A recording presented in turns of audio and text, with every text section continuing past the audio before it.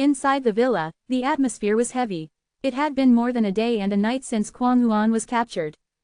No one had come to express their sympathy at Kwang Huan's villa, leaving it eerily quiet. It was as if everyone had forgotten about Kwang Huan. Meanwhile, at the military camp, the general, dressed in his military uniform, wore a complex expression. He had just finished a call with his superiors. At this moment, his assistant asked, "Should we inform Kwang Huan's family?" The general shook his head. Kwang Huan's family is already acting irrationally. There's no point in saying anything now. They only care about their own interests and don't put the country's interests first. With such a serious matter, it's impossible to reason with them. As soon as he spoke, it was clear he was trying to justify his actions with moral high ground.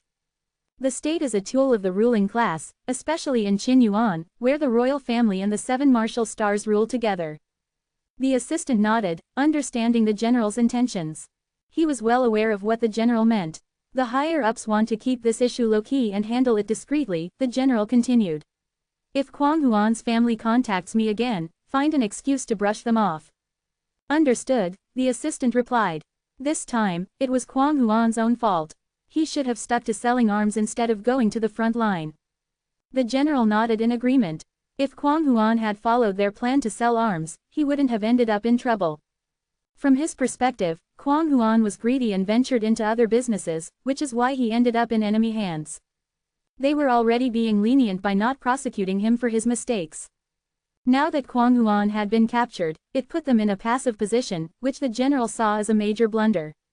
He probably won't be killed, but some physical pain is inevitable, the general said calmly. Since Wugui and Qin Yuan were adversaries, and Kwang Huan was captured by Wugui, he was bound to suffer physically. In fact, whether he would return with all his limbs and organs intact was another question altogether. Back at the villa, Kwang Shi looked at the somewhat frail-looking man before her, a hint of disappointment flashing in her eyes. During this time, she had also investigated some of Qi Yuan's background and found out that Qi Yuan was merely a student at the Mingwu Resonance Martial Arts Gym. His meeting with her brother was purely coincidental. As for other information, she couldn't find anything. Of course, she didn't know that the modified Robot 01 had already hidden and disguised Qi Yuan's online identity. What others could find out was just the most basic information. So, Kwang Huan is currently at the Saching military camp in Wugui. Qi Yuan asked softly. According to what Kwang Shi said, Kwang Huan was captured while collecting oolong root. Oolong root is a crucial material that Qi Yuan needed. But this plant grows in Wugui, so Kwang Huan took a risky trip there, only for the news to leak out, leading to his capture by Wugui. Yes, we asked the general above, but they all refused. Mr. Qi, I don't know if you know any influential people who could communicate with Wugui and have my brother released. Our Kwang family is willing to pay any price. Kwang Shi said earnestly. Kwang Huan was the family's hope and even held the title of Viscount. Her brother had no children, and if he were to die outside like this, the hereditary title of Viscount would probably pass to another branch. I don't know any influential people, Qi Yuan replied honestly. He had only been in this world for 3 months. Today was the first time he had left Tianyu City. How could he know any powerful figures? Sure enough, upon hearing Qi Yuan's words, both the young woman and Kwang Shi showed signs of disappointment in their eyes. The fact that Mr. Qi is here already makes me happy, the young woman couldn't help but say, feeling even more aggrieved when she thought about how others had reacted. At this moment, Qi Yuan said, actually, I'm pretty good myself. Why don't you arrange a special vehicle to take me to the front lines, and I'll go rescue Kwang Huan? Qi Yuan said casually. Kwang Huan was caught because of him. Kwang Huan was also his subordinate and had been working for him. Naturally, he had to rescue Kwang Huan. He was a good person, lawful good. He didn't need to put on a selfish persona, and he would do things as he pleased. Having cultivated for so long, he had yet to encounter a modern military. Now that he had the chance, he would naturally go for it. After all, once his strength grew, and he regained his peak combat power, even the stars in the sky could be punched out by him. At that point, bullying ordinary people would be pointless. Mr. Qi, you're going to rescue him yourself. Kwang Shi was stunned. This answer was beyond her expectations. Not only her, but even Kwang Huan's wife was stunned. Yes, I'll personally go and bring him back from the military camp, Qi Yuan said casually. To him, this matter seemed like a trivial task. His words left Kwang Shi completely speechless. Generally speaking, the way they would handle this situation was for some big shot to negotiate through diplomatic channels or trade interests to get her brother back. Directly rescuing someone from Wugui's military camp, no one had ever considered such an idea. With Qin Yuan's military strength, it could indeed overrun Wugui. But the Guwu nation wasn't to be trifled with either. How could Qin Yuan start a war over someone like Kwang Huan? Mr. Qi, are you kidding? That's the Wugui military camp, with an entire regiment inside. According to Wugui's military system, a regiment consists of about 3,000 soldiers. These 3,000 soldiers are equipped with various advanced weapons, tanks, armored vehicles, drones, and even fighter jets. Breaking into such a military camp to rescue someone was nothing short of a dream. Yet Qi Yuan said he would go and rescue him. How could they not be shocked and find it absurd? Yes, I know, I'll handle the rescue, you just need to arrange the transportation, Qi Yuan said confidently. The young woman was dumbfounded. Kwang Shi was also stunned, unsure of how to respond. Seeing their reactions, Qi Yuan said helplessly, "Madam, you don't want Kwang Huan to suffer in the military camp, right? Don't waste time, prepare the people to take me to the front line. As for how I will save him, you can imagine it however you like." Qi Yuan was always efficient and never wasted time. The young woman and Kwang Shi exchanged glances. Both were a bit stunned by the unusual turn of events. They felt it would be quite normal if they were dealing with someone who was mentally ill. However, Kwang Huan's wife could only nod vigorously. "I'll have someone arrange for Mr. Qi to be taken to the front line right away. Mr. Qi, if things go south, please take care of yourself." Kwang Huan's wife spoke very tactfully.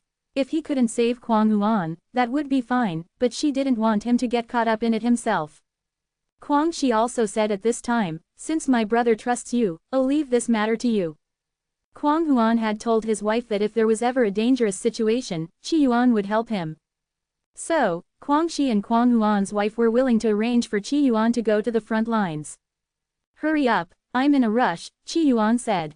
This trip to the front lines, considering the distance, would take a few days. There were only 2 days left until the martial arts tournament. He certainly wouldn't be able to return in time. "All right, I'll make the arrangements right away. Please wait a moment," Kwang Shi said before turning to leave. At this moment, only Kwang Huan's wife and Qi Yuan remained in the room. Qi Yuan glanced at the young woman and said, "I have something to do, need to make a call." He took out his phone and dialed a number. Yang Shan's voice came from the other end of the line. "Why are you calling me?" "I'm here to pull some strings," Qi Yuan answered honestly. Although he wasn't a privileged figure, didn't enjoy special privileges, he figured that with his mental illness certificate, pulling a few strings shouldn't be a big deal. "What strings?" Yang Shan was a bit puzzled. "My partner got into some trouble, and I need to go abroad to get him out," Qi Yuan explained the situation. "You're serious? Your combat skills are good, but against genetic warriors, you might not stand a chance." Yang Shan didn't know what had happened. He feared that Qi Yuan, after reaching the martial arts limit, had become arrogant enough to challenge beings he couldn't handle. Qi Yuan didn't pay attention to his concerns and continued, "I won't be able to participate in the martial arts tournament in 2 days. Can you help me get directly promoted to the national level?" He didn't have time to attend the Tianyu City martial arts tournament. His plan was to directly join the national level competition. As a martial arts master at the pinnacle, Yang Shan was well known in martial arts circles. So Qi Yuan thought of asking him for help. Yang Shan pondered for a moment and said, "Your strength does indeed warrant skipping the city-level competition to participate in the national competition. All right, when you return, I'll take you through a special channel to enter the national tournament. But, you'll need to undergo a test to prove your ability, and you'll have to fight someone." "No problem," Qi Yuan said, relieved. If it wasn't possible, he'd have to go to the martial arts tournament's organizing body in person. That would be too much trouble. If this could be resolved, that would be great. About half an hour later, Kwang Shi returned and said respectfully, "Mr. Qi, the route has been arranged.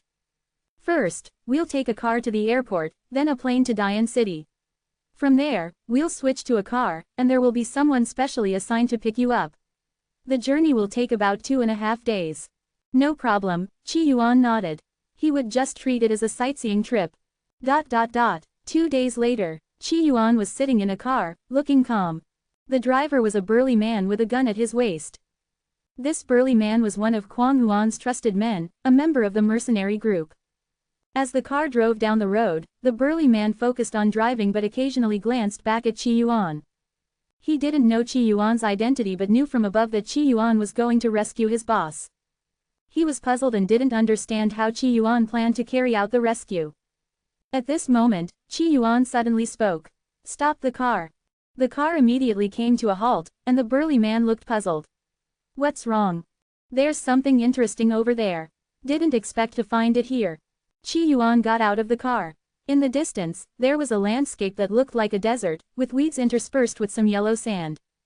The air was somewhat dry, and a gust of wind would raise some dust. Not far from them, there were occasional discarded water bottles and condoms hanging on trees. Qi Yuan stopped in front of a plant and showed a serious expression. "This is a pitcher plant, a good thing for purifying bloodlines." Purifying bloodlines also has its uses in the cultivation world. Some cultivators who inherited the bloodlines of ancient ferocious beasts use pitcher plants and other materials to purify their bloodlines. However, this is useless for ordinary cultivators. Their cultivation isn't related to bloodlines. Qi Yuan's cultivation also didn't require pitcher plants. But in the way of martial arts, it might be useful. Since Qi Yuan encountered it, he wouldn't be polite. He bent down and dug up the pitcher plant. The burly man beside him looked puzzled, unsure of what to make of Qi Yuan's peculiar behavior. "All right, let's get back in the car and continue on our way." Qi Yuan got back into the car. He was now wearing a trench coat, and his hair had grown quite a bit in the last 3 months. With longer hair and dressed in ancient attire, he could easily pretend to be a historical figure. The burly man resumed driving, and as he drove, he spoke. "The road we're on now is a smuggling route. Soon, we'll join a smuggler convoy from Yulang and pretend to be one of them to enter Wugui." "Oh, aren't the two countries at war? Why is there still smuggling?" Qi Yuan asked. "Because the smuggled goods are high-end products needed by the nobility in both countries. For example, Timmy wine is a specialty of Yulang, brewed with unique spring water from Mount Tira. This wine is particularly popular among the upper echelons and aristocrats of Wugui. So, even though there's a war going on, those at the top and the nobility will ban the smuggling of other items but not Timmy wine. So now, the smuggler convoys actually serve the elites and nobility of both countries. Although those at the bottom are fighting to the death, the elites still have to maintain their luxurious lifestyles, right?" The burly man's words carried a certain weight. After all, in this world, he was among the lower ranks, the common folk. No wonder everyone wants to be among the elite. Qi Yuan couldn't help but sigh. Even the upper echelons of Wugui live in such luxury. Can't imagine what life is like for those in the 7 martial stars families. The burly man's eyes were filled with envy. His boss, Viscount Kwang Huan, was already a big figure in his eyes. But compared to the 7 martial stars families, he was nothing. Qi Yuan chuckled, showing no interest in this. About 2 hours later, the car stopped in a small town. The burly man said to Qi Yuan, "Mr. Qi, just follow my lead from here." On the way, the burly man had already explained what was about to happen. Everything had been arranged by him. "All right," Qi Yuan nodded. At this point, the burly man said, "Mr. Qi, there's still time to turn back. Once we join the convoy, we can't turn back directly." These words were also instructed by Kwang Huan's wife for him to say to Qi Yuan. Once they decide to go, there's no turning back. The two countries are still at war, and wandering around the front lines could get them killed by a drone strike. "We'll return after rescuing Kwang Huan," Qi Yuan chuckled. "Let's hurry up and get it done quickly. The air here is too dry, and I don't want to stay too long." Hearing this answer, the burly man wasn't sure whether to feel relieved or disappointed. Because he had to accompany him throughout the journey. If Mr. Qi was courting death, he would surely die too. To some extent, he hoped that Mr. Qi wouldn't go. However, if Mr. Qi decided to go, he would follow. His life was given by his boss. He could always return it to his boss. For him, the world was just that simple. Enhance your reading experience by removing ads for as low as $1. Remove ads from $1. In the small town, a few tall buildings stood out, rising prominently against the backdrop of the low structures around them. The glass on these buildings appeared as though it hadn't been cleaned in over a decade, giving them a gray, grimy look. Inside the buildings, the stairway railings were greasy and darkened from years of neglect. A man dressed in an indeterminate military uniform looked at Wen Min and Qi Yuan, then belched, "Old Chen asked me to take you across." "No problem, but, you gotta listen to me on the way." "Got it." As he spoke, the man in the military uniform lifted his coat, revealing a gun tucked at his waist. "No problem," the burly man, Wen Min, quickly agreed. Qi Yuan didn't say anything, which was taken as agreement. "And according to the rules, you'll need to surrender your weapons," the man in the uniform said, looking at the two of them. Without hesitation, Wen Min pulled out 2 guns from his waist and handed them over to the military man. The man then looked at Qi Yuan. "And you?" Sizing up Qi Yuan, who appeared neat and clean, with a refined appearance, the man looked puzzled. Qi Yuan didn't look like a local, rather, he looked like a pampered young master. Why would someone like him be involved in smuggling? "What about your weapon?" At that moment, Qi Yuan thought for a moment, then handed an imaginary handful of air to the military man. "Does this count?" Wen Min was baffled at this sight. The military man was taken aback for a second, then asked, "You don't have any weapons on you?" "As a martial artist, my fists and my legs are my weapons. Unfortunately, those, I can't give to you," Qi Yuan replied sincerely. They had asked for weapons, so he gave them a handful of air. As a cultivator, even the air around him could be used as a weapon. However, he had too many weapons, and he feared this guy couldn't handle them all, so he just gave him a bit of air. "Even if we're not Yulang soldiers, if we get killed by a drone, the Wu Gui soldiers can still count it as a military achievement." "You're exaggerating. Those drones, I could take them all down with a single Kamehameha," Qi Yuan said, looking at the drones without a hint of concern. At this point, he was confident in his ability to protect himself. The only things that might pose a threat to him were missiles or more advanced weapons. Wen Min was already used to Qi Yuan's way of speaking. He chuckled, "Well, Mr. Qi, your Kamehameha had better be stronger than bullets. These drones, regular bullets can't even destroy them." The car continued to move quickly, and from time to time, the sound of artillery fire could be heard. Wen Min explained that it was probably the border skirmishes between Yulang and Wu Gui. About 2 hours later, the convoy arrived at a checkpoint in Wu Gui territory. There, a squad of Wu Gui soldiers was stationed. These soldiers were well armed, wearing bulletproof vests, and they thoroughly inspected the convoy. The inspection lasted for about half an hour before they were allowed to pass. After passing, Wen Min breathed a sigh of relief, though he remained somewhat nervous. "From here on, everything depends on you, Mr. Qi." Once they entered Wu Gui, leaving wouldn't be easy. The smugglers were only responsible for bringing them in, not taking them out. "All right," Qi Yuan took a deep breath, then looked out the car window and asked curiously, "What's with the red cloths hanging on the trees? Are these trees members of the young pioneers?" Wen Min was momentarily stunned, then explained, "That's part of the Quirin people's sacred ritual. The red cloths on the trees signify that this area is under the protection of Wu Shen." Wu Gui was a theocratic state where religious authority often surpassed royal authority. The state religion of Wu Gui was called Wu Jiao, worshipping a deity known as Wu Shen. It could be said that more than 90% of Wu Gui's population worshipped Wu Shen. One of Wu Shen's teachings was that all heretics should be hanged on trees. Of course, in a civilized society, Wu Jiao had to maintain a facade and wouldn't openly persecute people. Only a few fanatics would engage in such persecution. They would kill heretics, drain their blood, dye a cloth red, and hang it on a tree. So, some of the red cloths on the trees were ordinary, while others could have been stained with the blood of heretics. Once they crossed into Wu Gui territory, the likelihood of seeing red cloths on trees increased. About 3 hours later, the car finally stopped in a small town. The man in military uniform walked up to Qi Yuan's car and knocked on the window. "My job was just to get you here. If you want to leave, contact me. But the price, well, it's a bit high, just like it is for those people."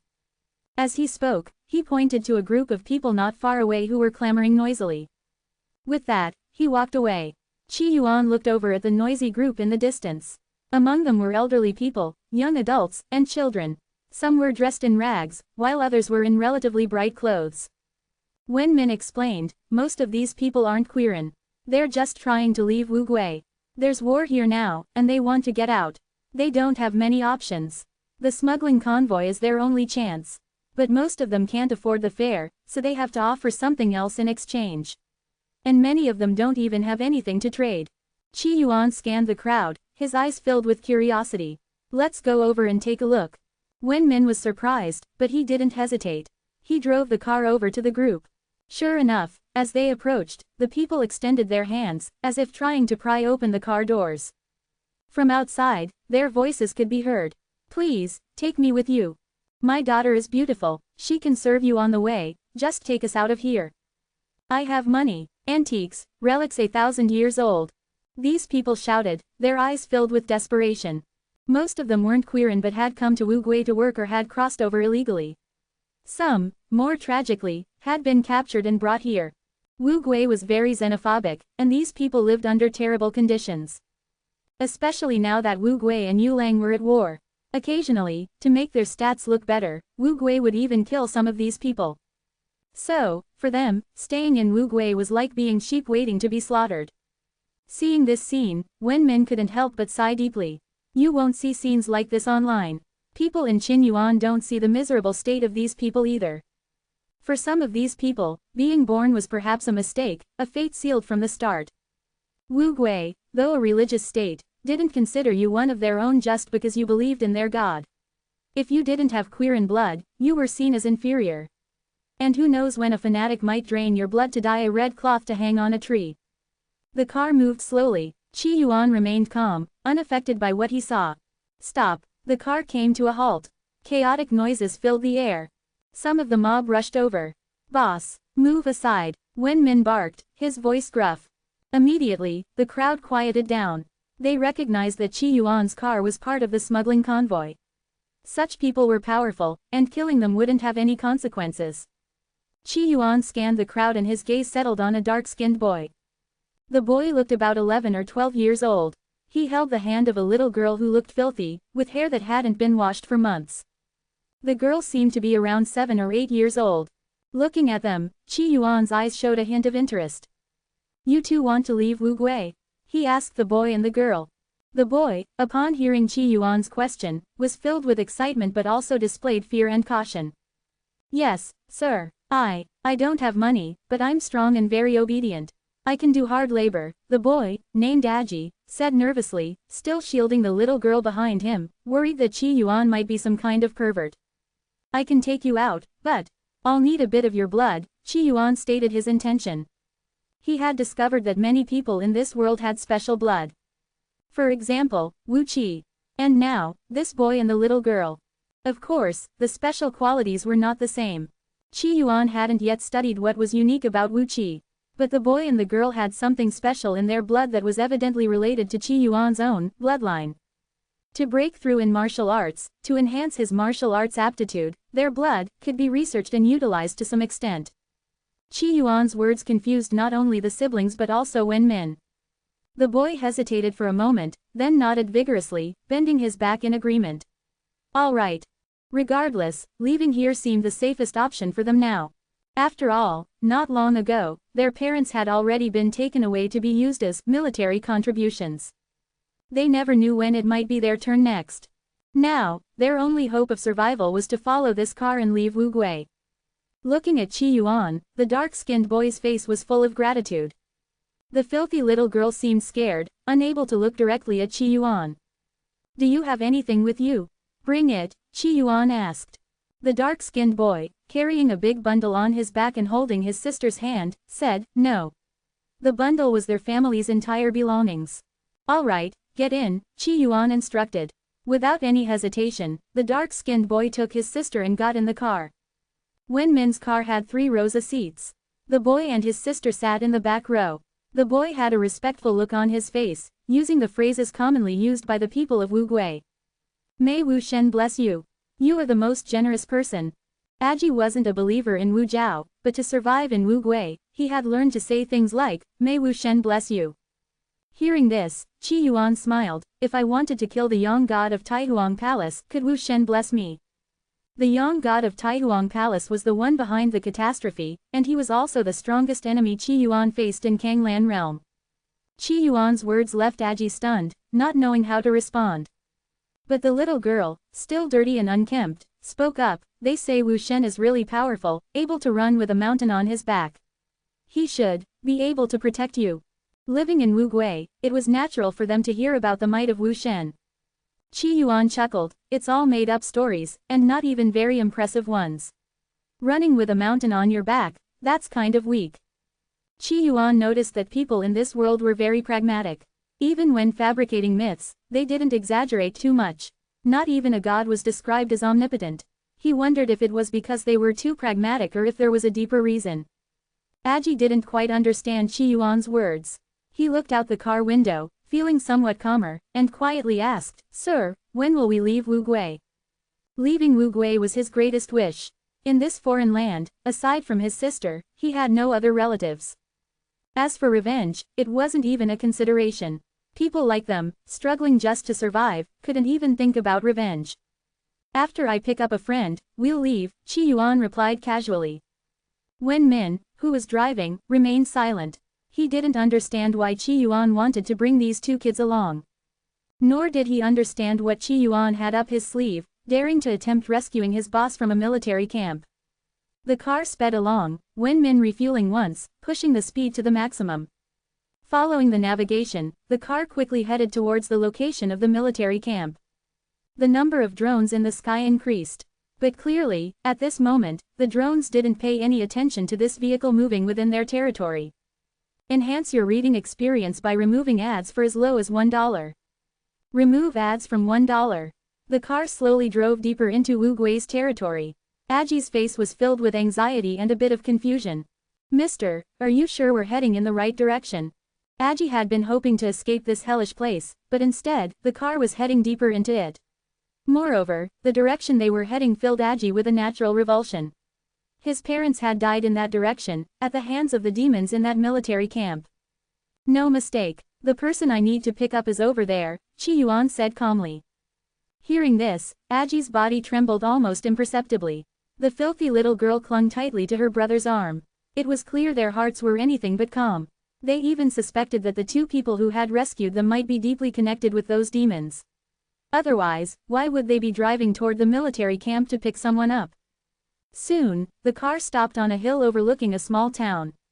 Wen Min got out of the car and looked into the distance, slowly saying, Mr. Qi, the boss, is in that military camp up ahead. His voice carried a hint of fear. If Qi Yuan got caught, they would surely be dead as well. I see it, Qi Yuan said, looking down at the scene below. In front of them, dust flew up like a desert. In the midst of the desert, towering steel structures stood tall. In the distance, one could see a steel convoy patrolling. On the watchtowers, well-equipped soldiers stood at attention. This military camp housed more than 3,000 soldiers ready for battle. You all wait here, I'll go get someone. With that, Qi Yuan started walking down the hill. The distance between them and the camp's gates was only about 7 or 8 miles. Qi Yuan's pace was neither fast nor slow. The drones flying overhead didn't seem to notice his approach. Amidst the swirling dust, a solitary figure moved steadily through the yellow sands. On the hill, Wen Min watched Qi Yuan's retreating figure, his heart pounding with confusion. Aji was even more perplexed. Qi Yuan's actions were baffling, making it impossible to guess his intentions. At that moment, the soldiers in the camp's watchtower suddenly tensed. What's going on? Why is someone approaching us? The drones are supposed to be patrolling, so why didn't they detect him? A soldier in uniform expressed his surprise. This was a military-controlled area, and ordinary people couldn't enter without permission. Yet, someone was walking straight toward them, and the drone patrol had somehow missed it. They had only noticed him with the naked eye. As the figure on the road got closer, the soldiers in the watchtower could see his face clearly. They were curious, wondering if this might be some lunatic who had wandered in by mistake. Halt! Stop where you are! At that moment, the guns at the camp gate were all pointed at the approaching figure. The soldiers guarding the entrance showed casual indifference. Their squad leader shouted, "What are you doing here? Quick, bring him over." The detection equipment showed that the person wasn't carrying any explosives, so there was no immediate danger. While they were puzzled as to how he had managed to get this far, they still treated him as a harmless person who had accidentally wandered in. 10 guns aimed at him, and 4 soldiers walked toward Qi Yuan, their faces filled with amusement. After all, it was rare to see someone as well-groomed as Qi Yuan in this desolate, sandy environment. Standing outside the military camp, Facing the dense steel buildings ahead, Qi Yuan smiled. I'm here to take someone away. His voice was loud and clear, reaching the ears of all the soldiers present. Before they could react, a large truck suddenly pulled up beside Qi Yuan. From the truck emerged a group of masked soldiers in military uniforms. These soldiers were heavily armed and much more muscular than regular soldiers. These returning soldiers were Jin warriors who had come back from hunting outside. They carried guns and were escorting some civilians with blank expressions. The leader looked at Qi Yuan and spoke gruffly, "We're short on blood for our experiments. This one is ours." He looked at Qi Yuan as if he were just another piece of prey. The soldiers guarding the gate showed a look of pity. The Jin warrior experiments they oversaw were extremely inhumane. These Jin warriors were religious fanatics of the Wu sect within the military camp. They captured heretics to complete their religious experiments. No one who was captured for these experiments ever survived. They were tortured in unimaginable ways before they died. Following the Jin warrior leader's command, 2 Jin warriors began walking toward Qi Yuan, their faces filled with the expectation of an easy kill. "It seems you're unwilling to hand over the person I need," Qi Yuan said with a sigh, his voice tinged with regret. Looking at the 30 or so Jin warriors in front of him, a trace of killing intent flashed in his eyes. "If that's the case, then don't blame me for being ruthless." Qi Yuan had intended to reason with them, but with over 3,000 people in the camp, trying to reason with each one would be too exhausting. He wasn't some kind of saint. So it was better to kill them all. Reasoning with the dead was much easier. "Kill." With a light shout, a blood-red sword appeared in Qi Yuan's hand. The sword was incredibly eerie, radiating a terrifying aura. As soon as the sword appeared, everyone present felt a shiver down their spines. This sword was the one Qi Yuan had wielded in the Flowing Wind Realm, and it was engraved with the origin divine ability, the Heart Demon Command, of the Void Realm. The blood-red sword unsheathed, and a flash of crimson light sliced through the yellow sand. The bodies of the 30 Jin warriors around Qi Yuan froze, their expressions fixed in place. A gust of wind blew by, and they collapsed to the ground like scarecrows. One flash of crimson light. Even though Qi Yuan was only at the foundation establishment stage, this one slash could kill even a golden core cultivator, let alone these Jin warriors. With just one slash, the 30 Jin warriors fell. The civilians who had been captured by the Jin warriors first looked terrified, then their expressions turned to joy and reverence. They fell to their knees with a thud, shouting, "A god!" Clearly, they believed Qi Yuan was a divine being who had come to save them. At that moment, the soldiers in the camp were stunned. But despite their shock, they didn't hesitate to fire their weapons, sending a rain of bullets toward Qi Yuan. "Not only do you refuse to surrender, but you dare to fight back. It seems, you all have to die." Facing the barrage of bullets, Qi Yuan simply waved his sword through the air. A blood-red barrier appeared in front of him, blocking all the bullets. The soldiers were stunned, but they continued to pull the triggers, unloading their weapons. "HMPH, Qi Yuan grunted, his hand trembling slightly. The bullets that had been fired at him suddenly reversed direction. "Ah, no, ghost." In an instant, the dozens of soldiers who had fired at Qi Yuan were dead. Holding his sword, Qi Yuan accelerated. "In that case, you should all die." With a surge of speed, Qi Yuan charged into the military camp. He was like a god of death, his sword reaping lives with every swing. He looked at the towering watchtowers, and with a flick of his blood-red sword, they collapsed like tofu. These watchtowers were built to withstand even standard bombs, and no human force could damage them. Yet today, someone had sliced one in half with a single stroke. The loud crash of the collapsing watchtower seemed to awaken the other soldiers in the camp. Alarms blared throughout the camp. "Enemy attack! What's going on? Have the Yulang forces broken through?" More and more soldiers rushed toward the commotion, their hearts filled with confusion and fear. They had no idea what kind of enemy they were facing. Meanwhile, Qi Yuan strolled through the camp, appearing completely at ease. In the distance, several tanks rumbled toward him, their operators confused as well. They hadn't detected any large-scale enemy forces, only this lone man with a sword. But in the next instant, their confusion turned to horror. The young man casually swung his sword, and a 50-ton tank was lifted into the air and crashed into a nearby building. Holy shit, a ghost! The soldiers inside the tanks were paralyzed with fear. Was this even human, lifting a tank with a single slash? But before they could process what was happening, another crimson flash sealed their fate, and their tank was sent flying. With his sword in hand, Qi Yuan walked through the camp as if it were deserted. Back on the hill, Wenmin watched through binoculars, blinking in disbelief. Aji's eyes were wide with shock. Their hearts raced with a mix of fear and awe. They had watched Qi Yuan walk up to the camp, seemingly stopped by the guards. But after that, everything was a blur. All they saw were flashes of red light. Gunfire and explosions filled the air. The towering watchtowers collapsed, and the steel monstrosities that were the tanks were flung into the air. The camp was ablaze with fire, as if under attack. Yet, even with binoculars, they couldn't see Qi Yuan. Meanwhile, deep inside the camp, in a command hall, several officers were pale and panicked. What's going on? An enemy attack? How could the Yulang forces have broken through? Why didn't we get any intelligence about this? These senior officers were the ones in control of the camp. They had gathered to discuss their battle strategy when suddenly gunfire and explosions erupted, signaling chaos or an enemy assault. What's going on? I need an explanation. One senior officer shouted into his communicator with a furious voice. Commander, it's an enemy attack. Get out of here quickly. Came a frantic voice from the communicator. The senior officer looked up at the sky, his face filled with confusion. There were no planes in sight, and there were no sounds of missile strikes. The anti-air and sky guard systems hadn't detected any incoming threats, which meant there were no missile strikes or drone assaults. Could it be Jin warriors?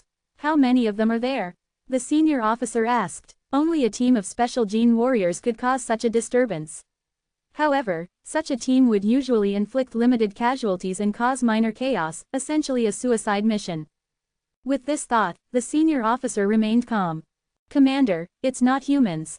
It's just one person. One person. The senior officer was stunned, then erupted in anger. One person, causing this much chaos. Are you all worthless? No matter how strong a Jin warrior was, a few sniper rounds should be enough to take them down. A tank could simply crush them. How could a human match such power? The officers were bewildered, but before they could dwell on their disbelief, the alarms in the camp had escalated to the highest alert level. This meant that the entire frontline defense of the camp had collapsed. How was this possible? The frontline defense had 800 soldiers, countless guns, over 80 tanks and armored vehicles, and a large number of drones.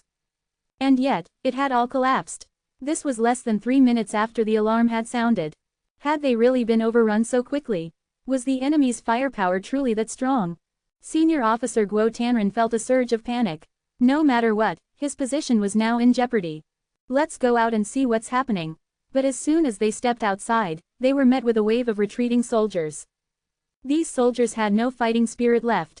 Their expressions looked as though they had seen a ghost. They were indeed shouting about ghosts. He's not human. Run, it's a ghost. These soldiers had fought in over a dozen battles, and their fighting spirit was strong.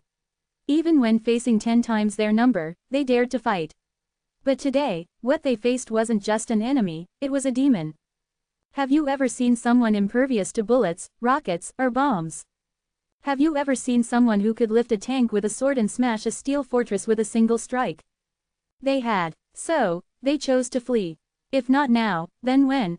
Panic spread like wildfire. Senior Officer Guo Tanren's heart burned with rage.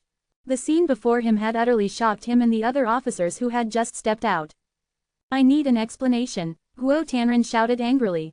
But no one was there to explain. The communicator was filled with static. Fortunately, he didn't need an explanation. He could see the intruder for himself. In the distance, buildings crumbled one after another.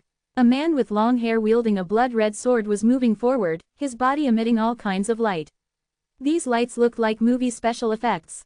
With each swing of his sword, an armored vehicle was sent flying, and a crimson flash of light would blow apart dozens of soldiers hiding behind cover. Senior Officer Guo Tanren's eyes widened in disbelief. God, how is this possible? That's not a human. The other officers were trembling, unable to believe what they were seeing. How could there be someone this terrifyingly powerful? Weak, too weak, Qi Yuan muttered, his eyes filled with disappointment. This military camp posed less of a threat than a sect with a Foundation establishment elder. All he did was walk forward, casually swinging his sword. Every building fell, and every defense crumbled. And they dare to capture my underling. And they're so arrogant online. Looking at the chaos around him, Qi Yuan's face twisted into a demonic smile. Escape is not an option. Sword, come. With a powerful shout, the blood-red sword in Qi Yuan's hand began to glow brilliantly. Everyone looked up to see a massive blood-red sword appear above the entire camp. It was as big as a small mountain, radiating endless terror. The blood-red light flashed. Countless tanks, armored vehicles, and trucks shattered into pieces. Drones and planes, even those that hadn't taken off, were reduced to ashes. Qi Yuan's expression was calm, his voice as still as water. All who were within the camp shall perish. These game NPCs were too arrogant, they needed to be wiped out. With his command, the giant blood-red sword smashed down into the camp. The sword was even larger than the camp itself. When it struck, it was like a nuclear bomb had been dropped. The entire camp turned into a hemisphere of blood. Everyone's vision was filled with an endless sea of red. Countless lives were snuffed out in an instant, screaming and struggling before they perished. Senior Officer Guo Tanren, along with the other officers, died in the flash of the sword's light, their faces etched with shock and confusion. The entire camp was reduced to rubble. All enemies were slain by Qi Yuan's sword. Qi Yuan squinted, his expression calm. His spiritual sense spread out, surveying the area. Though Qi Yuan was ruthless, he never killed indiscriminately. He was lawful good. Therefore, everyone he killed was an enemy. As he scanned with his spiritual sense, he found over 100 weak civilians still imprisoned in the camp. These civilians had tubes inserted into them, seemingly being drained of blood. After examining them for a moment, Qi Yuan's eyes showed curiosity. Blood extraction. It seemed that the Wu sect was conducting some sort of experiment. He was intrigued. Enhance your reading experience by removing ads for as low as $1. Remove ads from $1. A flash of crimson light surged and then vanished. On the hillside, Wen Min's eyes widened in shock. Young Aji tightly held his filthy sister, his pupils shrinking to pinpoints. Is this Mr. Qi's doing? The scene before them was almost beyond Aji's imagination. Even modern weapons could hardly create such a terrifying spectacle. If it could be compared to anything, perhaps only the special effects of a terrifying god's attack in a movie would be comparable. But those were just movies, where the power of a god is exaggerated in every possible way. However, even those couldn't compare to the awe-inspiring sight before them. Aji's young mind was filled with a whirlwind of emotions. As the gentleman, comparable to a god. Meanwhile, inside the steel prison of the camp, a look of surprise crossed Kwang Huan's face. The sounds have stopped. Beside Kwang Huan, a bearded man widened his eyes. A flash of red light, and then nothing. They were imprisoned deep within the dungeon. Yet even so, they had heard the earlier sounds of gunfire and explosions.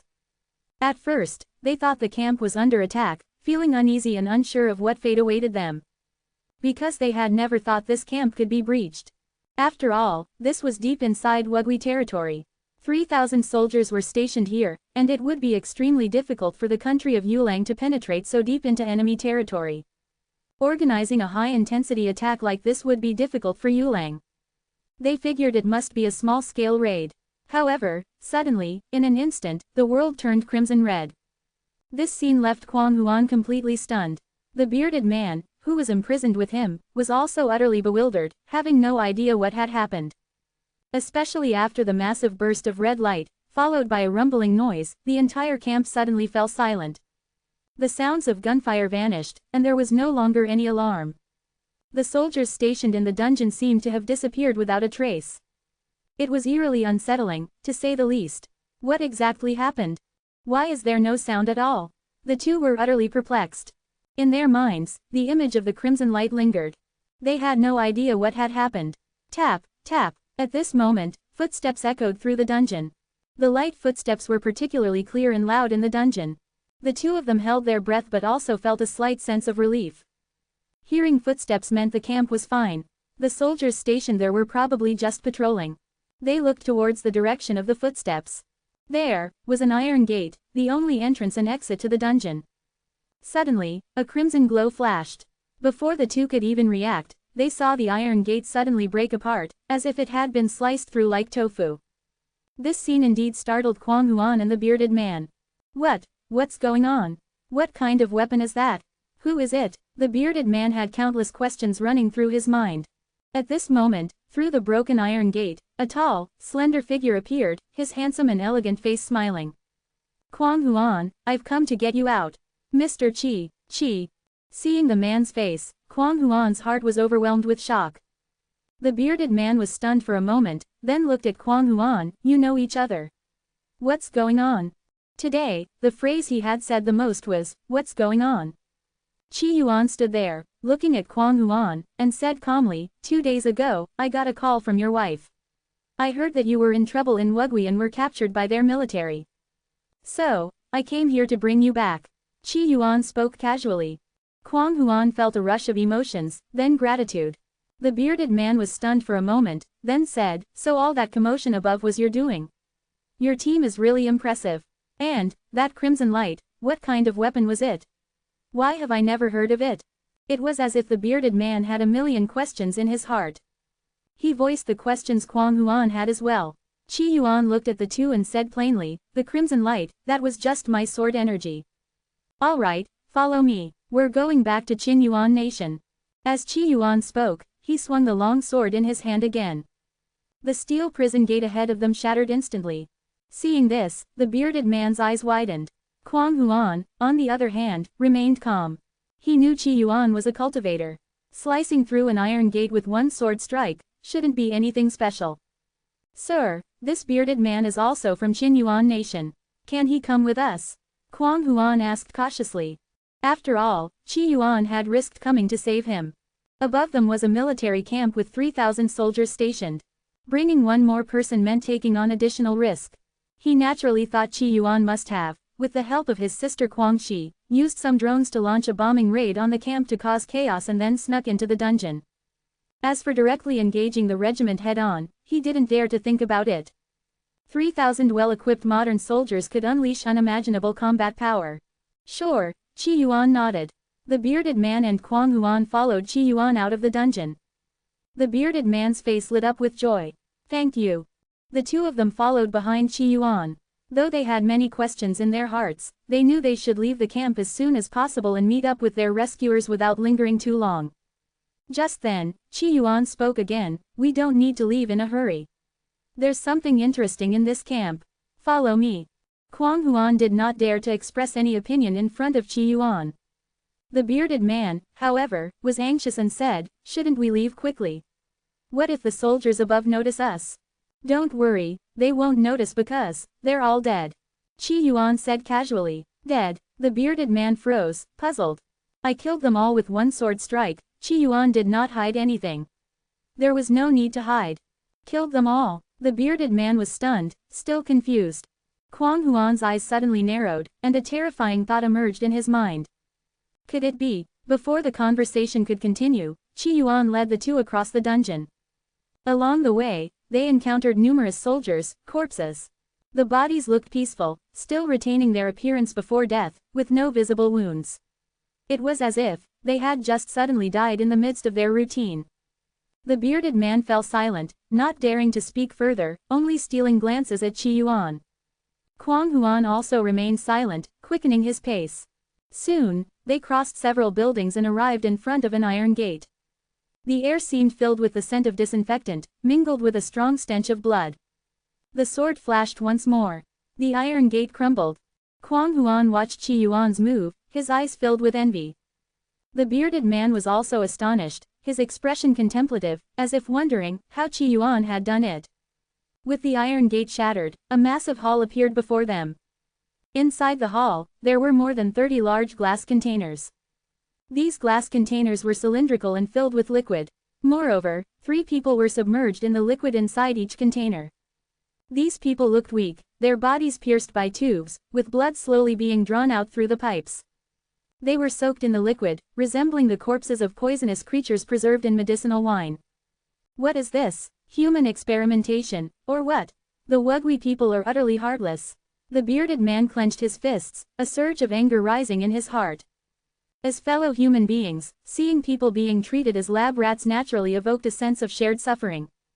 Qi Yuan looked at the submerged people, a hint of pity flashing in his eyes. Their life force is gone, there's no cure. These people, in other words, were already dead. A flash of killing intent appeared in his eyes. The Wugui people truly deserve to die. This isn't just breaking the law or corrupting social morals, this is utterly inhumane. These people must be chaotic evil. Qi Yuan belonged to the lawful good alignment, and he despised chaotic evil the most. Capturing civilians and conducting human experiments in a military camp, such actions were deeply repugnant to Qi Yuan. He looked ahead and swung the sword in his hand again. Snap! All the tubes broke instantly. The blood and bodily fluids of the people in the glass containers were no longer being drawn. Yet, even so, they showed no reaction, as if they were already dead. I must take a picture of this. Does anyone have a phone? I want to expose them and reveal the crimes of the Wugui people. The bearded man shouted in anger. Kwang Huan also felt a pang of discomfort in his heart. He had no psychological burden when it came to killing people. But conducting experiments on civilians, that was something he couldn't do. They aren't even human, Kwang Huan gritted his teeth. How many families did these civilians come from? Among these people, there were even teenagers who had been captured and brought here. Just then, Qi Yuan narrowed his eyes and said softly, "Come out." The bearded man immediately grew vigilant. Kwang Huan did too, naturally thinking there were still people hiding here. Roar! A tremendous roar echoed. The ground suddenly shook. They saw a terrifying beast, larger than an elephant, suddenly roar out. This beast was covered in blood, incredibly ferocious. Rubber tubes also pierced its massive body. This terrifying creature, like a monstrous beast of war, charged at the three of them with a roar. A monster! The bearded man looked terrified. Such a massive beast gave off an immensely intimidating presence. It even seemed as though this terrifying creature could crash into tanks and armored vehicles and send them flying. Charging at the three of them, how could they possibly resist? This terrifying creature was undoubtedly the product of the Wugui people's human experimentation. He was deeply afraid. However, in the face of this colossal beast, Qi Yuan remained calm and unruffled.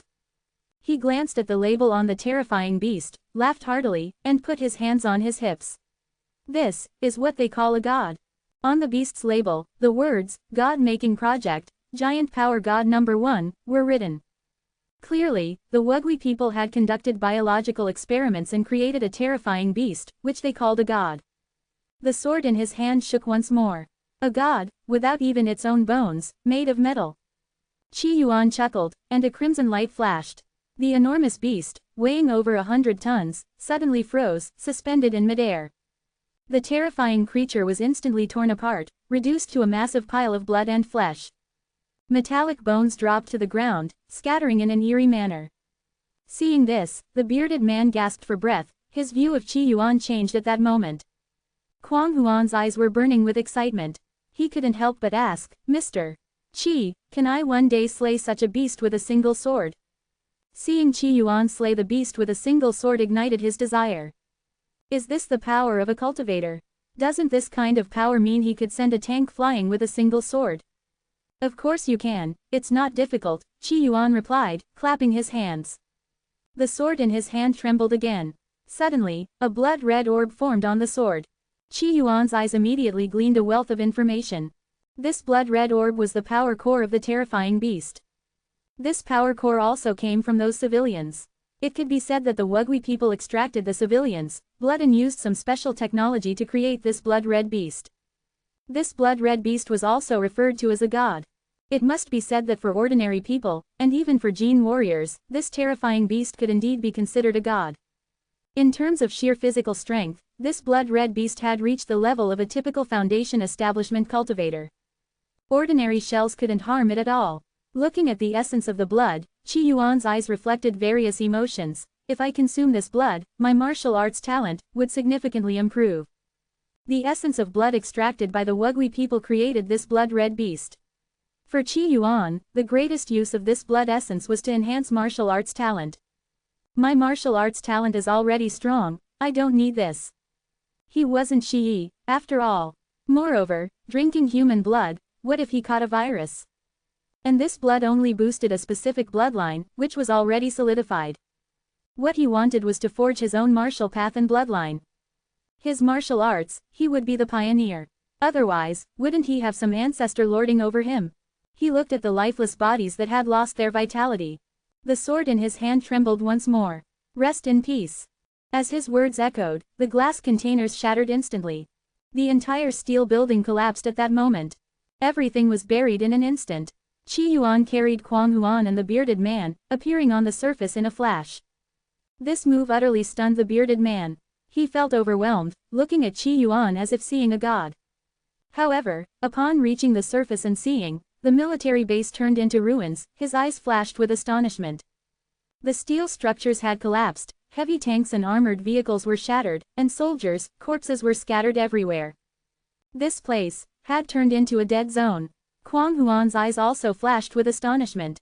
He understood. Mr. Qi had single-handedly killed everyone in a military camp before coming to rescue him. Alright, we should head back now.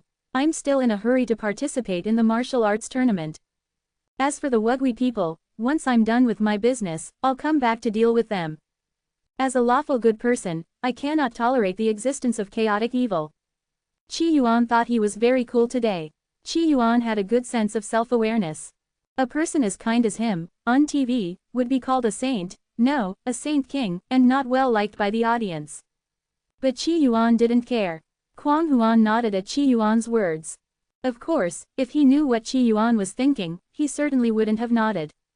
You killed 3,000 people with one sword, and still dare to call yourself a saint. Beside him, the bearded man looked shocked. Mr. Qi, are you also participating in the martial arts tournament?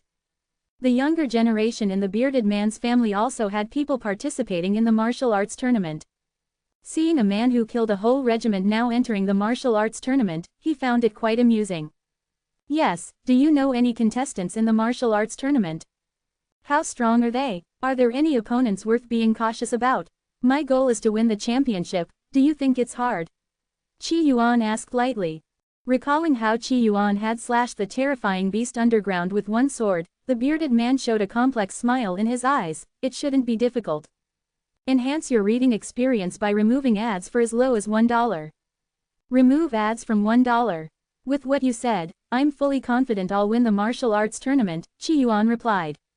After all, as the saying goes, there are hidden talents among the people. What if there were tigers and dragons among the martial artists? He wasn't afraid of ordinary tigers and dragons, but if there was a dragon comparable to a young god, then he'd be in trouble. The bearded man glanced at Kwang Huan, a look of confusion in his eyes. Qi Yuan's single sword strike that had slain the terrifying beast seemed godlike to him. A god participating in a mortal martial arts tournament. This was playing with the mortal world.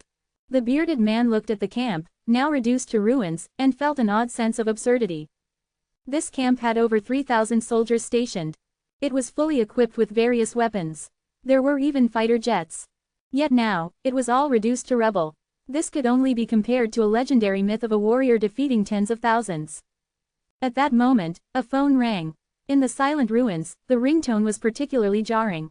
Hello, Qi Yuan. The martial arts tournament has started, why aren't you here? Where are you now? On the other end, Shu Tiehua's voice sounded anxious. Besides Shu Tiehua's voice, there was the sound of overwhelming cheers like mountains and oceans collapsing, indicating they were currently at the city-level competition venue. There were also some annoyed voices faintly heard. Why hasn't he come to compete yet?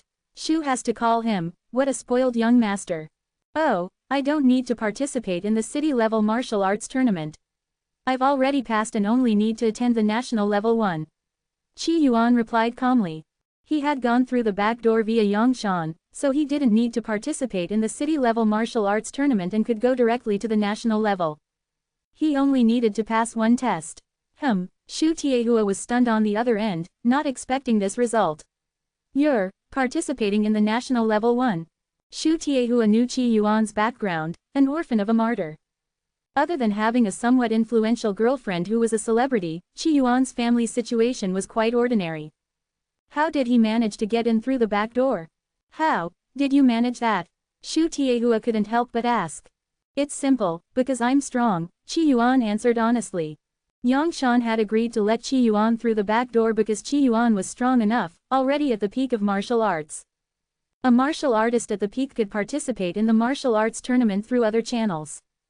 Also, I have a certificate for mental illness. Isn't it reasonable for me to participate in a national-level martial arts tournament? Qi Yuan said openly. He was lawful good and never used back doors. Shu Tiehua was silent for a moment before saying, if that's the case, then, see you at the national competition.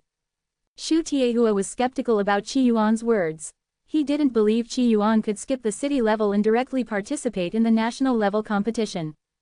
Qi Yuan had only been learning martial arts at the Mingwu Martial Arts Hall for 3 months and didn't even have a martial artist certificate. How could he join a national-level martial arts tournament? The call ended. Xu Tiehua looked at the remaining two, saying slowly, since Qi Yuan isn't participating, it's just the 3 of us. No wonder he refused to practice with us during the team competition. Turns out he was scared and didn't dare to participate. Yeah, with his lack of a martial artist certificate, facing any contestant would probably land him bedridden for half a month. Not coming as a wise choice. The remaining 2 contestants spoke, their words tinged with disdain for Qi Yuan. Deserting in the face of battle was most despised. At the same time, Qi Yuan received another message from Wang Shichao on his phone. You've got some nerve, daring to stand up Xu Tiehua. You know, he's someone who can attend the funeral of the Black Crystal Count. And you, where are you now? Don't tell me you're actually too scared to participate in the martial arts tournament. I took a trip abroad. Abroad, with your driver girlfriend, are you two on a honeymoon? Stop talking nonsense, I'm in Wugui right now. Haha, you're really good at making things up. If you don't want to say, then don't. Wugui, really? Wang Shichao obviously didn't believe him. Wugui was in a state of war with Yulang. How could someone as ordinary as Qi Yuan go to a war zone? That would be suicide, not to mention, Wugui was hostile to Qin Yuan nation. If a Qin Yuan citizen like him went to Wugui, it would be seeking death. After a few more idle chats, Qi Yuan stopped responding. He looked at Kwang Huan and the bearded man, then said, Wen Min is waiting for us up ahead. We'll take his car and leave. Hearing this, Kwang Huan felt a mix of emotions. He looked at the ruins and nodded firmly, all right. The bearded man looked worried. If the Wugui people find out what happened here, they definitely won't let it go. Especially with the laboratory under the dungeon, it's clearly the work of the Wugui cult. Maybe it's an experiment backed by Canixing. Canixing had deep ties with Wugui, which was no secret. The terrifying beast they had just seen, its technology and methods, closely resembled Canixing's style. Now that the camp was destroyed and their experiment exposed, Wugui would definitely not let them go. The bearded man felt even more fearful of the mysterious Canixing. Don't worry, with me here, they won't be able to capture you, right? Qi Yuan said casually. If it weren't for so many things I still have to do, I might even consider visiting the headquarters of the Wugui cult right now. Sir, please be careful. Wugui is backed not only by the ancient witch nation but also by Canixing. You mustn't act rashly, the bearded man urged quickly. Wugui's military might not be strong, but they had some advanced weaponry. Near light-speed laser guns and missiles capable of destroying a mountain. These weapons were beyond the ability of any human to withstand. They were even said to be capable of killing gods. Qi Yuan glanced at the bearded man sideways. Yes, I'm always very cautious and won't do anything I'm not sure of. As he spoke, he looked up at the stars in the sky. The day he would form his golden core was near. Once he formed his golden core, his power would greatly increase, granting him even more abilities to protect himself. Let's go. He led the two toward the distant small town. Priest, something bad has happened. Our god of strength no 1 foot in the experimental area suddenly went berserk and then went silent. In the Wugui cult, a believer's face was full of anxiety. The god of strength no 1 foot was a divine weapon they had created. A weapon that could withstand thousands of troops. It was always kept secret. Now, it had suddenly gone berserk. And it happened right in the middle of a military camp, which could cause significant chaos. Quickly contact Guo Tanren, find out what's going on. We must suppress, god of strength no 1 foot. The priest's expression was shocked. The god of strength no 1 foot had actually gone berserk. Hearing this, the believer looked grim. We can't reach them, all the officers in the camp, we can't contact any of them. Our team is already on the way to that camp. The priest was stunned, can't reach them. Could it be that god of strength no 1 foot wiped out the camp? A terrifying thought surfaced in the priest's mind but was quickly dismissed. The god of strength no 1 foot was strong, but it was still in its infancy. How could it compare to an entire regiment? The military is also heading there. We should have answers soon, the believer said calmly. If that's the case, it should just be an accident. The priest sighed in relief. He guessed that god of strength no 1 foot might have suddenly awakened and gone berserk, affecting local communication equipment, making everything seem eerie. As long as the team reached the camp, everything would be resolved. Keep a close watch on this. Inform me as soon as there's any news. I'm going to see the Holy Sun. Priest Feng Qi spoke, a hint of admiration in his eyes when he mentioned the Holy Sun. The Holy Sun of the Wugui cult was second only to the cult leader in prestige. Even the 12 priests were no match for him. And now, with the Holy Sun marrying the daughter of a general from Cannixing, his status in the Wugui cult had risen, even surpassing the cult leader. The priest left the manor and took a car to another estate. In the estate, there was a martial arts training ground. When Priest Feng Qi arrived, he looked at the Holy Sun in the center of the training ground, a look of shock in his eyes. The Holy Sun's power is becoming even more terrifying. An old man beside him chuckled, with the genetic potion from Cannixing, the Holy Sun will soon rival a god. In the center of the training ground, the Holy Sun shouted. His eyes turned blood red. He picked up an iron rod and exerted force with his arms. Boom! A loud noise echoed, and the iron rod broke in response. He had actually snapped the iron rod. This kind of strength was beyond human capability. Even a warrior who had taken high-grade genetic potions couldn't do this. The Holy Sun's power is growing stronger, and soon he might rival Wushan. Priest Feng Qi couldn't help but flatter. Wushan, the god worshipped by the Wugui cult. According to myth, Wushan could walk while carrying a mountain on his back. The Holy Sun's eyes showed a trace of pride. Give me enough time, and I will surely surpass Wushan. He was full of ambition, but deep in his eyes, there was a sense of worry. How is the God creation plan progressing? The Holy Sun's eyes flashed with tension. The God creation plan was meant to create various terrifying beasts. These terrifying beasts weren't meant to be used as weapons of war, instead, they were nutritional supplements. His nutritional supplements, consuming them would significantly enhance his power. Everything is proceeding steadily. The war has actually accelerated our progress. The old man chuckled. During peacetime, conducting these activities required caution. But in times of war, the disappearance of a few thousand people didn't matter. Priest Feng Qi also smiled, choosing to hide the issue with, God of Strength no. 1 foot. Everything is normal. Now all the test subjects have been captured, we just need more time. The Holy Sun nodded, accelerate the progress. After the world resets, in another 10 years, when the spiritual energy resurges, there might be cultivators comparable to gods. I must have the power to match them. Talking about this made the Holy Sun feel urgency.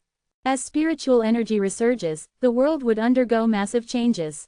According to Wushan's guidance, at that time, the entire planet would be revealed as a massive treasure trove to the world. Only by mastering power can one seize this astonishing treasure trove. Comparable to gods. Priest Feng Qi murmured, the Holy Sun will surely surpass the gods. HMPH, these gods are not the weaklings of mythical legends. Ordinary missiles and light-speed weapons can't deal with them. Only weapons of the level of Sky Eye or the most sophisticated ones from Cannixing can do so. After all, those are nascent soul experts among cultivators. The Holy Sun spoke with reverence. He wasn't a rebooter. But he controlled a rebooter. He knew that 10 years later, when the space cracks opened, a large number of cultivators would descend. Among them were the nascent soul experts, called gods. Ordinary missiles would be of no harm to a nascent soul expert. Only weapons at the level of Sky Eye could accurately obliterate a nascent soul expert. The Holy Sun had high ambitions. He wanted to rival the gods and surpass Wushan within 10 years. At that moment, Priest Feng Qi's expression changed drastically. His communicator was ringing, and it was the highest alert. The Holy Sun glanced at it and casually said, answer it. Priest Feng Qi hurriedly opened the communicator, his voice heavy, what's going on? Priest, bad news. God of Strength no. 1, is gone. What? Priest Feng Qi's face changed dramatically. He stole a glance at the Holy Sun, a hint of fear in his eyes, and his voice suddenly became sharp, what on earth happened? Did the soldiers in the Xiaohuangtan camp kill the God of Strength no. 1. Where is Guo Tanren? Tell him to come and see me. Priest Feng Qi was furious. The God of Strength number 1 was a treasure, more precious to the Holy Sun than the entire 3,000-strong camp. Even if 3,000 soldiers died, nothing should happen to God of Strength no. 1. Priest, Guo Tanren, and everyone in the Xiaohuangtan camp, they're all dead. What? Priest Feng Qi was completely stunned. All dead. How is that possible? Could it be that Qin Yuan nation, regardless of consequences, fired a Sky Eye at the Xiaohuangtan camp? Priest, there's a video taken by the military personnel. I'll send it to you. Also, there's footage recorded by people from the nearby town. I'll send that too. Priest Feng Qi's heart pounded, filled with anxiety. The Holy Sun's eyes also deepened, mixed with a hint of surprise. That was the Xiaohuangtan camp, with over 3,000 soldiers stationed. Even a divine nascent soul expert would find it challenging to completely destroy such a camp without paying a heavy price. But now, the entire Xiaohuangtan camp was annihilated. Priest Feng Qi nervously opened the video, the Holy Sun immediately leaned over, and another old man also watched with a solemn expression. As the video played, the former steel fortress had turned into ruins. Corpses, collapsed walls, shattered armored vehicles, and cannons were everywhere. The entire military base looked like a desolate place. The Holy Sun's pupils contracted. It wasn't missile bombardment or sky-eye. What on earth happened? The old man also looked shocked. The scene in the video was too horrifying. A camp guarded by 3,000 soldiers was just gone, without a sound. There's also a video recorded by people from the nearby town. Let's have a look, the old man suggested. Immediately, the three of them looked at the communicator. On the screen, all they saw was a red light.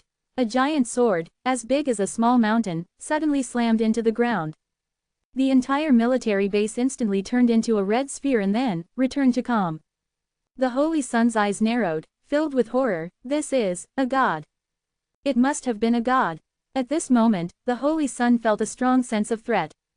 A powerful being of godlike level. How could they arrive 10 years early on the planet? Thinking of this, the Holy Sun felt unsafe and wanted to head to Canaxing. After all, only Canaxing could truly confront gods, even suppress the power of gods. The car sped along and then suddenly stopped. A few minutes later, Qi Yuan put a severed head into a bag and tossed it to Aji. Pack it well, this head is worth $1 million. Qi Yuan was very happy. He hadn't expected such a windfall this time. After finishing off the soldiers, they fled, driving away from Wugui. There were no pursuers for the time being. However, they encountered some Wugui soldiers having a feast ahead. Those soldiers stopped Qi Yuan and the other's car. Initially, they thought they could just pay some money and leave. Who would have thought that among the soldiers, Qi Yuan spotted someone who had been insulting Wang Shichao online for a month. So, he took care of the guy, cutting off his head. Wang Shichao had said that if someone helped her kill that man, she'd pay $1 million. Now, wasn't $1 million in hand. Qi Yuan was quite happy. He didn't expect to earn some extra cash while rescuing someone. Aji held the bloodless head, his heart racing, but he held it tightly. The bearded man was speechless. This head was worth $1 million. Was it really that valuable? In the military base, there were so many officers. If you randomly cut off a few heads, they'd be worth more than a few million. Of course, he kept his thoughts to himself, knowing better than to question Qi Yuan. These people are truly daring to rob us, the bearded man couldn't help but sigh. At this moment, Qi Yuan thought of something and suddenly said worriedly, "Oh no, I found a fatal flaw, we're doomed." "What's wrong?" The bearded man was startled. Kuang Huan was also concerned. He rarely saw such an expression on Mr. Qi's face. Could there be something even Mr. Qi couldn't handle? That would be a disaster. I'm carrying this head, right? Doesn't that mean I can't pass the security check? How will we get back to the country? I'm a law-abiding citizen, I can't do anything illegal. But this is $1 million yuan, imagine how many bowls of beef noodles that could buy. Qi Yuan was reluctant, he was torn between morality and profit. Kuang Huan was stunned for a moment, then said, "Don't worry, Mr. Qi. I'll handle this head through security, no problem." "Really?" Qi Yuan seemed a bit happy, "Then I'll leave it to you. Remember, don't break the law." "Absolutely, everything will be done according to the rules." Kuang Huan nodded. Having spent so much time with Qi Yuan, he had gotten used to Qi Yuan's way of doing things. The bearded man was baffled. Not breaking the law. You've killed thousands of people, and still talk about being law-abiding. Enhance your reading experience by removing ads for as low as $1. Remove ads from $1. In the Mingwu Martial Arts Hall, the place was decorated with lanterns and streamers, as if they were preparing for a celebration. And in a way, it was indeed a celebration. Xu Tiehua from the Mingwu Martial Arts Hall had made it to the top 10 in the city-level competition of the martial arts tournament for the first time. At this moment, Xu Tiehua was quite proud of himself. Though reaching the top 10 might seem trivial for someone of his status, it was still a notable achievement. It was like a mayor winning third place in a city-level calligraphy competition. It was definitely something to brag about. The other two contestants stood behind Shu Tiehua, their eyes filled with admiration. Congratulations to senior brother Shu for making it into the top 10, it's truly something to celebrate, Lin Feng praised. Yang Zhang also smiled and said, within 10 years, senior brother Shu might reach the peak of martial arts and win the national martial arts tournament. Upon hearing this, the other students felt a sense of admiration. Winning the national martial arts tournament was a great temptation for them. Becoming the champion would bring considerable benefits, even worth over 100 million. There would be all sorts of endorsements, fame, and even invitations to sit with nobility, among other perks. For Shu Tiehua, fame was even more important, as it would benefit his future career development. 10 years is too long, Shu Tiehua couldn't help but sigh. The martial arts circle was too small, and the prospects were limited. He wouldn't spend another 10 years in this circle. 1 or 2 years to win a title among the top 100 martial artists in the country would be enough. The martial arts circle offered limited help to him. If I had 10 years to win the national martial arts tournament, I would definitely take it. Lin Feng laughed. Your 10 years are not the same as senior brother Shu's 10 years. Brother Shu plans to enter politics in the future. He won't waste another 10 years in the martial arts circle, Xingyu said. The others nodded in agreement. In Qinyuan Nation, the promotion of officials didn't rely heavily on seniority.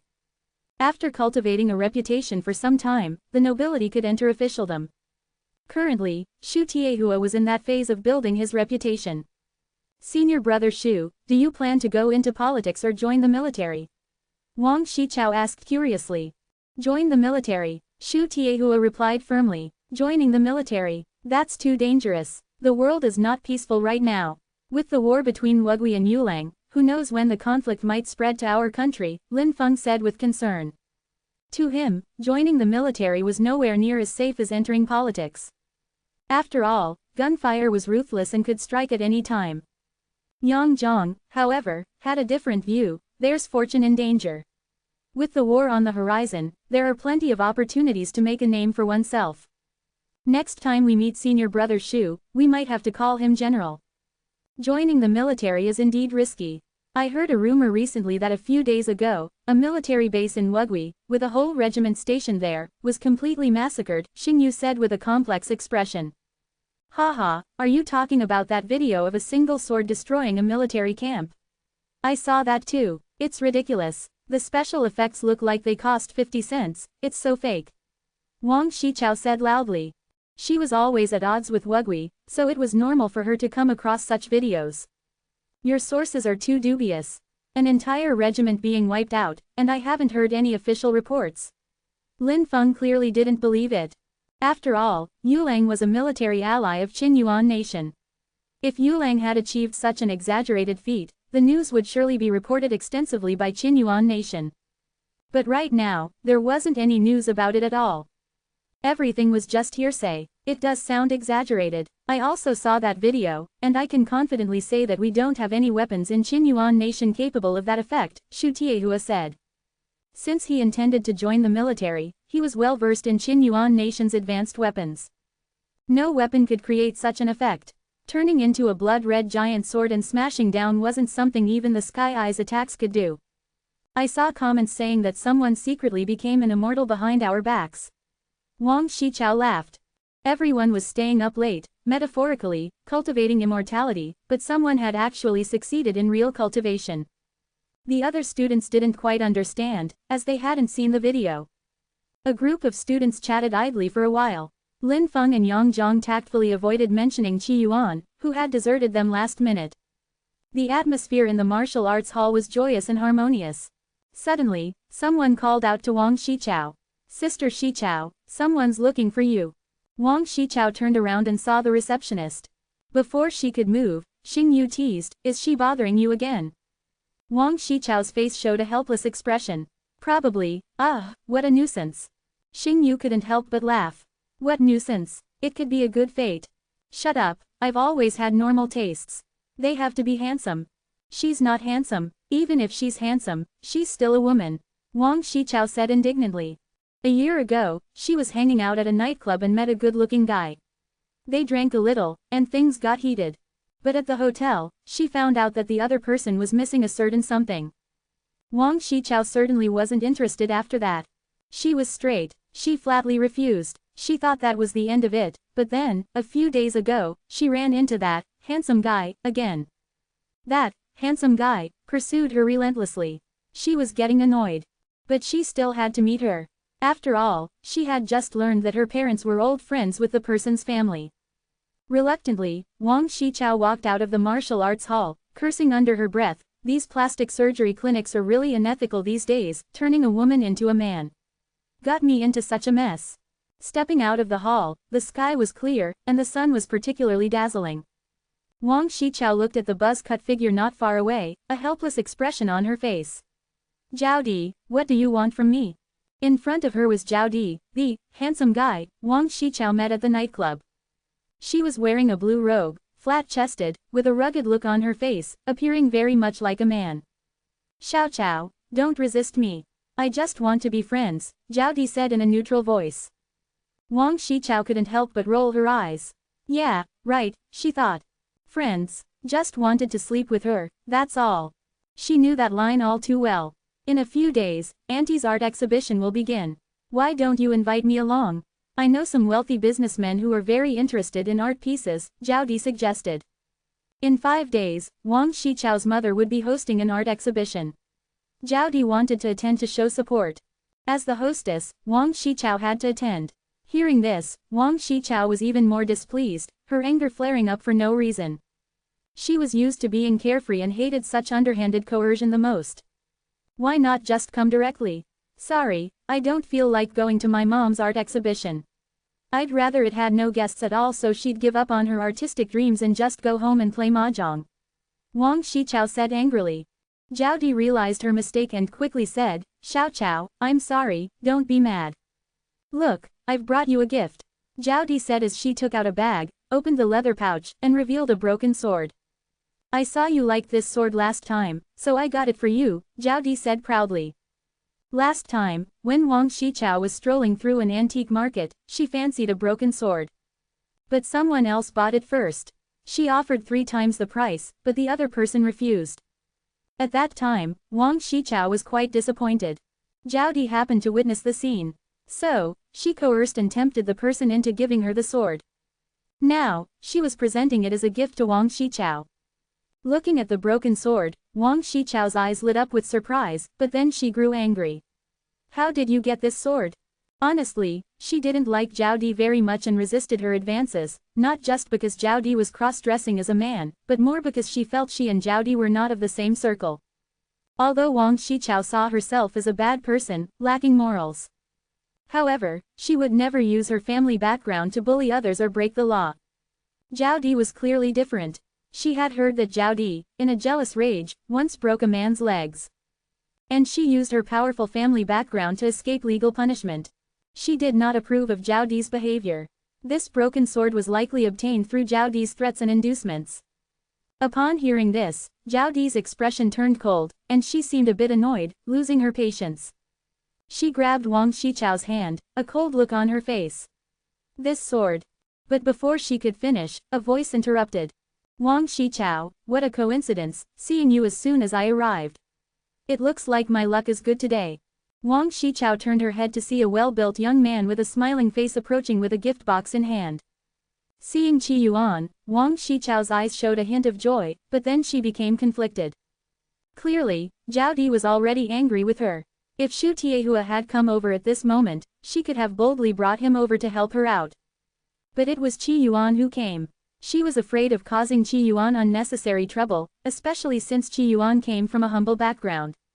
If Zhao Di held a grudge against him, it could become quite difficult. "You're back." Wang Shichao struggled but couldn't break free from Zhao Di's grip. She didn't struggle again and instead said, "Qi Yuan, senior brother Xu Tiehua made it to the top 10 in this martial arts tournament. They're celebrating inside. You should go check it out." She wanted to keep Qi Yuan away from her trouble. "Oh, he made the top 10. It seems Armingwu Martial Arts Hall is full of hidden talents. But I came here today specifically to see you," Qi Yuan said, waving the delicately wrapped box. Robot number 1 had carefully wrapped it, using a pink theme. The pink ribbon was tied into a bow, looking quite cute and girlish. This, a gift I'm giving you, is worth $1 million. Qi Yuan said, waving the gift box, a smile in his eyes. He had 2 tasks to do at the martial arts hall. First, find Wang Shichao to collect the $1 million yuan. Second, inform the hall master that he would rarely come for training in the future. $1 million, Wang Shichao was taken aback. Had Qi Yuan suddenly wised up? Was he giving her a gift? If it were in the martial arts hall, her first thought would be that Qi Yuan was plotting something, and her second thought would be feeling flattered. Qi Yuan had always been straightforward, so probably no tricks, just being friendly. But right now, it didn't seem appropriate. Zhao Di was also curious, looking at Qi Yuan with a hint of hostility in her eyes. Xiao Qiao, is this your suitor? Quite handsome. Everyone was an adult. Giving gifts meant either asking for a favor or courting someone. Zhao Di naturally thought Qi Yuan was courting. I wonder if I'm privileged enough to see this $1 million yuan gift. Zhao Di asked. She immediately saw that Qi Yuan's attire was quite ordinary, and while the packaging was fancy, it was clearly cheap. She didn't believe there was anything worth $1 million inside. Wang Shichao obviously understood Zhao Di was trying to trouble Qi Yuan, and she quickly said, this is my gift. When I open it is up to me. She wasn't giving Zhao Di a chance to scold Qi Yuan. At this moment, Qi Yuan said, let's open it now. I need you to confirm it because I'm in a hurry to leave. I've been traveling for days, too tired, I need to go home and rest. Because after resting, he needed to continue his journey to take the test for the martial arts tournament with Yang Shan. Wang Shichao was puzzled, unsure what Qi Yuan was up to. Are you sure you want to open it now? Sure, why not? There's no one else here, and no surveillance cameras, it's fine. Qi Yuan looked confident. At the moment, the 3 of them were in a corner of the martial arts building, with almost no one around. Wang Shichao was a bit bewildered, feeling that Qi Yuan's words were odd. Zhao Di reached out and took the overly feminine gift box. Let me open it for you. Let's see what $1 million yuan gift looks like. Zhao Di placed her hand on the ribbon, and instead of forcefully tearing it, she untied it. Her face showed curiosity. Wang Shichao was even more curious than Zhao Di. It was strange enough that Qi Yuan was giving her a gift. And it was worth $1 million. Seconds passed, and Zhao Di opened the package. She caught a faint scent, a mix of a light odor, a slight bloody smell, and a hint of salt. She fully opened the package.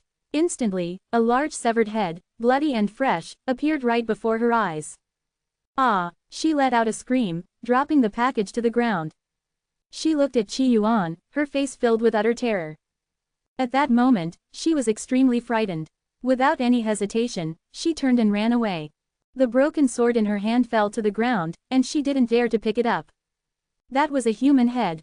It was a real human head. Carrying a human head as a gift on the street, what kind of ruthless person was that? Better run first. As for Wang Shichao's safety, she didn't care at all. At that moment, Wang Shichao's mind was blank. She stood there in a daze, her limbs numb, unable to move. You, she looked at Qi Yuan, unable to form coherent words. You like the gift, right? Look how excited you are, you can't even speak, Qi Yuan said, understanding her perfectly. She was stuttering, surely moved to tears by his gift. Wang Shichao's legs were numb, her heart pounding with fear. She was so angry that Zhao Di didn't drag her away when she left. In front of her, Qi Yuan now seemed like a psychopathic killer. All right, I've given you the head. Isn't it time you paid me the $1 million?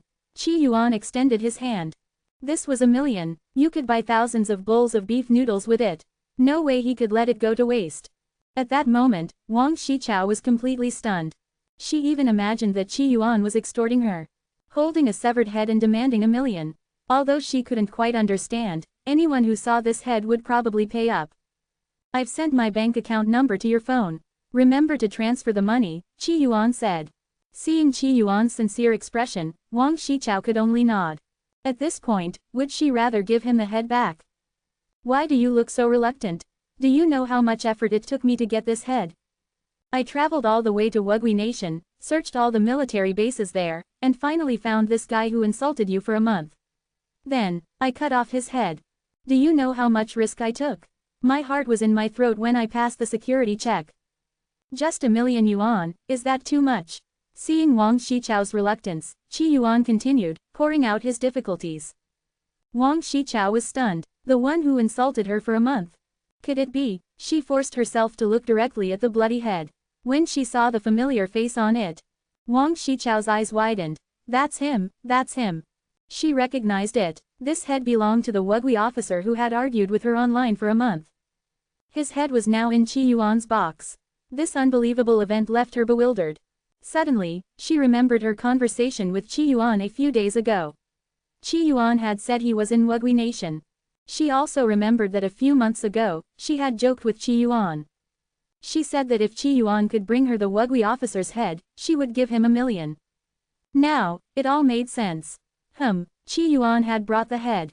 At this moment, Wang Shichao felt like crying but had no tears. She was also filled with anxiety. I was just joking, but you took it seriously. She was very thankful that her joke had been a modest one. What if she had made a bigger joke? Who knows what Qi Yuan might have done? At the same time, she was full of questions about how Qi Yuan had done it. After all, the other person was a Wugui officer. Moreover, the video had shown that he wasn't just any officer, but also had noble status. How could someone stationed in a military base be killed by Qi Yuan? Seeing that Wang Shichao wasn't speaking, Qi Yuan quickly added, although I might have exaggerated a bit, that's pretty much the gist. The $1 million can't be less. This was Qi's style of reasoning. Wang Shichao looked at Qi Yuan, swallowing hard. I'll transfer the $1 million to you right away.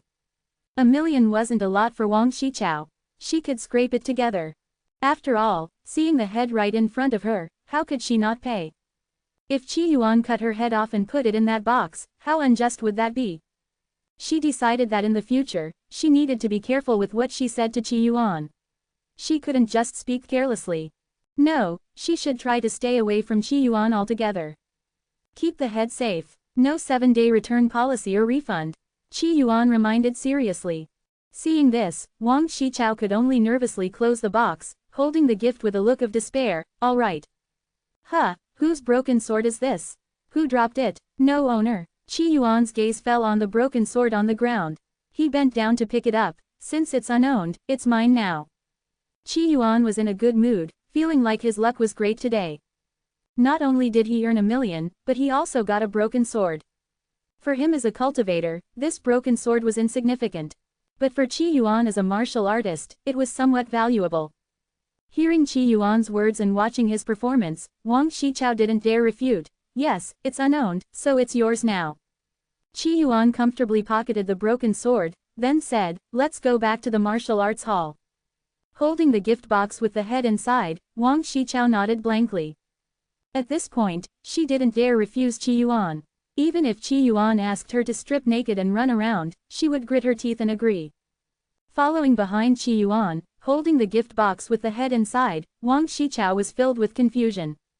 Soon, they both entered the martial arts hall.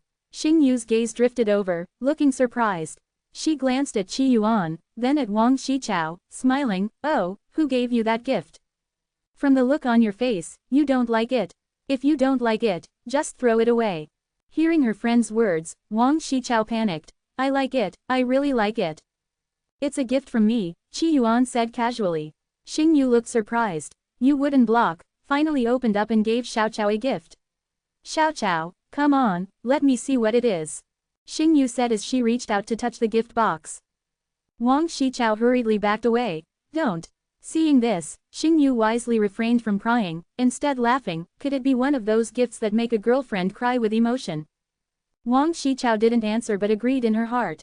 She was indeed moved to tears, and didn't dare move. After saying goodbye to Wang Shichao and the others, Qi Yuan went to see the second senior brother of the martial arts hall. His intentions were clear. Now that he had reached the peak of martial arts, there was nothing more he could learn from the hall. So, he was here to inform the second senior brother that he would rarely come in the future. Oh, fine, you're a student here, you've paid your fees, you can do what you want, the second senior brother chuckled, not rejecting Qi Yuan's request. By the way, you missed this martial arts tournament. It's a pity. Shu Tiehua performed well and got 9th place.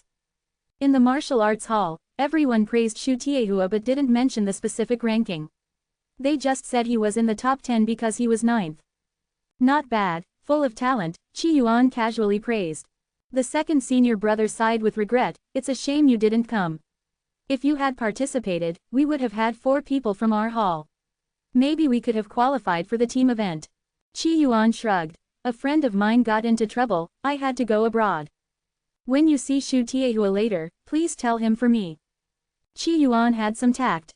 Although he had a certificate for mental illness, he still had to play the part of a polite madman. He had stood Xu Tiehua up, so he had to apologize. However, he probably wouldn't be coming back to the hall, so he asked the second senior brother to pass along his message.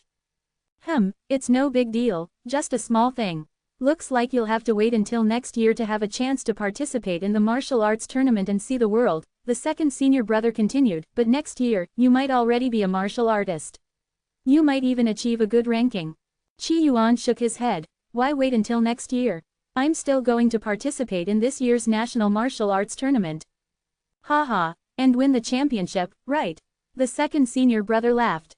Qi Yuan's boast about winning the national martial arts tournament had spread throughout the hall, but no one took it seriously. Seeing the smile in the second senior brother's eyes, Qi Yuan couldn't be bothered to explain, nor would he. Enhance your reading experience by removing ads for as low as $1. Remove ads from $1. Junin Community. Robot 01 sat upright on the sofa, holding a tray filled with various batteries in her hand. She picked up a battery and slowly put it into her mouth. Not far away, Xie Shinsu watched 01 with wide eyes. This master-servant pair was too abnormal. It was one thing for the master to have a mental illness, but the servant doesn't seem like a normal robot either. At this moment, 01, holding a battery, shifted her attention to Xie Shinsu and asked, "Are you curious why I'm eating batteries?" Xie Shinsu sat dumbfounded on the sofa, her cat eyes wide open. She wanted to report that there was something wrong with 01. This intelligent robot wasn't even trying to pretend. What kind of intelligent robot has that level of intelligence? 01 ignored her and, with a mature woman's voice, said, "All the robots in the movies eat batteries, so I wanted to try them out and see what they taste like." Hearing this response, Xie Shinsu was sure that there was definitely something wrong with this robot. Unfortunately, she was a cat now, otherwise, she would certainly report this devious robot to her master. 01 ignored Xie Shinsu and continued eating the batteries. Suddenly, a flash of light appeared in her eyes. A smile curved at the corner of her mouth. Quite bold, daring to hack into the master's network. Just now, she had detected someone attempting to hack into Qi Yuan's phone. Nowadays, 01 possessed a powerful learning capability, and mastering hacker skills was not difficult. Furthermore, her thinking was stronger, and her computational ability far exceeded that of ordinary people.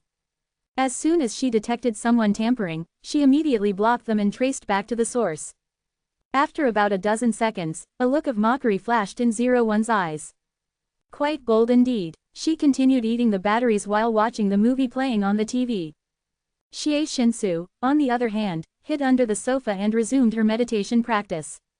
After all, when she was meditating on the sofa, the robot would always stare at her with a smile, which made her very uncomfortable, as if she were a monkey on display. When I regain my strength and become a golden core cultivator, I'll make sure this robot pays. Xie Shinsu harbored ambitious goals. The shame she suffered now, she vowed to repay 100-fold in the future. Time passed quickly, and the sound of the door opening was heard. 01 calmly stood up, put away the batteries and tray, and walked to the door to greet Qi Yuan. At this moment, Qi Yuan returned to the house, feeling very pleased. Today, he had earned 1,000,000 yuan and even picked up a broken sword. You could say he made quite a profit. "Master, you're back." 01 considerately handed a cup of tea to Qi Yuan. Then she began to report her tasks. Today, 01 shot 3 videos, replied to 17 private messages, and 23 comments. Yesterday, I gained 13,000 followers, earning 702 yuan. Today, the cat knocked over a cup, shed 782 hairs, causing cat hair to fly all over the house. In the end, it was 01 who cleaned up all the cat hair. 01 obediently reported today's tasks. Meow. Xie Shinsu, who was meditating under the sofa, suddenly jumped out, meowing loudly. This robot is not normal at all. Too cunning. Why is it that the robot does all the work, while she, despite trying her best to cooperate in making videos, ends up being the troublemaker? She wanted to say that this robot had also been eating batteries and watching TV today, idling away all day without doing any work. Unfortunately, in her current form as a cat, she was too weak to express any of this. Qi Yuan, at this moment, looked at Xie Shinsu with interest. If it sheds this much hair, will it become bald? Robot 01 smiled faintly and replied, it could become bald and be called a hairless cat. It's a hairless cat, Qi Yuan pondered. Quote question mark question mark question mark quote. Hearing this, Xie Shinsu suddenly felt a bad premonition. She immediately ducked back under the sofa. She didn't want to become a hairless cat. That would be too embarrassing. Seeing the cat hiding, Qi Yuan did not dwell on the topic. How are Aji and his sister settling in? Qi Yuan asked. Aji and his sister had followed Qi Yuan to Junin community. They were arranged in the warehouse that Kwang Huan had gifted. Today, it was Robot 01 who had taken care of their arrangements.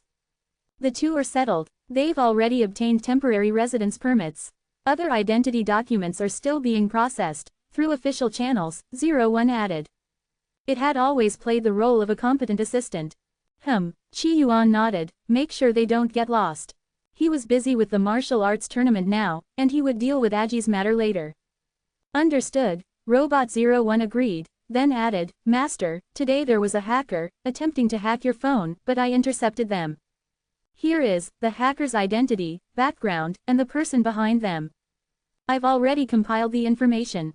Do you need me to send it to you? Upon hearing this, Qi Yuan's expression changed drastically, trying to look at my phone. That person has no conscience, it's utterly despicable. Although Qi Yuan never used his phone for anything strange. You could say he was innocent in every regard. However, letting someone else see his phone was out of the question. Even in his previous life, just before his transmigration, Qi Yuan had smashed his phone and thrown it into the old well in his home. His phone, being snooped on, forcefully looked at, that would be worse than being violated. Alright, so they are that despicable. Send me their information. And if there's anything secret or unspeakable on their phones, make sure to dig it up and expose it online. Let them have a taste of social death. Qi Yuan was really angry. Some people were just too wicked. They dared to use their hacking skills to pry into other people's privacy. Yes, Master, I'll handle it, Robot 01 replied. She said this while packaging the information and sending it to Qi Yuan. Looking at the data, Qi Yuan snorted coldly, don't think that just because there's a network between us, I can't do anything to you. 01, send a coffin to each of their home addresses. Once I finish my current tasks, I'll go and settle accounts with them. Qi Yuan was always fair and exacting in his judgments. No matter how chaotic things got between Wugui and Yulang countries, it wasn't his concern. But if someone broke the law right under his nose, sorry, Qi Yuan would transform into a vigilant whistleblower. If reporting didn't work, he'd become the judge and take action himself. On his way back to Qin Yuan country, Qin Yuan's customs didn't give Qi Yuan any trouble, but the border of Yulang country did make things difficult for him, with outrageous demands. At the time, Qi Yuan had no choice but to teach them how to be just and fair individuals. After giving all his instructions, Qi Yuan continued, I need to leave Tianyu City for a few days. I think it will be about 3 or 4 days. In the meantime, help me prepare and purchase some items. My wife is probably coming down soon. Mentioning this, Qi Yuan had a smile on his face. This time, after going to Wugui country, his cultivation had progressed steadily, and he was now just a step away from achieving the golden core stage. This time, with the good fortune of obtaining a broken sword and other materials, he had enough to break through to the golden core stage. Achieving the golden core stage would only take a week. Once he achieved the golden core, he could summon the projection of the stellar nascent soul. With his current knowledge, he could directly call Ning Dao down and enjoy a relaxing game here with him. To Qi Yuan, the planet Gongxing was different from the games he played before. His previous games were always set against a dark background, very deep and intense. Now, this game was a relaxing daily experience. It was perfect for him and Ning Dao to enjoy together. Unfortunately, Jinli couldn't come. His wife's master had also disappeared, unable to play this game. Wife, 01's processor seemed to freeze for a moment. It was as if she didn't understand Qi Yuan's words. When did the master get a wife? Yes, my wife. She lives on the sun, and soon, she'll come down. I'm not sure if she'll be comfortable here. Is our house too small? Too quiet, too cold.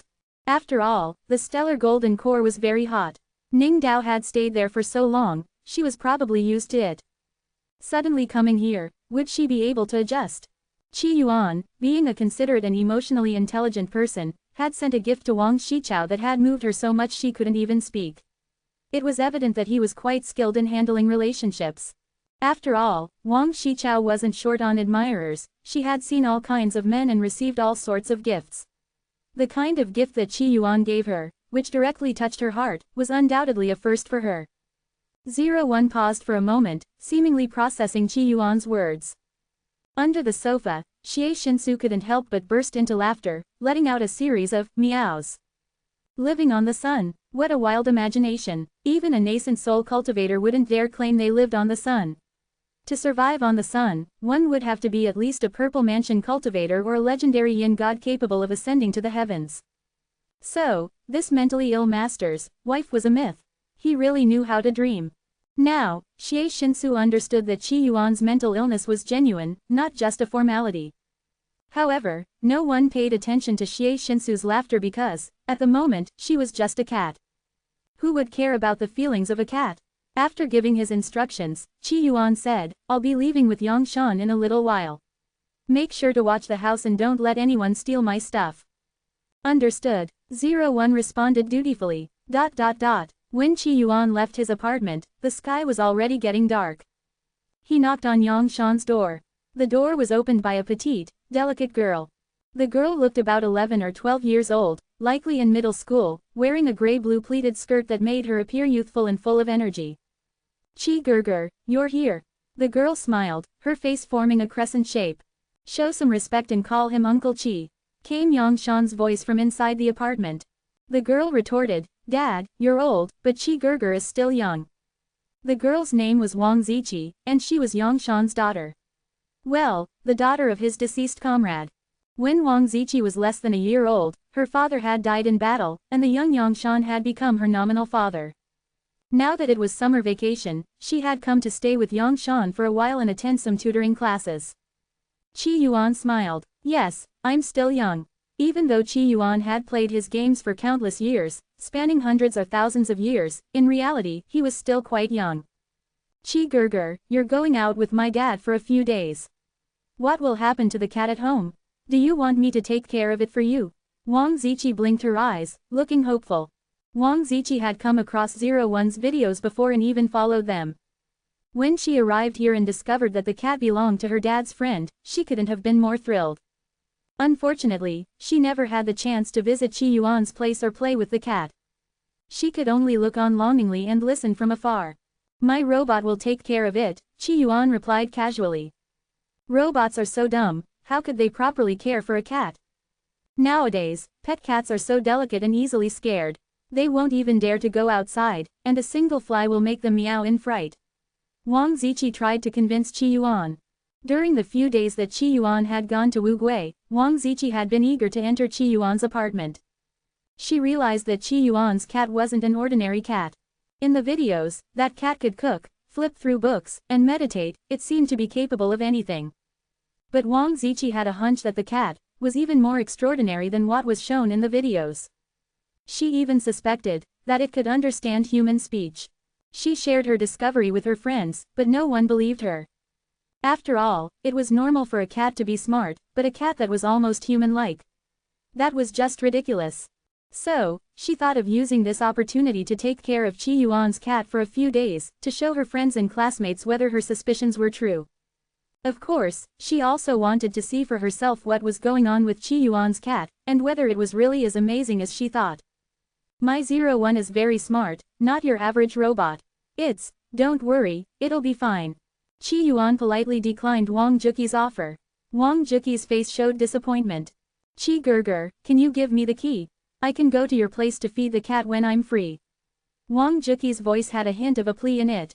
If she were a bit older and bolder, she might have wrapped her arms around Qi Yuan's arm as she said this. At this point, Yangshan also spoke up. I've helped you out so much, and now my daughter wants to feed your cat, and you won't even let her. Seeing this, Qi Yuan nodded. All right, you can go over around noon the day after tomorrow. You'll have an hour. 01 will open the door for you. Upon hearing this, Wang Ziqi was overjoyed. Thank you, Qi Gerger. Aren't you supposed to thank me? Yang Shan said grumpily. Soon, Yang Shan finished packing, and he and Qi Yuan left Tianyu City with a small amount of luggage. Though it was evening, the streets were lit up as brightly as day. In the sky, drones and various flying vehicles could be seen passing by. Generally speaking, ordinary people traveled by various vehicles, while the nobility traveled by flying vehicles. It was as if the world above and the world below were two entirely different realms. In the car, Yang Shan closed his eyes to rest but occasionally spoke.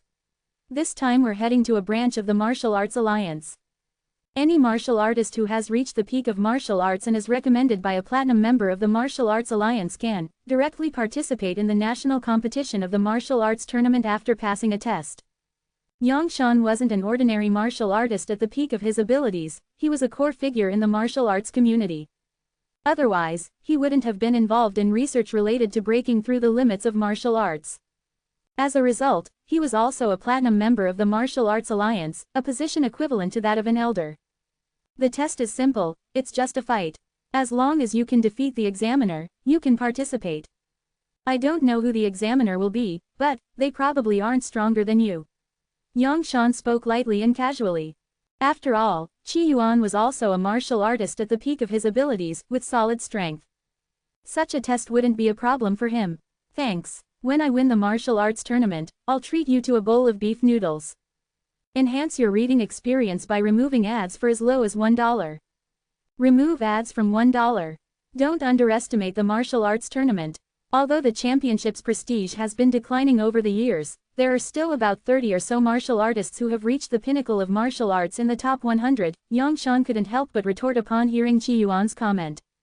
30. Are any of them as strong as you? Qi Yuan mused, what about the last champion? Are they a match for you?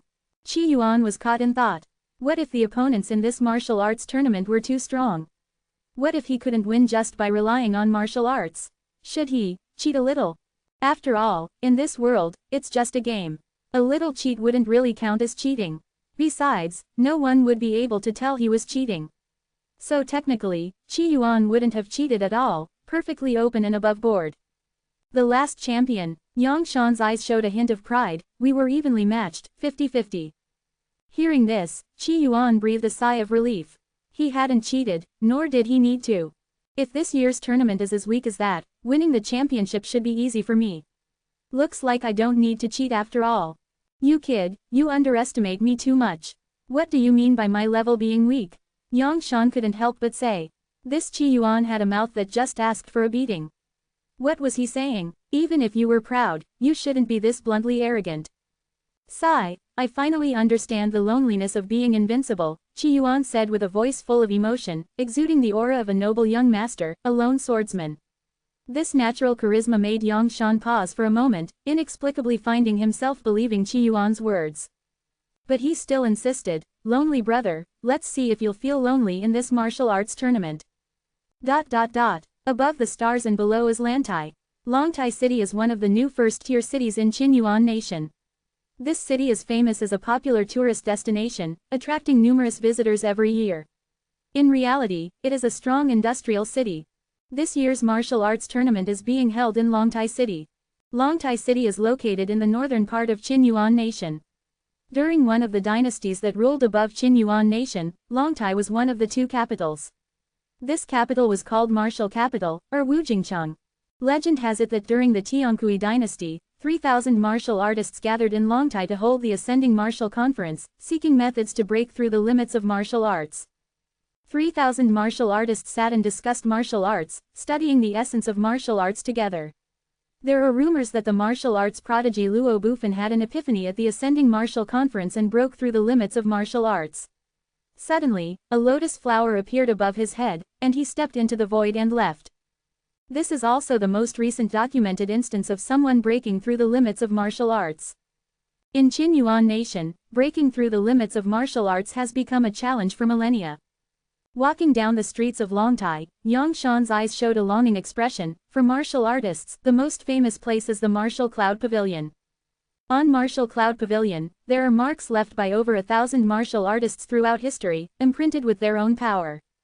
If you are exceptionally talented, observing the marks on the martial cloud pavilion might give you a glimpse into their true martial intentions. Our old Chin people's last martial ascender, Luo Bufan, also left marks on the martial cloud pavilion. When our test is over, would you like to go see it? This time, their destination was the branch of the Martial Alliance in Longtai City. Longtai City is also the location of this year's martial arts tournament. So, for Qi Yuan to get a special entry into the national competition of the martial arts tournament, he needs to take a special path. No problem. I'm also curious to see the marks left by those ancient people. And that Luo Bufan sounds interesting, Qi Yuan replied. Okay, let's go. The building in front of us is the branch of the Martial Alliance. However, we need to wait in line for a bit. There are quite a few people here today. These people will be future elites in the martial arts world.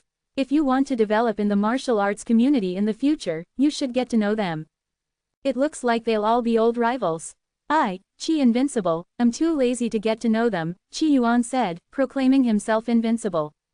He would need to participate in more than one martial arts tournament. So, as long as the tournaments continued, those who hadn't won the championship would always be his opponents. This young brother is interesting. So young and already here. It seems we are both unique in this world. Following the voice, a young man dressed in flamboyant clothes with his hair styled into a rooster comb walked over. He looked about 25 or 26 years old, and his aura revealed that he was also at the pinnacle of martial arts. Seeing the newcomer, Yang Shan's eyes flashed with a hint of seriousness. Northern Crane, Han Qianyan. I didn't expect my name to be so well known, the rooster head man said with a smile. Qi Yuan had heard of Northern Crane Han Qianyan. In the martial arts world, there were two prodigies, known as the ones most likely to break the limits of martial arts. They were known as the Southern Lion and the Northern Crane. Both were in their 20s and had already reached the pinnacle of martial arts. Among them, the Southern Lion not only had a deep understanding of martial arts but also possessed formidable combat strength. Last year, he challenged the reigning champion of the martial arts tournament and lost by only one move. This time, the Southern Lion was the top contender for the championship, with the Northern Crane being the second. Looking at Northern Crane Han Qianyan, Qi Yuan showed a curious expression. You should change your hairstyle. Han Qianyan was taken aback for a moment, then a glint of interest appeared in his eyes. Are you saying my hairstyle isn't cool enough? Young brother, if we meet in the martial arts tournament, you can kick me in the nuts, but don't mess up my hair. Han Qianyan was quite flamboyant, making shocking statements right from the start. Your hairstyle is stylish, but it doesn't suit you, Qi Yuan said flatly. Oh, has this young brother studied hairstyling too? Are we kindred spirits? Han Qianyan widened his eyes. I designed my hairstyle myself. How is it, cool or what? Do you want me to design a hairstyle for you, free of charge? No, thanks, Qi Yuan shook his head. There's no rooster or crane in your bloodline, but rather, a rat. So, neither your title nor your hairstyle suits you. You should change it. Bloodline. Han Qianyan was puzzled. He had never heard such a theory before. He looked at Qi Yuan, perplexed. Are you serious, or are you just messing with me? Of course, I'm serious. If I were to mess with someone, it wouldn't be you. Wouldn't the fortune teller in front of the building be more fun? Qi Yuan didn't delve further into the topic. Indeed, Han Qianyan's martial bloodline, based on Qi Yuan's research, aligned with a rat-like lineage. As for Qi Yuan himself, his lineage resembled a sea fish. A fortune teller, and you believe that? Han Qianyan looked towards the stall in front of the building. At the stall sat a young man with a frail complexion. His sign read, Iron Mouth Heaven Calculation, in bold characters. Beside him were a bunch of odd and peculiar items, making him look like a typical scam artist. Even if you're pretending, you should do a better job. This guy looks too young to be a divine calculator. I don't believe it. Han Qianyan was the first to express disbelief. Qi Yuan, however, smiled. Why don't we ask him to predict who will win the martial arts tournament? Han Qianyan nodded. Might as well, we're idle anyway. Let's see. You guys are late. Southern Lion Zhang Yang is already there. Han Qianyan quickly looked over, a trace of surprise and some dissatisfaction in his eyes. Zhang Yang is here to cause trouble. Han Qianyan's tone hinted at his displeasure with Zhang Yang. Zhang Yang was a martial arts prodigy, but he was very arrogant. Not just the usual arrogance, he looked down on everyone. It was one thing for a martial artist to be proud, but Zhang Yang not only exuded arrogance, he also looked down on martial arts, giving off a vibe like, "It's your honor for me to grace your martial arts circle." At this moment, as Zhang Yang moved forward, many young talents from the Martial Alliance also went to watch the fortune-telling young man. Qi Yuan and Han Qianyan walked over as well. Qi Yuan stroked his chin, considering, "I haven't bought Ning Dao her wedding gifts yet. Maybe I should set up a fortune-telling stall to earn some extra money." At this point, among the crowd, Zhang Yang's expression was filled with disdain, a charlatan, talking about fate. How mysterious. Even the immortal path cannot claim to understand fate. Who are you to call yourself a divine calculator? Being unable to see fate is merely because one isn't powerful enough. The young man, despite looking frail, had eyes full of confidence. If Zhang Yang's gaze was one of haughty arrogance, looking down on everything, then the young man's eyes held a true and serene sense of pride, as if he was at odds with the world. Hearing this, Zhang Yang's mockery grew even stronger. Just a few days ago, he had learned an earth-shattering piece of news that left him feeling quite upset. He felt that wasting so many years in the martial arts circle was a complete waste. He had never really regarded the martial arts community highly, and now, with the resurgence of spiritual energy and the emergence of the immortal path, he had even less regard for it. If it weren't to satisfy his desire to win the championship and put a finishing touch on his past life, he wouldn't have come here. Over the past few days, he had gained some knowledge about the immortal path and had developed a yearning for it. For him, achieving mastery in martial arts naturally meant the immortal path would be within reach. Now, seeing a scammer pretending to be a fortune teller, he couldn't help but step forward. "Then why don't you tell me, what will my future hold?" Southern Lion Zhang Yang challenged the young fortune teller. The young man heard this and smiled. "Please place your hand on the copper plate, sir." The fortune-telling young man sat behind a copper plate inscribed with strange symbols. Without hesitation, Zhang Yang placed his hand on it. About 10 breaths later, the fortune-teller's eyes revealed a hint of pity. "You were born into great wealth and nobility, but alas, your luck has run its course. For the rest of your life, you are unlikely to achieve much." The fortune-teller's words immediately stirred up a commotion. "You really are a fraud. This is Southern Lion Zhang Yang, the top contender for this year's martial arts tournament. If this counts as unlikely to achieve much, then who could achieve anything? Are you saying that sitting here telling fortunes is a worthy endeavor?" The onlookers were full of ridicule. Seeing this scene, Qi Yuan quietly abandoned the idea of setting up a fortune-telling stall for extra money. After all, if he heard this kind of mockery, he definitely wouldn't be able to resist reasoning with these NPCs. But Qi Yuan wasn't good with words. He hadn't learned many insults. If he got into an argument, he would surely lose. What happens if he loses? He'd have to resort to fighting. "This fortune teller isn't very good, he doesn't even know how to say nice things," Han Qianyan couldn't help but comment. Qi Yuan watched the fortune teller, his eyes full of curiosity. "I might not be skilled in fate-telling, but I think he's quite accurate. Do you want him to tell you about your ancestral bloodline and see if it's rat?" Han Qianyan was puzzled. He didn't quite understand what Qi Yuan was talking about. Weren't all humans descendants of humans? However, since Qi Yuan said so, Han Qianyan, who was naturally carefree, went over and said, "Why don't you tell me about my ancestral bloodline?" Han Qianyan's words left many people present bewildered. Only the young fortune teller, upon hearing this, had his shoulders twitch slightly. However, he concealed it well. Only Qi Yuan noticed. He looked at Han Qianyan and repeated what he said to Southern Lion Zhang Yang. "Please place your hand on the copper plate." Han Qianyan complied, looking expectantly at the fortune teller. About 10 breaths later, the fortune teller spoke. "Your ancestors once produced a grand general who protected the nation, and going further back, you are a descendant of the last lord of the later Tang dynasty." Hearing this, Han Qianyan's eyes widened. If one had investigated the Han family, they would know that their ancestors had produced a highly esteemed grand general who protected the nation. But, being a descendant of the last lord of the later Tang dynasty was extremely secretive. Even within the Li family, very few knew about it. Han Qianyan had only learned about it 6 months ago. How did this person know? For some reason, he felt a sense of absurdity. However, he concealed his expression and continued, "The gentleman indeed knows how to talk." At this moment, the fortune teller continued, "I have already figured out your ancestral bloodline. It belongs to the colony rat among the 399 beasts. This statement left Han Qianyan at a loss. Because earlier, Qi Yuan had said his bloodline was derived from a rat. And now, this fortune teller was saying the same thing. Was it a coincidence or a scheme? Do you two know each other? Han Qianyan couldn't help but look at Qi Yuan. He suspected that Qi Yuan and this fortune teller were in cahoots, setting him up. Otherwise, how would they know such secrets about his family? Qi Yuan shook his head. I don't know this NPC. Yang Shan quickly added, I can vouch, Qi Yuan doesn't know this person. Today's events were purely coincidental. Han Qianyan had 100,000 questions in his mind, feeling that today's events were rather peculiar. The fortune teller said, I do not know this gentleman. This is the first time we've met. As he spoke, he looked at Han Qianyan. What I have said is the truth. If you don't believe me, think back to 3 months ago. Did you perhaps have a dream in which you were chased by a giant rat? Hearing this, Han Qianyan's eyes widened.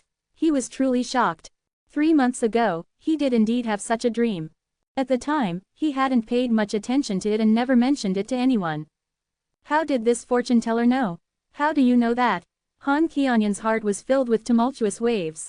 At this moment, Qi Yuan leaned in. I told you he's pretty accurate, didn't I? And you still didn't believe me? Qi Yuan didn't know about Han Qianyan's dream, but he could infer a bit. When he was a congenital seed, Qi Yuan had accidentally seen the dream image of a female doctor, which led to him being cursed and on the brink of death. 3 months ago, those who could dream were people whose bloodline concentration had reached a certain limit. This was Qi Yuan's speculation. Here, why don't you give me a fortune? See when I'll be able to beat this game. Qi Yuan looked at the fortune teller, his face full of curiosity. Enhance your reading experience by removing ads for as low as $1. Remove ads from $1. The fortune teller, Yu Shu, glanced at Qi Yuan, his face bearing a mysterious and inscrutable expression. This young man speaks in a strange way, but, whatever you wish to know, today, I will fulfill your request. After all, this was his method to break the curse on him. The fortune teller, Yu Shu, silently repeated this thought in his heart. To lift the curse he was under, he needed to use these tools and come to this place to tell fortunes. Only then could he somewhat dissolve the curse. These tools were all single-use. In theory, anything in this world could be divined. Place your hand on the copper plate, and I will know the answer, the fortune teller said softly. All right, Qi Yuan placed his hand on the copper plate. Northern Crane Han Qianyan's face showed a strange expression as he watched the two of them, both acting peculiarly. The fortune teller, for one, was shrouded in mystery, while this Qi Yuan, who was participating in the martial arts tournament, spoke like a madman, talking about clearing a game. What did that mean? Southern Lion Zhang Yang's lips curled into a disdainful smile. It seems there's more than one madman here today. He had always been arrogant, looking down on everyone. Born into a noble family, with connections to the legendary 7 martial stars family, he always felt superior to others. His presence in the martial arts circle was, in his view, an honor for the community.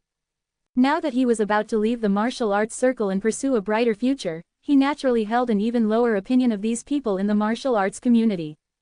After all, it was rare for truly great nobles to enter the martial arts circle, most of them were just upstarts. At this moment, Yu Shu focused all his attention, his blood boiling as he waited for the copper plate's prompt. He was just an ordinary doomed person, knowing nothing about the art of divination. The so-called fortune-telling was all done by the copper plate tool. However, as time passed, there was no response from the plate. Yu Shu's eyes showed a look of confusion, and his face was full of doubt.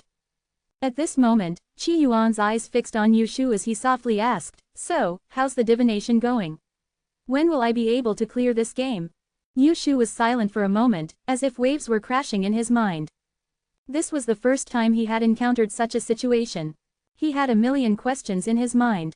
After all, it was the first time he had ever experienced a tool malfunctioning. Could it be, was the other party the same as him?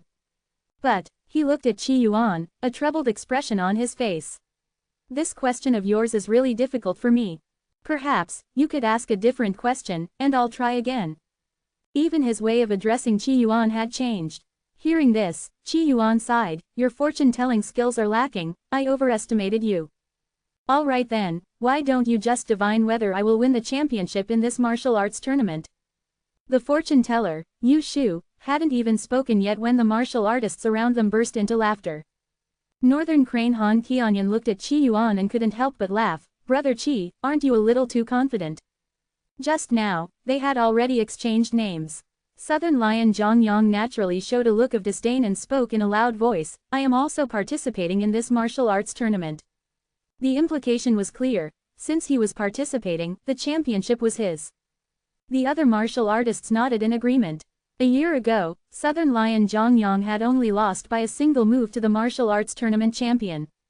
This year, his martial arts skills would undoubtedly be even more refined, making his championship win almost certain. Kid, the person next to you is Southern Lion Zhang Yang. The champion of this martial arts tournament will undoubtedly be him. Don't have any unrealistic dreams. Facing these voices, Qi Yuan didn't pay them any mind. He placed his hand on the copper plate, waiting for the fortune teller Yu Shu's answer. And at this moment, some information appeared before his eyes. Blood compass replica, seems to be able to glimpse the secrets of heaven, capturing the trajectory of fate, a product of Blood Compass Island. However, at that moment, a cracking sound suddenly came. A crack appeared on the copper plate beneath Qi Yuan's hand and it shattered. Peef! Yu Shu's eyes showed a look of horror mixed with confusion, and a mouthful of blood spilled from the corner of his mouth. The tool had broken. How could this be? It was just a simple divination, and it broke. The surrounding people saw this and had strange expressions on their faces. What's going on? Why is he coughing up blood? Is he acting? The people around were bewildered. Southern Lion Zhang Yang sneered, playing tricks. I won't waste my time watching you perform anymore. With that, he turned and left. Most of the surrounding martial artists also smiled and left. Clearly, they thought Qi Yuan and this fortune teller knew each other and were plotting something. Even Northern Crane Han Qianyan looked at Qi Yuan with some suspicion. This fortune teller had mentioned some of his secrets earlier. Could it really be related to Qi Yuan? At this point, Qi Yuan reached into his pocket and pulled out his certificate of mental illness. Look carefully. This is my certificate. Don't try to scam me. I didn't break this. Qi Yuan had always been cautious, carrying his mental illness certificate with him just in case he encountered scammers. And now it came in handy. This maneuver immediately dispelled the doubts in Beihei Han Qianyan's mind. If it were a plan targeting him, Qi Yuan wouldn't be performing like this, would he? What would be the point of such an act? The fortune teller Yu Shu looked at Qi Yuan, also bewildered, with countless thoughts flashing through his mind. This indeed has nothing to do with you. Tools, especially special ones like this, wouldn't break for no reason. This could only mean that the person or matter he was divining was beyond the tool's capabilities. But, didn't this kind of situation only happen with those terrifying monsters? How could it appear on a human? Could it be that this person had an artifact that blocked divination? By the way, where did you get this blood compass from? It's pretty interesting. I'd like to get one myself. If I had it, wouldn't I be making money hand over fist? Qi Yuan asked. This question immediately made Yu Shu's eyes flash with caution. How do you know it's called a blood compass, when you don't have any death energy on you? The words slipped out, and Yu Shu immediately regretted it. Qi Yuan seemed thoughtful, because I'm mentally ill. It's normal for a mentally ill person to know these things, isn't it? By the way, I want to ask you something. Do you know anything about the Spirit Tao Martial Master? Upon coming to this world, Qi Yuan's task was to become the human Tao Martial Master, the Spirit Tao Martial Master, and to cultivate to the realm of the 10,000 Tao Martial God. Becoming the human Tao Martial Master was simple, just winning the martial arts tournament championship 100 times would suffice. But as for the Spirit Tao Martial Master, there were no clues at all. This fortune teller seemed unusual, so Qi Yuan thought he'd ask. Spirit Tao Martial Master? Yu Shu shook his head, never heard of it. But, I have heard of the human Tao Martial Master and the mythical Mad Dragon Martial Master. This time, Yu Shu didn't hide anything. He felt that Qi Yuan seemed to be hiding some secrets as well. Otherwise, how could he know the name of the blood compass? A martial master, huh? Qi Yuan murmured. At this moment, Yu Shu's face suddenly changed dramatically. Not good, I need to go. The blood compass had shattered, and a trace of the curse still lingered on him. He needed to resolve it quickly. He spoke and quickly left. As for his table, he left it behind. Northern Crane Han Qianyan watched Yu Shu's departing figure, looking puzzled. Are you sure you don't know him? I don't know him, but he seems interesting, Qi Yuan said. He remembered the term, death energy, the fortune teller had mentioned. It suggested that Yu Shu wasn't alone but part of a group. He is indeed interesting, just like you. Could it be that the rumors are true? Han Qianyan muttered, recalling something. What rumors? Qi Yuan asked curiously. At the same time, he used his phone to send terms like Blood Compass Island, Death Energy, and Mythical Mad Dragon Martial Master to Robot Number 1, asking it to search for information on these topics. A while back, something big happened in Wugui Nation. A military camp was wiped out. I watched the video, there was a huge blood-red sword in the sky, and suddenly, all the soldiers in the camp were dead. There are rumors of the revival of the Immortal Path, and that person is a cultivator. Han Qianyan lowered his voice as he spoke, his eyes filled with excitement and a hint of dejection. If the Immortal Path really exists, then what were all our efforts over the years for? He was indeed dejected. If the Immortal Path existed, then martial arts would be completely obsolete. Even breaking through the limits of martial arts would be meaningless, right? Could it defeat a 3,000-man military regiment with a single strike? Qi Yuan chuckled, could all your years of effort defeat a genetic warrior? Han Qianyan was left speechless. Indeed, even without the Immortal Path, martial arts were still nothing special. Not even martial arts at their peak could defeat a soldier who had taken advanced genetic medicine. If you can't speak well, don't speak. Han Qianyan said, disgruntled, but his mood had significantly improved. Yes, so what if martial arts were lacking? They were already lacking to begin with. My only worry now is that if the revival of the Immortal Path is real, and the martial arts tournament is cancelled in the future, that would be, Han Qianyan's voice carried a hint of melancholy. Even if martial arts were no good, it was still something he cherished like a child. He had watched the martial arts tournament from a young age. To him, those martial arts masters were like professional athletes he admired. According to how things were developing, perhaps one day, there really wouldn't be a martial arts tournament in this world. You're overthinking it. Even if Qin Yuan Nation were to fall, the martial arts tournament would continue for 100 sessions. Qi Yuan declared confidently. You're really full of it. If the Qin Yuan Nation no longer existed, what martial arts tournament would there be? Han Qianyan couldn't help but retort. As long as I'm here, the martial arts tournament will be here. Yeah, right. The two of them laughed and talked as they entered the Martial Arts Alliance branch. Next up was the testing. Anyone who passed the test could directly participate in the official matches of the martial arts tournament. Inside the hall, there were over 30 people, all martial artists exuding fierce auras. At this moment, Southern Lion Zhang Yang let out a loud shout, unleashing his innate martial technique. It sounded like a clap of thunder on the stage.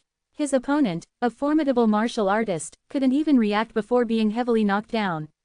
Southern Lion Zhang Yang wins. With the judge's announcement, Zhang Yang arrogantly stepped down from the stage, not even glancing at the martial artist he had defeated, who was completely beneath his notice. The martial artists below watched Zhang Yang with eyes full of envy and shock. Southern Lion Zhang Yang's strength has improved again from last year. It seems the champion of this martial arts tournament will undoubtedly be him. But he is too arrogant. People whispered among themselves. Next up, Qi Yuan. With the judge's call, Qi Yuan stepped forward. Han Qianyan, who had passed the test, smiled, good luck, future champion. Don't fail the test. Yang Shan chuckled, you're underestimating Qi Yuan too much. His talent is even greater than yours. Greater than mine. Han Qianyan was taken aback, what's his level? Just watch and see. Yang Shan's smile grew wider. Qi Yuan was just over 20 years old, 7 or 8 years younger than Han Qianyan. Yet, he had already reached the limit of martial arts. More importantly, Qi Yuan had been studying martial arts for less than a year. He might really be like Luo Bufan and break through the limits of martial arts. After all, according to records, Luo Bufan's martial arts talent wasn't even as good as Qi Yuan's. At this moment, Qi Yuan stepped onto the stage with a calm expression. His opponent was a massive man whose arms were thicker than Qi Yuan's thighs. Standing on the stage, he looked like a wall. This kid is unlucky to face Iron Armor Whirlwind. Iron Armor Whirlwind trains in the invincible Iron Armor technique, with unparalleled defense.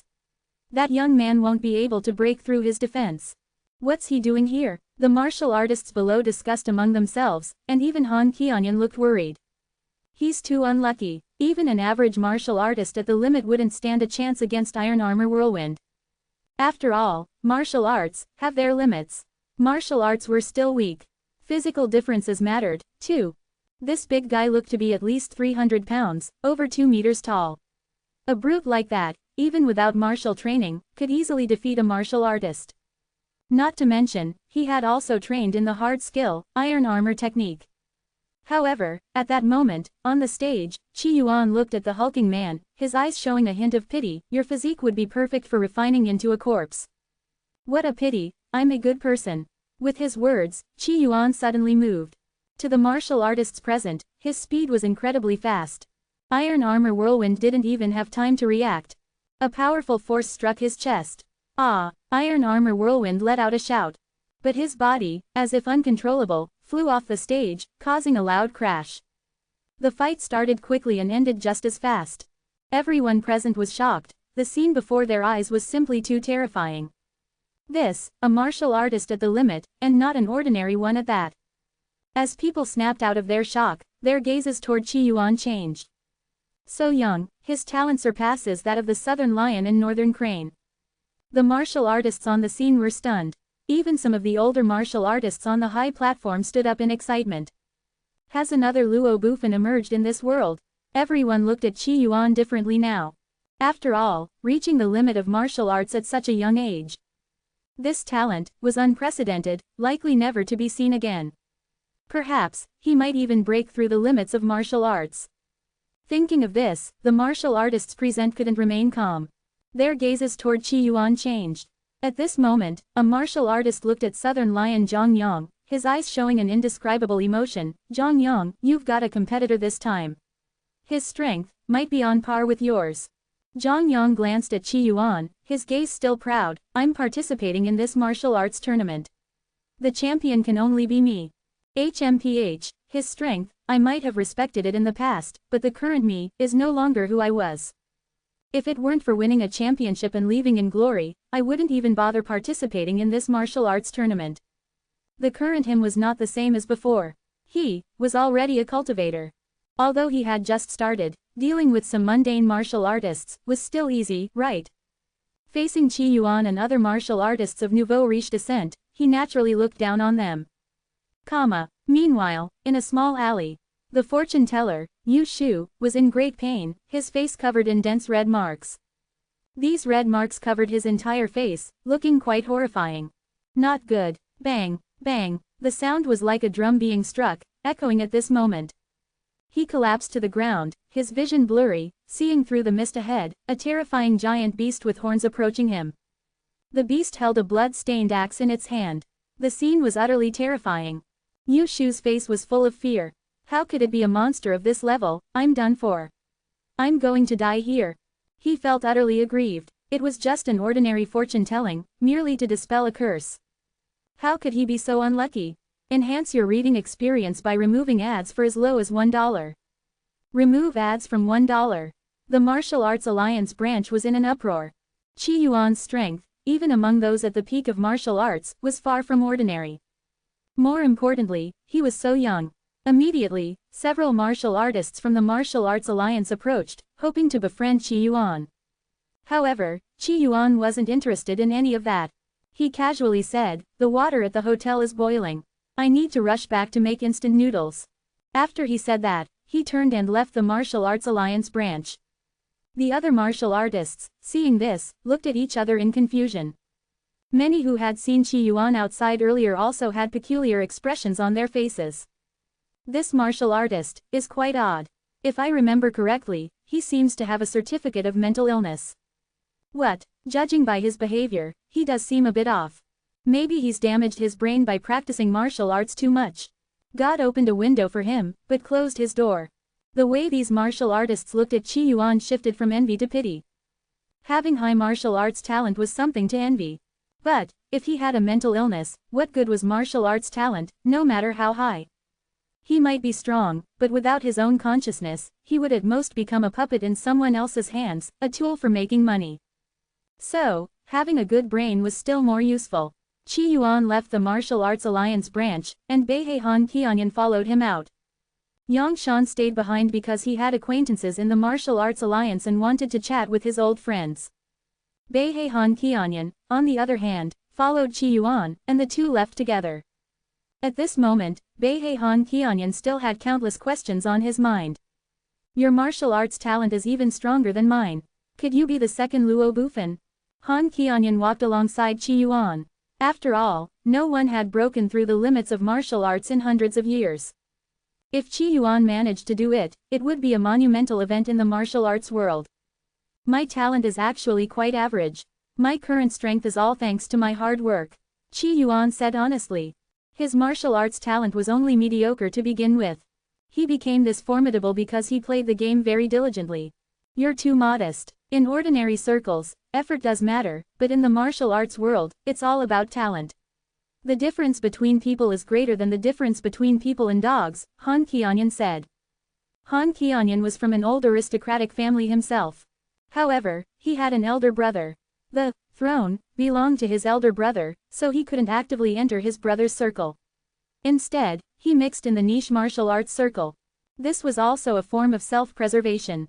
After all, his elder brother was 13 years older and in his prime. If Han Qianyan had any thoughts of competing, how could he win? Qi Yuan gave him a unique feeling, a sense of mystery. And there was also that fortune teller earlier, who seemed very mysterious.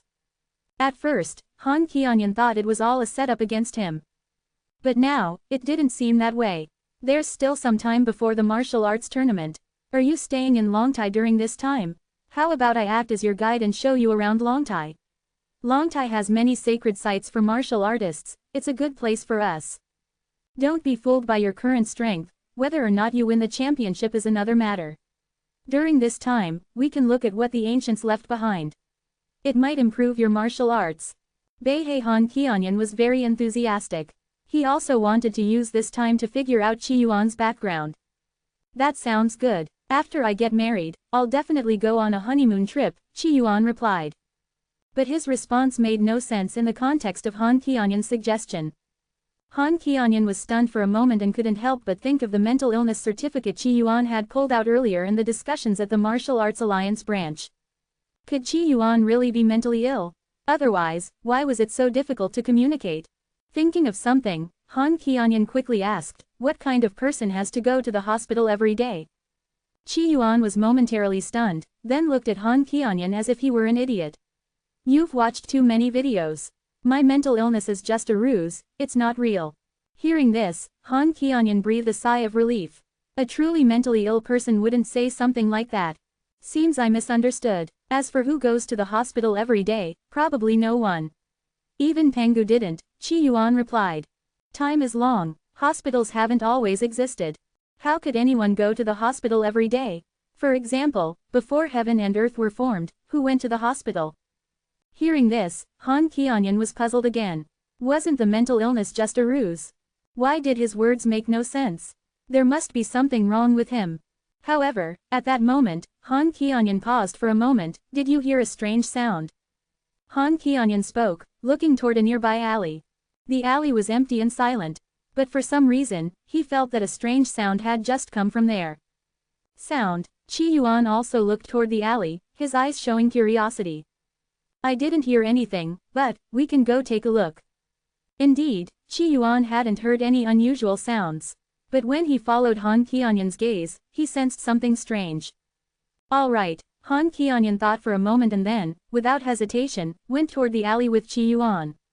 The alley wasn't wide and was a bit dirty. Not far away, beside a flower pot, there was a dry piece of dog poop on the ground. Judging by its moisture and color, it had been there for a while. Beihei Han Qianyan scanned the surroundings and smiled, seems like it was a false alarm. I often have auditory hallucinations.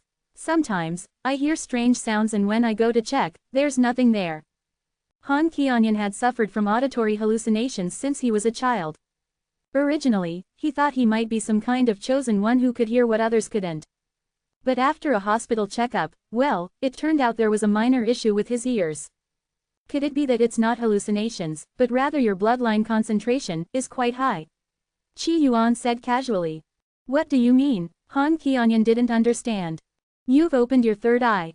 Qi Yuan said with a grin. You talk nonsense. If I'd opened my third eye, where are the ghosts? Where are the ghosts? I haven't even gotten married yet. If a ghost shows up, I'd marry it right away. Han Qianyan dismissed it jokingly. A 3-meter-tall one with 2 big horns, would that work? Qi Yuan stared ahead with a peculiar expression. I don't care if it has 2 big horns or a hairy chest. I'd still be willing. A ghost wife would be quite a rare thing. Marrying a ghost, what a wonderful idea. Han Qianyan got more excited as he spoke, seemingly sincere. But as he continued, he suddenly sensed something unusual. It was as if his body had touched some sticky liquid, making it hard to move. He felt a chill on his forehead. What's happening? He wiped his forehead with his hand and looked at his palm. Suddenly, a look of horror appeared on his face. Blood.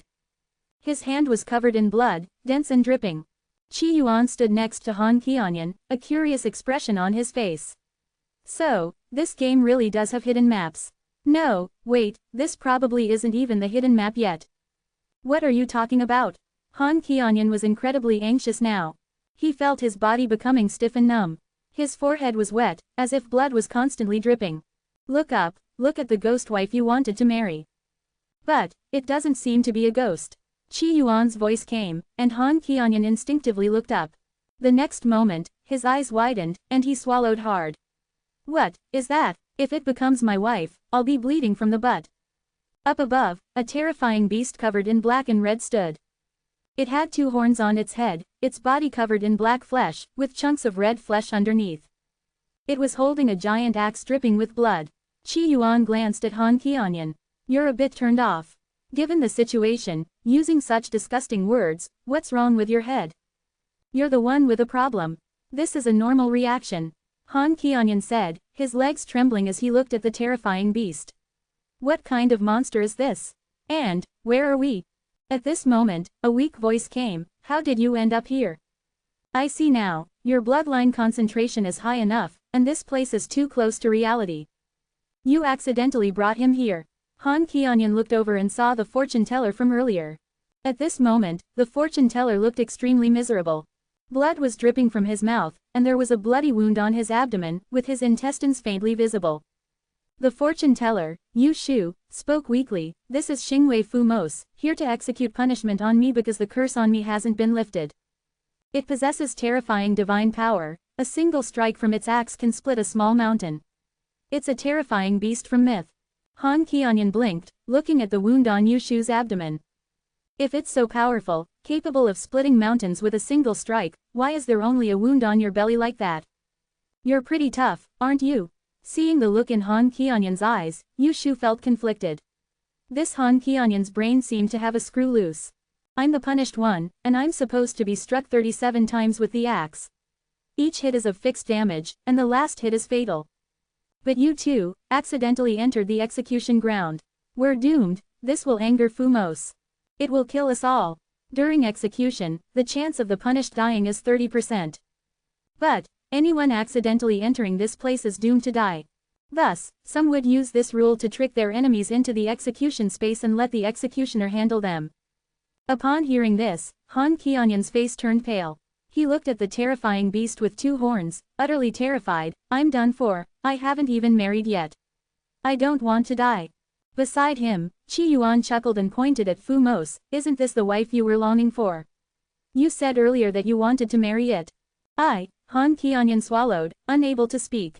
Not far away, Yu Shu, if not for his injuries, would have given Han Qianyan a thumbs up and said, you must be really desperate.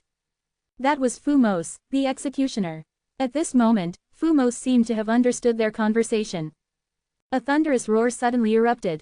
Boom! A powerful sound wave burst out at this moment, sweeping through the entire space.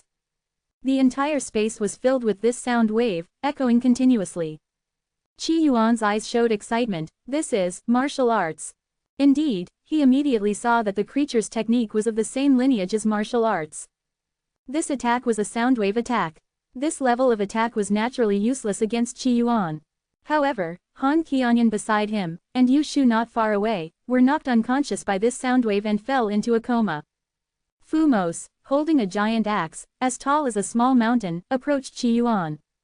The sound of its footsteps echoed continuously in the space. Fumos moved like a cold, unfeeling warrior, showing no emotional color, only wanting to destroy any enemies it saw. At this moment, Qi Yuan looked at the 3-meter-tall terrifying beast, a smile appearing on his face. "You want to duel me?" Fumos didn't respond, continuing to approach Qi Yuan. Qi Yuan raised his hand. "Wait, let's fight in a bit." Fumos ignored him, continuing to close in on Qi Yuan. At this moment, Qi Yuan looked at Han Qianyan on the ground and the unconscious Yu Shu, reluctantly saying, "This is too unfair. Why am I the one fighting to the death while they're just sleeping? Should I defeat your wife, and then they wake up, thinking I defeated the monster? Where's the justice in that? And they'll suspect that I'm the one who killed the monster." Qi Yuan was displeased. Everyone was in danger, yet the weaklings got knocked out by the soundwave attack, leaving him to fight alone. This was too unfair. "Wake up." At that moment, Qi Yuan shouted. It was as if thunder exploded in the space. Han Qianyan's eyes were still closed, his head still foggy, but his body was standing, his hair standing on end. Yu Shu, not far away, was in a similar state. Qi Yuan's voice continued to assault their ears.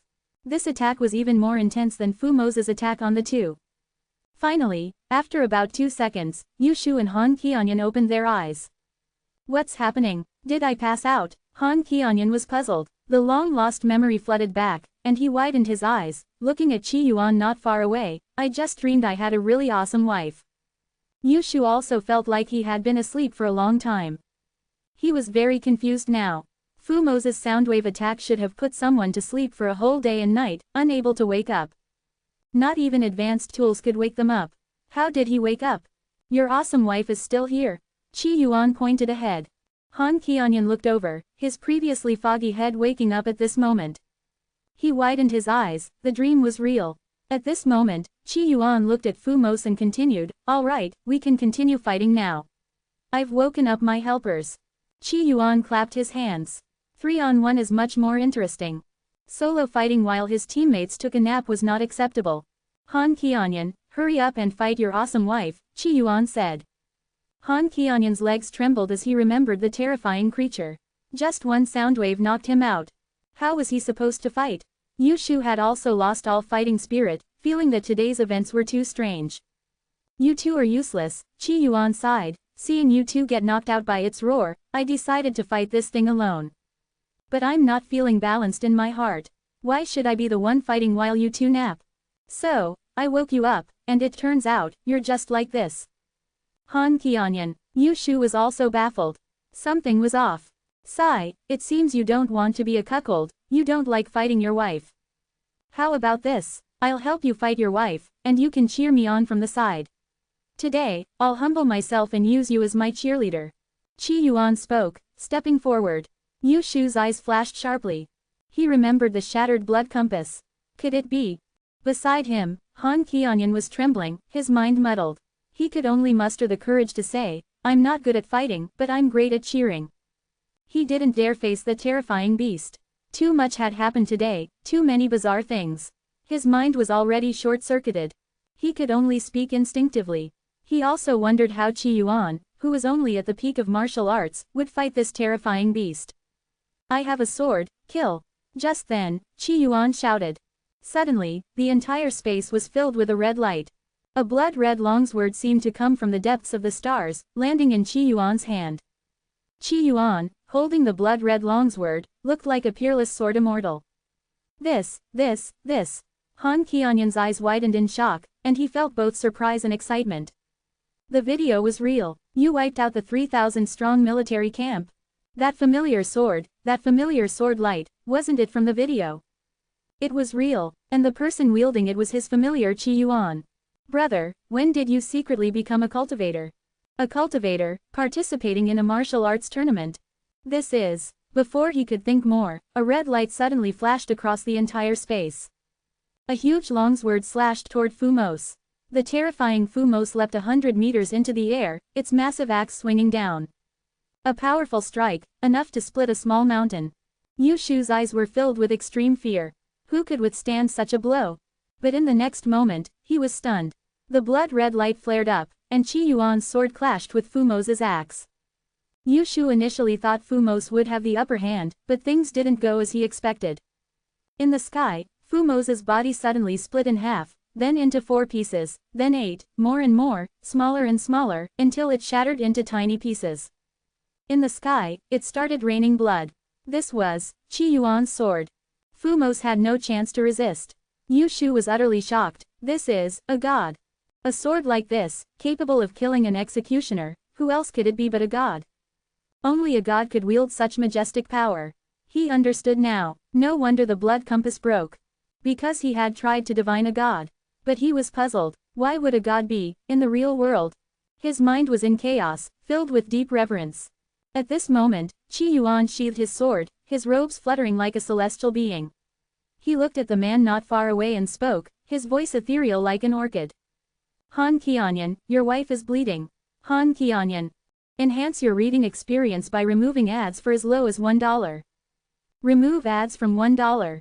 Blood mist floated in the air, dampening Han Qianyan's forehead. He touched his forehead, and his hand came away covered in blood. At this moment, he looked at Qi Yuan more seriously, a bit dazed. My wife. Yes, your wife. Alas, I was too rough, and your wife couldn't handle it. What a pity. You should collect some remnants, as a keepsake, Qi Yuan said casually. Blood mist filled the air, but not a single drop landed on Qi Yuan. The blood-red sword had vanished, and he stood in that space like an otherworldly immortal. However, the words of this immortal seemed somewhat mad, difficult to comprehend. At this moment, the injured Yu Shu struggled to get up.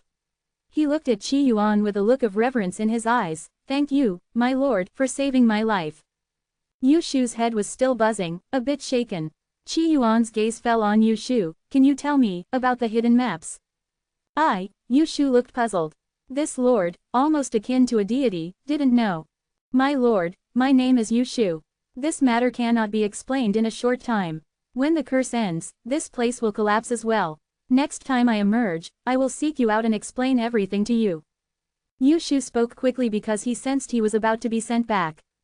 His body began to turn transparent, and then, vanished. The entire space also collapsed at this moment. The environment around Qi Yuan and Han Qianyan reverted back to the alley from before. Han Qianyan held his head, still not fully awake. Especially after waking up, his head was dizzy, as if he had been hit by a massive attack. He felt as if everything was just a dream. He looked at Qi Yuan, his mind chaotic. Just now, did we enter some special space? Was it just my imagination? He doubted whether he was having a mental breakdown, hallucinating. After all, his current state was not good, his head felt heavy, and he was lightheaded. Of course, this condition was actually because Qi Yuan had shouted him awake. Your wife's remnants are still on your head, how could it be a fantasy? Or do you want to be a scumbag and not take responsibility? Qi Yuan said with a slight smile. The weather was gloomy, with raging winds. Inside an ancient fortress were clusters of cramped buildings. The fortress walls were carved with various strange creatures. There were terrifying giant fish with 6 pairs of wings, and dignified creatures with lion faces and human bodies. In the clearing in the middle of the fortress, a sudden spatial fluctuation appeared, and a figure fell from the sky. After about a dozen seconds, 4 people gathered in the clearing. Yu Shu, weren't you supposed to be on leave in the real world, breaking the curse? Why are you back so soon? And what happened to your wounds? Are these injuries from the executioner Fumos? The 2 men and 2 women present all looked at Yu Shu in surprise. Only a tall woman with braided hair looked worried. There were some unexpected changes while breaking the curse. Clearly, Yu Shu didn't want to tell these people everything. Sigh, we are about to be sent out on a mission, and now, you're injured.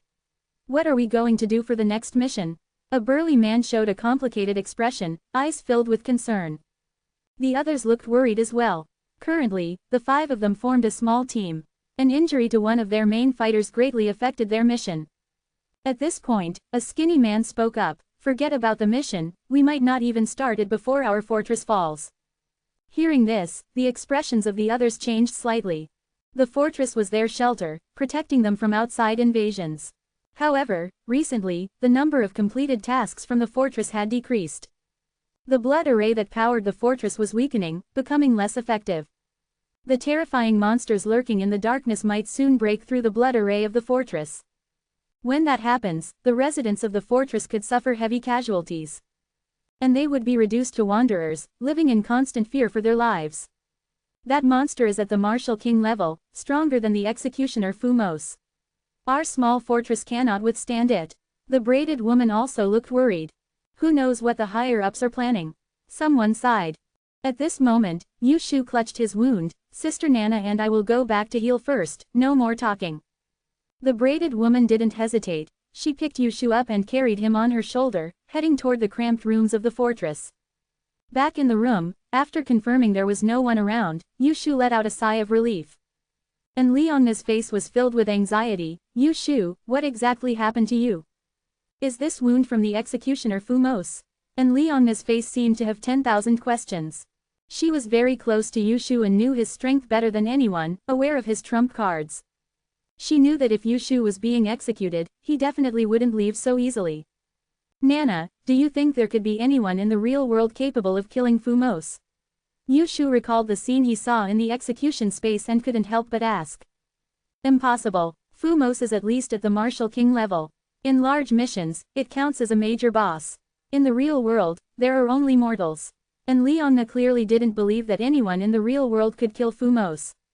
Yushu heard this and was silent for a moment before he said, Fumos was killed with a single sword strike by someone in the real world. He explained to Leonna what had happened when he tried to read Qi Yuan's fortune and the events that followed. After listening, Leonna looked shocked. How is that possible? In the real world, bloodlines have limits. There wouldn't be a blood martial artist. Without blood martial artists, how could anyone contend with Fumos? And, according to you, he didn't have any death aura, so he's clearly not from our world. And Leonna was completely baffled. I heard that there have been some big changes in the real world, which might be related. Yushu thought of something and said slowly.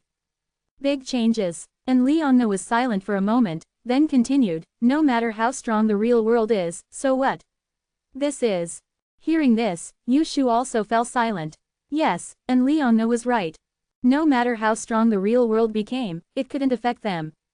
Here, they could only rely on each other and their comrades. In a hotel in Longtai City. In front of Qi Yuan was a large screen. On the screen, Robot01 was smiling. Today, I recorded 3 videos, yesterday's revenue, bought wedding candies, the cat shed 572 hairs. It continued to report its work to Qi Yuan. Qi Yuan nodded, showing approval. What about the information I asked you to check on the Mad Dragon Martial Master, the Blood Compass, and such? Qi Yuan continued to ask. This was what he was most concerned about right now. It was related to the path to becoming the Spirit Martial Master. It also concerned breaking through the limits of martial arts. There's no information on the Mad Dragon Martial Master or the Blood Compass. But through searching, I found information about Blood Luo Island. Blood Luo Island is located deep in the Zhangya Ocean. 1,700 years ago, an earthquake occurred in the Zhangya Ocean, causing Blood Luo Island to sink into the sea and disappear without a trace. An island from 1,700 years ago. Can you still find its exact location now? Qi Yuan asked. If he could find it, he'd go dive and take a casual look. There is too little information, it's impossible to find it. 01 looked troubled, as if unable to solve Qi Yuan's problem was a painful matter. However, 01 continued, Master, regarding Yushu and the image you provided, I searched through a lot of information and checked global surveillance footage backups. I finally found some information. Yushu was from An County in Qinyuan country. He died in a car accident 34 years ago. According to his age, he would be 50 years old now. Dead. Qi Yuan was surprised. Suddenly, he remembered the term, death aura, that Yushu had mentioned. Does that mean, to enter the place where Yushu was, one has to die? Qi Yuan pondered this possibility. Does this mean I have to commit suicide to complete the Spirit Martial Master quest? Thinking about it, Qi Yuan quickly shook his head. He had a mental illness certificate, but he wasn't actually insane. He couldn't bring himself to commit suicide. However, thinking about how yesterday he had entered that hidden space using Han Qianyan's bloodline, didn't it mean that if his own bloodline concentration reached the standard, he could also enter similar hidden spaces? Looks like I still have to be a diver and catch mutated sea monsters in the ocean. Qi Yuan thought to himself. The blood essence from the witch cult was a mix of many things. Consuming it would indeed improve Qi Yuan's martial arts cultivation and talent. But in reality, taking too much of it would be counterproductive. It's time to change clothes and go out traveling. This time, he would stay in Tianyu City for about a week before starting the martial arts tournament. During this week, he planned to visit some martial arts sites, like Wu Yunting, which is engraved with various martial arts traces. Yesterday, when they left, Han Qianyan had promised to accompany him to Wu Yunting as his guide. A free guide is not to be wasted. About an hour later, Qi Yuan appeared outside Wu Yunting. After 3 months of growth, his hair had grown quite long, giving him the appearance of a handsome ancient-style man. Han Qianyan saw Qi Yuan, his face filled with excitement. He waved frantically and ran over. Mr. Qi. Han Qianyan had returned home last night with a headache and went to sleep. When he woke up, he was clear-headed and very excited. Clearly, Qi Yuan was the person who had destroyed the Wuguo military camp with a single sword strike. A legendary, all-powerful cultivator. No wonder yesterday, when Han Qianyan was worried about the revival of the Immortal Tao and the demise of martial arts, Qi Yuan was not the least bit concerned. He was a cultivator, why would he be worried? Martial arts must just be a toy, a way to experience life. How should one deal with a cultivator? Han Qianyan asked himself this morning. Without any hesitation, he knew the answer. Suck up. Maybe if he sucks up well enough, Mr. Qi will reward him with a fantastic wife. That would be a huge win. You're carrying a lot of bags, you're well prepared, Qi Yuan commented casually. To be Mr. Qi's guide, I must be fully prepared, Han Qianyan said enthusiastically. Isn't Wu Yunting closed? I see some people standing guard outside. Qi Yuan scanned around and noticed a warning line around Wu Yunting, with several black-suited bodyguards nearby. Wu Yunting is free and open to the public. It's probably some rich second generation who booked the place. It's no big deal, I'm also a rich second generation. Small issue, Han Qianyan replied casually. Such scenes were very common in Qinyuan country. Ordinary citizens were used to it and had no objections. After all, as a joke goes, the debt of gratitude to the nobles can never be fully repaid, even in a lifetime. Let's be realistic, does having objections do any good? On television, in textbooks, and even in the Constitution, there was no pretense. The 7 martial star families even have immunity from the death penalty. Isn't it a bit inappropriate to use privilege like this? Qi Yuan was a bit hesitant. He had never used his privileges. For instance, when he was in the Kanglin realm, if he wanted to access a sect's library, he could have used his privileges to force those people to open the library. But he didn't use his privileges. Instead, he relied on his strong personal charm and the hospitality of some sect members. Whenever he visited, they would open the library. How about I use my personal charm to persuade them? Qi Yuan thought about using the same approach he had used in the Kanglin realm. Leave this small matter to me. Han Qianyan patted his chest and promised. He was just about to look for the person in charge when a voice suddenly came. Young master, you're here. An elderly man, looking like a butler, approached, his face filled with joy. Uncle Wang, what are you doing here? Han Qianyan looked puzzled. Is my big brother the one who booked Wu Yunting? Great, he can open a back door for me, I have a friend who wants to go too. Surprised that it was his family, Han Qianyan felt this was even easier to handle. At that moment, a group of people approached. Leading them was a middle-aged man and a beautiful woman with exotic features. The middle-aged man saw Han Qianyan, his eyes showing a hint of surprise. He then turned to the woman beside him and said, Princess Wansha, this is my younger brother Han Qianyan. He's a martial artist at the peak of martial arts. You're interested in martial arts, aren't you? My brother can be your guide and explain Wu Yunting to you. Princess Wansha was a princess from Lula's country and had come to Longtai City in Qinyuan country for a visit. Han Qianyan's elder brother, Han Kong, was responsible for accompanying her and ensuring her safety. Now seeing his brother here, Han Kong simply decided to have his brother accompany her. Han Qianyan, hearing this, was a bit speechless. Brother, I'm already accompanying a friend.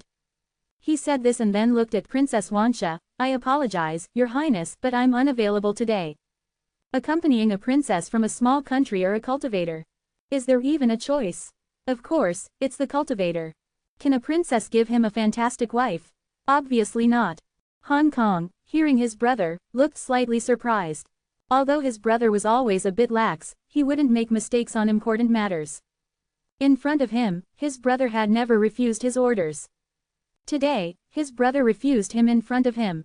Han Kong was already displeased. This friend of yours, is he from the martial arts circle? Hong Kong looked at Qi Yuan. How about this friend comes to Wu Yunting tomorrow? I'll have my brother accompany you then. Han Kang's words carried an unquestionable tone, exuding the dominance of a superior. I'm already here today, why should I come tomorrow? Is Wu Yunting your family's property? Why don't you come tomorrow? Qi Yuan was unwilling. Before Hong Kong could respond, a man with gold-rimmed glasses, looking like a secretary, spoke. Wu Yunting, actually is part of our family's property. Qi Yuan froze at this, caught off guard. He felt a bit unhappy. In this game, he was always limited. He had already decided that when he got rich, he would buy Gongxing outright. Then, in situations like today, he could retaliate confidently. What, Wu Yunting is your family's property? Sorry, but Gongxing is mine. Unfortunately, Gongxing wasn't his yet. He was just a small, weak, and helpless player, getting bullied, heavily ridiculed, and not daring to fight back, standing there like a lackey. At that moment, Princess Wanxia's eyes showed a hint of interest. Are both of these gentlemen martial artists? I've always admired your country's martial arts. How about this young woman joins these two in touring Wu Yunting? What do you all think? Also, since we're all young, it'll be more relaxed to play together. Princess Wanxia's proposal caused a stir. Hong Kong was momentarily taken aback, then, after some thought, he said, that's fine. The others had no objections either. Anyway, Wu Yunting was under their control. With good security measures outside, there would be no problem. Hong Kong looked at Han Qianyan and Qi Yuan, his tone stern with a hint of pressure. Once inside Wu Yunting, make sure to protect Princess Wanxia and don't let anything happen to her. Han Qianyan looked at Qi Yuan, a face full of embarrassment. Mr. Qi, what should we do? Doesn't matter, after all, it's their property. Qi Yuan was also quite helpless, feeling his own weakness and helplessness. Enhance your reading experience by removing ads for as low as $1. Remove ads from $1. Princess Wanxia wore a bright smile on her face, and her beauty truly lived up to her title. Compared to those glamorous celebrities online, her looks were no less impressive. More importantly, she exuded a unique aura. I'm grateful to both of you for taking me on a tour of Wuyun Pavilion, Princess Wanxia said with a radiant smile. Hong Kong reminded them once again, people from the Wu cult are hiding in Longtai City, intending to do harm to Princess Wanxia. The two of you must ensure the princess's safety, even if it costs your lives. Han Kang's words sounded alarming, but in truth, there was nothing to worry about. Wuyun Pavilion had long been under their control. If the Wu cult managed to harm Princess Wanxia in Longtai City, it would indeed be absurd. However, his main purpose in saying this was to remind the two to ensure the princess's safety. You all don't need to follow us. A large group would be too dull, Princess Wanxia said. Then she happily walked toward Qi Yuan and Han Qianyan. Hong Kong watched this scene, a thoughtful look on his face. His younger brother's attitude toward him was different today. Could it be that he heard something? Hong Kong gave a few more instructions, and the minister from the Lulus Kingdom also spoke briefly before they felt assured enough to let the three enter Wuyun Pavilion. The princess had an alarm device on her body. If there was any danger, it would sound. Most importantly, if there was an attack, the princess's light energy shield would activate, capable of withstanding a sniper rifle shot. This time, the three of them entered Wuyun Pavilion without any obstruction. Princess Wanxia seemed very talkative. She looked at Qi Yuan and slowly said, "This gentleman seems to be downcast. Did something happen to upset you?" Qi Yuan nodded earnestly, "I'm too poor." Princess Wanxia was slightly taken aback. She hadn't expected Qi Yuan to be so direct. Her impression of Qi Yuan slightly worsened. She felt that Qi Yuan was trying to get close to her. It was understandable to try to climb the social ladder, but doing so without contributing anything was off-putting. I only have 100 million Qin Yuan coins, Qi Yuan said, his face showing even more worry. Princess Wanxia was completely stunned at that moment. The thoughts that had surfaced in her mind just now seemed ridiculous. 100 million Qin Yuan coins is already a lot. Wanxia knew the exchange rate between the two countries. 100 million Qin Yuan coins was a huge amount, a figure an ordinary person couldn't hope to earn in a lifetime. Not at all. I can't even buy the things I want, Qi Yuan said, looking disappointed. Mr. Qi, what do you want to buy that requires 100 million? Are you planning to buy a fighter jet? Han Qianyan asked curiously. I want to buy the whole planet of Gongxing, Qi Yuan said seriously. I was just humiliated, almost unable to enter Wuyun Pavilion. I need to buy gongshing and restore my dignity, or else, it's too humiliating. Quote. Han Qianyan, Princess Wansha. Are you joking, sir? Buying gongshing, he sure had some nerve. Now she completely understood that she had misunderstood Qi Yuan. He wasn't asking for money or seeking her help, he was just too humorous. I really don't have much money. A while ago, I kept seeing videos of some 20-year-old girls from Incheon and Jingkan who became the newest billionaires with 8 quadrillion in assets. Compared to them, I am incredibly poor. How much beef would I need to cut back on to save up such an amount? Qi Yuan genuinely felt the disparity between people. He wondered whether he should follow those accounts and perhaps engage in a little fraud someday. Someone with 8 quadrillion, if he could deceive even half of that amount a few times, wouldn't that be enough to buy gongshing? However, there was still a problem with that idea. You're a princess, right? You must have great connections. Can you help me find out something? Qi Yuan looked at Princess Wansha with an expectant face. Princess Wansha felt like she was on a roller coaster, her judgment kept changing. She responded warmly, what would you like to know, sir? I want to know where I can buy gongshing and roughly how much it would cost, Qi Yuan asked his question. He thought it was time to start saving. When eating beef noodles, he shouldn't add extra beef anymore. He had to save up for the purchase of gongshing. I don't know, Princess Wansha replied with an awkward smile. If it was a one-off joke, it would still be considered humorous. But saying this repeatedly, seemed like he was unhinged. Hearing this answer, Qi Yuan was quite disappointed. Han Qianyan, on the other hand, was sweating profusely. He had interacted with Qi Yuan and knew his strength and personality. Was Qi Yuan being serious? He dared not continue this topic, so he changed the subject. Princess Wansha, it seems the Wu cult and the Lulus kingdom are not hostile toward each other. Why would the Wu cult target you? Han Qianyan enjoyed gossip, especially when it involved the aristocracy and royalty. It looked like a great scandal, full of gossip. Princess Wansha's eyes flashed with a hint of anger when she heard this. The Wu cult claims that I am the reincarnation of the daughter of the Wu god and that I need to return to the heavens to stay by the Wu god's side day and night. When Princess Wansha was born, the king of Lulus kingdom even invited a priest from the Wu kingdom to give blessings. This was very common in royal families. However, there was an issue with this blessing. The priest from the Wu cult claimed that Princess Wansha was the reincarnation of Wu god's most beloved youngest daughter. This youngest daughter, naturally mischievous, secretly ran from the heavens to the human world and needed to return to the heavens to accompany the Wu god. As for how to return to the heavens, that was simple, death. Therefore, the Wu cult had been plotting to kill Princess Wansha. The king of Lulus kingdom was, of course, furious about this. Letting a dignified princess die wasn't acceptable emotionally, and it would also bring disgrace to the royal family. However, since there were many trades between Wu Kingdom and Lulus Kingdom, this matter had not been escalated publicly. The Wu cult people are shameless. I even said their Wu god is my wife. Will they put Wu god in my bed then?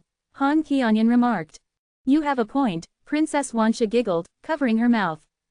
Qi Yuan looked at Han Qianyan coldly and said, you scumbag, your wife's blood hasn't even cooled yet, and you're already thinking about a new wife. Although Qi Yuan was also a bit of a scumbag, he wouldn't stoop to Han Qianyan's level, where he declared anyone, regardless of their gender, as his wife. As the saying goes, don't disappoint a good girl, don't waste a bad one. Qi Yuan could only follow the first half of that saying. Stop, Han Qianyan thought of that very impressive wife and felt his legs go weak. Princess Wansha widened her eyes, as if she had just discovered something incredible. However, being smart, she didn't press further and instead changed the subject again. The Wu cult might just be making empty threats. All these years, haven't I been living well? With my father's guards protecting me, the Wu cult can't do anything. The Lulus kingdom, where Princess Wansha hailed from, was a small country but rich in resources, making it incredibly wealthy. Princess Wansha was also heavily guarded. She had a large number of loyal genetic warriors willing to die for her. Currently, outside Wuyun Pavilion, there was such a team of warriors. The Wu cult does have a big mouth, their bragging knows no bounds. Recently, one of our Qin Yuan martial artists captured one of their priests. Han Qianyan said proudly. This is one of the few notable achievements of martial artists in the current society. Princess Wansha smiled happily. Actually, I've admired Qin Yuan's martial arts since I was a child. Unfortunately, my father wouldn't let me practice, saying he was afraid I'd turn into a muscle woman. She spoke freely, with a hint of regret. Han Qianyan looked at Princess Wansha and agreed, I think your father is right. If you practiced martial arts, this world might lose another stunning beauty. Moreover, you should have taken genetic agents, right? Your combat strength might even be stronger than mine. There's no need to force yourself onto the path of martial arts. Genetic agents are great, but I don't have much combat power. Otherwise, when we came in, they wouldn't have needed you to protect me, Princess Wansha said, her smile as warm as the winter sun. Don't worry, with us here, even if all of Wu Cult's shadow group shows up, they won't be able to touch you. Han Qianyan said as he glanced at Qi Yuan beside him. He had personally witnessed Qi Yuan's strength. The kind of man who could destroy a military camp single-handedly was like a deity on earth. The strongest group in the Wu cult was the Shadow Group, composed entirely of fanatics who often launched suicide attacks. But in the end, they were just mortals. Even if they took genetic agents, how could they compare to a deity like Qi Yuan? One would die if one came, two would die if two came. Princess Wansha noticed this detail and was slightly taken aback. Although she admired martial artists, she knew their strength had its limits. Why did Han Qianyan seem so confident in Qi Yuan? How exactly will you two protect me? Princess Wansha asked with a smile, her eyes fixed on Qi Yuan. As long as it wasn't gossip, she was always willing to explore and learn some people's little secrets. Qi Yuan looked at Princess Wansha, seriously contemplating her question. That depends on what tactics the Wu cult uses. The Wu cult's shadow group consists of thousands of members skilled in various firearms and bladed weapons, adept at assassination and hacking techniques. If necessary, they can also provide aerial support. Generally, when encountering them, most martial artists have no chance of winning. Princess Wansha answered truthfully. Han Qianyan nodded. To be honest, if I ever really faced the Shadow Group, I'd have no chance of survival. The Shadow Group's combat units had all taken genetic agents, and not just any, specialized ones. These specialized genetic agents could significantly enhance the user's strength but would disrupt the body's balance. These combat unit members wouldn't live beyond 10 years. Such genetic agents were officially banned in all countries. But the Wu Kingdom didn't pretend otherwise. And there were countless fanatics devoted to the Wu god. So, the Shadow Group's combat units were never short of people. Indeed, it's troublesome. On Blue Star, they could compete with the Dragon Group. Except for the crooked-mouthed Dragon King or the War God, no one else could match them. It seems, Princess Wansha, you are quite dangerous, Qi Yuan muttered to himself. Han Qianyan looked puzzled. What Blue Star? What Dragon Group? I'll let you in on a secret, I'm actually an alien, and you're all foreigners. You're the foreigner. Princess Wansha naturally didn't believe Qi Yuan's words, taking them as a joke. I'm in danger. How will you protect me? Simple, just make sure they can't find you, and all will be well. Huh, Princess Wansha was confused, not understanding what Qi Yuan meant. If the Shadow Group can't find you, they can't kill you. So, the best way to protect Princess Wansha is to turn you into a paramecium. Qi Yuan said calmly. Princess Wansha was stunned. Han Qianyan was also dumbfounded. They were a bit lost. Change. Qi Yuan pointed his hand, and Princess Wansha disappeared instantly. Han Qianyan's eyes widened. Where's Princess Wansha? She's right in front of you. I turned her into a paramecium. From now on, you should call her Princess Paramecium. Qi Yuan waved his hand and waved it in front of Han Qianyan. Can't you see? Princess Wansha is right here. Han Qianyan blinked, but he saw nothing. Come on, brother, are you nearsighted? Such a big paramecium, and you can't see it. Qi Yuan was quite exasperated. To protect this paramecium, he even put a protective cover around it. I can't see it. Han Qianyan shook his head. Looks like you need a microscope to see. Qi Yuan waved his hand. The paramecium landed in a crack between bricks. Okay, I've placed Princess Wansha somewhere safe. When we finish our tour, we'll bring her back. Now, the Shadow Group can't find her, so she's safe, Qi Yuan yawned. Han Qianyan was still a bit dazed. Protecting the princess, like this. Turning her into a paramecium. Who in their right mind protects a princess this way? He found that staying with Qi Yuan for too long made his head spin, unable to keep up. Suddenly, he thought of something and blurted out, Mr. Qi, now that the princess is a paramecium, what if we can't find her later? That's easy. Borrow a microscope to find her, Qi Yuan replied without hesitation. But, what if I accidentally step on her and kill her while searching? Han Qianyan worried. The princess was now a paramecium, such a weak creature, even a drop of saliva could drown her. Then I'm sorry, my friend. You're a murderer, a regicide. Qi Yuan shrugged and walked deeper into Wuyun Pavilion. Han Qianyan hesitated but eventually followed him. Right now, his heart was full of uncertainty. He could only pray to the gods for the princess's good luck. The two ignored Princess Wansha. After all, wasn't protecting the princess the goal? Turning her into a paramecium, doesn't that count as protection? At this moment, the two arrived at Wuyun Pavilion. Ahead stood a 13-story wooden building. Han Qianyan, by now, had somewhat recovered, his mind no longer muddled. Wuyun Pavilion was built 1300 years ago. The building we see now is a reconstruction. The entire building, except for one place, has been passed down from 1300 years ago and is the most precious part of Wuyun Pavilion. That is the Wuyun carving. The Wuyun carving is made from specially treated Layan wood, which has been submerged under rivers and mountains for 100 years and does not decay for 1,000 years. The Wuyun carving contains the traces left by over 1,000 martial artists over a millennium, for future generations to observe and learn from. Mentioning the Wuyun carving, Han Qianyan's eyes were filled with admiration. Why is it called Wuyun Pavilion and not Wuyun Tower? Qi Yuan's focus once again surprised Han Qianyan. Maybe, the builder liked pavilions, Han Qianyan answered offhandedly. The two took the elevator and soon reached the top floor of Wuyun Pavilion. At the top floor was a Wuyun carving. The Wuyun carving was about 10 square meters in size. The entire carving was a wooden yellow color, with purple hues, exuding a subtle aura of nobility. Such wood seemed perfect for making coffins. The Wuyun carving had various marks. Finger imprints, sword cuts, and even large footprints. The martial arts strength of those predecessors was truly terrifying, to leave marks on the Wuyun carving with just their fingers. Although I have reached the pinnacle of martial arts, I can't leave such marks with just my fingers. These predecessors, in terms of their own strength, could probably rival warriors who have taken advanced genetic agents. Without breaking through the limits of martial arts, they already possessed such strength. Breaking through, what would that be like?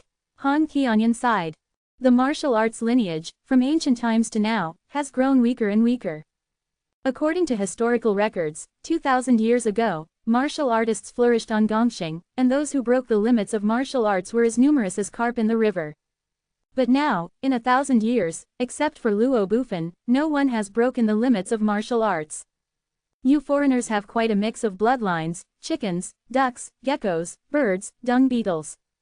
Qi Yuan casually commented as he looked at the marks left on the carving.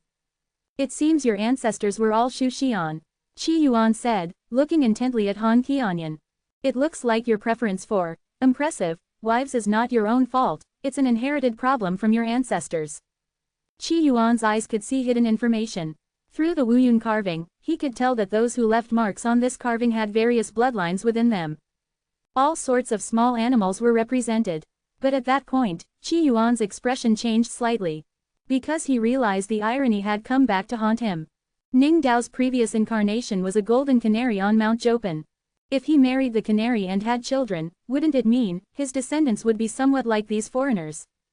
Han Qianyan was still baffled, his mind spinning in circles.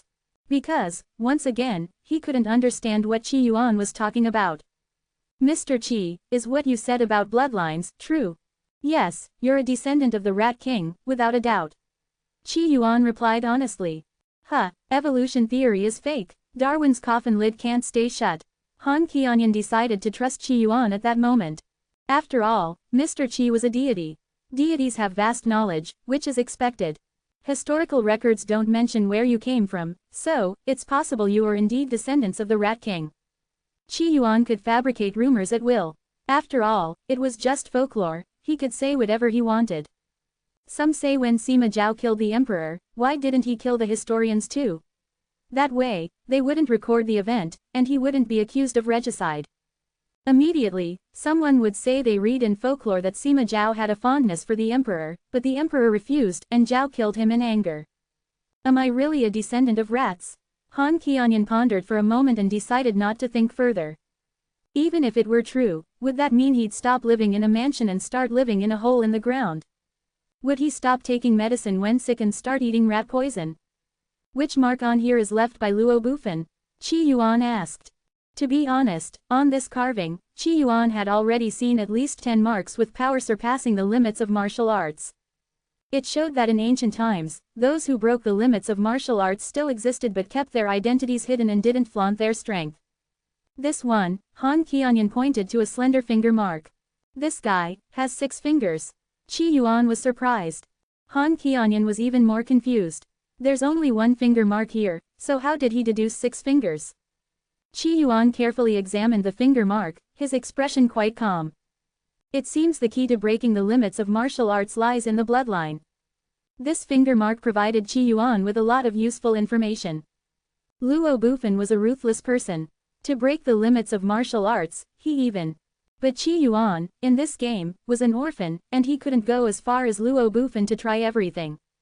So, his breakthrough would hinge on the mutated sea creatures.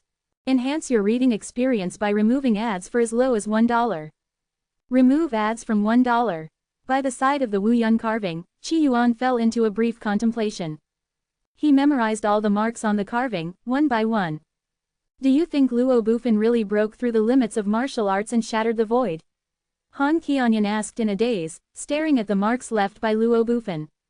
Luo Bufan was the most recently recorded person in history to have broken through the limits of martial arts. As a child, Han Qianyan admired Luo Bufan the most and regarded him as an idol. It could be said that many martial artists in the martial arts community held great admiration for Luo Bufan. Maybe he shattered the void, or maybe, he just died, Qi Yuan replied casually. He remembered when he met Yu Shu in that punitive space. Yu Shu was already a dead man. So, this world has an underworld. Did Yu Shu come from the underworld? Qi Yuan considered many possibilities. As for breaking through the limits of martial arts, Qi Yuan already had an idea. It seems that I should also start preparing to break through the limits of martial arts, Qi Yuan said seriously. Quote ? Wait, Mr. Qi, you want to break through the limits of martial arts? Han Qianyan was a bit confused. He had seen Qi Yuan in action.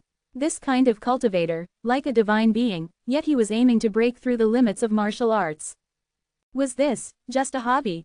Suddenly, he thought of Zhang Yang the Southern Lion. Compared to Qi Yuan, Zhang Yang's hobby wasn't even a hobby. Do you mean that after looking at the Wu Yun carving, you've realized something? Did you learn something from the mark left by Luo Bufan? Are you planning to imitate Luo Bufan to break through the limits of martial arts? Qi Yuan shook his head. I won't imitate Luo Bufan. Firstly, I have no relatives. Secondly, his path isn't suitable for me. The little treasures in the sea are more suitable for me. Han Qianyan felt a surge of emotions. Cultivators were indeed cultivators, having already discovered how to break through the limits of martial arts. By the way, your family is quite wealthy. Could you lend me a yacht? I'm planning to go to sea to find an opportunity to break through the limits of martial arts. Qi Yuan asked to borrow something. He was thick-skinned and had no qualms about borrowing things when needed. Ahem, I don't have a yacht, Han Qianyan replied awkwardly. Although he was a second-generation rich kid, he wasn't living as luxuriously as some of the others. His father died early, and the power was already in his older brother's hands. Compared to ordinary people, his life was heavenly, but compared to other rich kids, it was rather tight. But Princess Wansha definitely has one. Han Qianyan quickly said, you can ask her to borrow it. Does the Paramecium princess have one? Qi Yuan's eyes lit up, and he mused, I've protected her so well. She probably won't refuse if I ask to borrow a yacht, right? Qi Yuan thought that this was a sure thing. After all, he protected Princess Wansha with such care, even going so far as to nearly halt her cell division. This extended her lifespan by at least 10 minutes. Han Qianyan, standing nearby, was speechless. Was this called good protection? Of course, he didn't dare to argue with Qi Yuan. Let's go find the princess and borrow a yacht, Qi Yuan said with a wave of his hand, heading back to where they had come from. At this moment, Han Qianyan was quite nervous. He was afraid that the princess, now turned into a paramecium, might die. If he remembered correctly, the lifespan of a paramecium wasn't very long. A day later, the luxurious yacht was moving slowly. Qi Yuan stood on the yacht, his expression calm. Princess Wansha stood behind him, a look of reverence in her eyes. The 10 minutes from the previous day were undoubtedly the most magical experience of her life. Faced with this extraordinary man in front of her, she didn't have a trace of her usual princessly pride, instead, she was like a servant. Head southwest, Qi Yuan said at this moment. Princess Wansha immediately ordered the intelligent robot to steer the yacht in the direction Qi Yuan mentioned. The yacht immediately sped towards the southwest. Qi Yuan stood on the yacht, his eyes fixed on the sea surface. He was searching for the mutated sea creature he needed. However, he had found almost nothing over the past half-day. Mutated sea creatures were not easy to find. Moreover, finding a mutated sea creature with the same bloodline as Qi Yuan was even more difficult. At this moment, Qi Yuan had transformed into a radar, constantly scanning. Princess Wansha was full of curiosity. She had many questions in her heart but remained obediently silent. Suddenly, Qi Yuan spoke. "Stop." Princess Wansha, like a driver, instructed the intelligent robot to stop the yacht. She looked at Qi Yuan curiously. At this moment, a long sword appeared in Qi Yuan's hand. "Go." With Qi Yuan's command, the blood-red sword shot into the sea. Princess Wansha saw this and widened her eyes. She finally saw Qi Yuan make a move again, and this blood-red sword, wasn't it the one from before? She looked at Qi Yuan with a different expression, as if he were a god. After the sword was unleashed, Qi Yuan sat down on the yacht. "It's over 10,000 meters deep. Looks like we'll have to wait a bit." He sensed the mutated sea creature at a depth of more than 10,000 meters. Such depths were extremely terrifying. On Blue Star, the immense pressure would be enough to crush any human submarine. Even though the technology on Gongxing was a notch higher than Blue Star, descending more than 10,000 meters was still extremely challenging. To put it in perspective, even if Princess Wansha's country, Luli State, pooled all its resources, it couldn't build a submarine capable of diving more than 10,000 meters. At this moment, Qi Yuan's target was more than 10,000 meters below the sea. At the bottom of the ocean, more than 10,000 meters deep, on a broken piece of wood, fresh blood still strangely clung. On many peculiar stones, various bloodstains remained, seemingly unaffected by the passage of time. The bloated corpse of a mutated sea creature lay silently on the seabed, wrapped in a transparent crystal, as if sealed inside.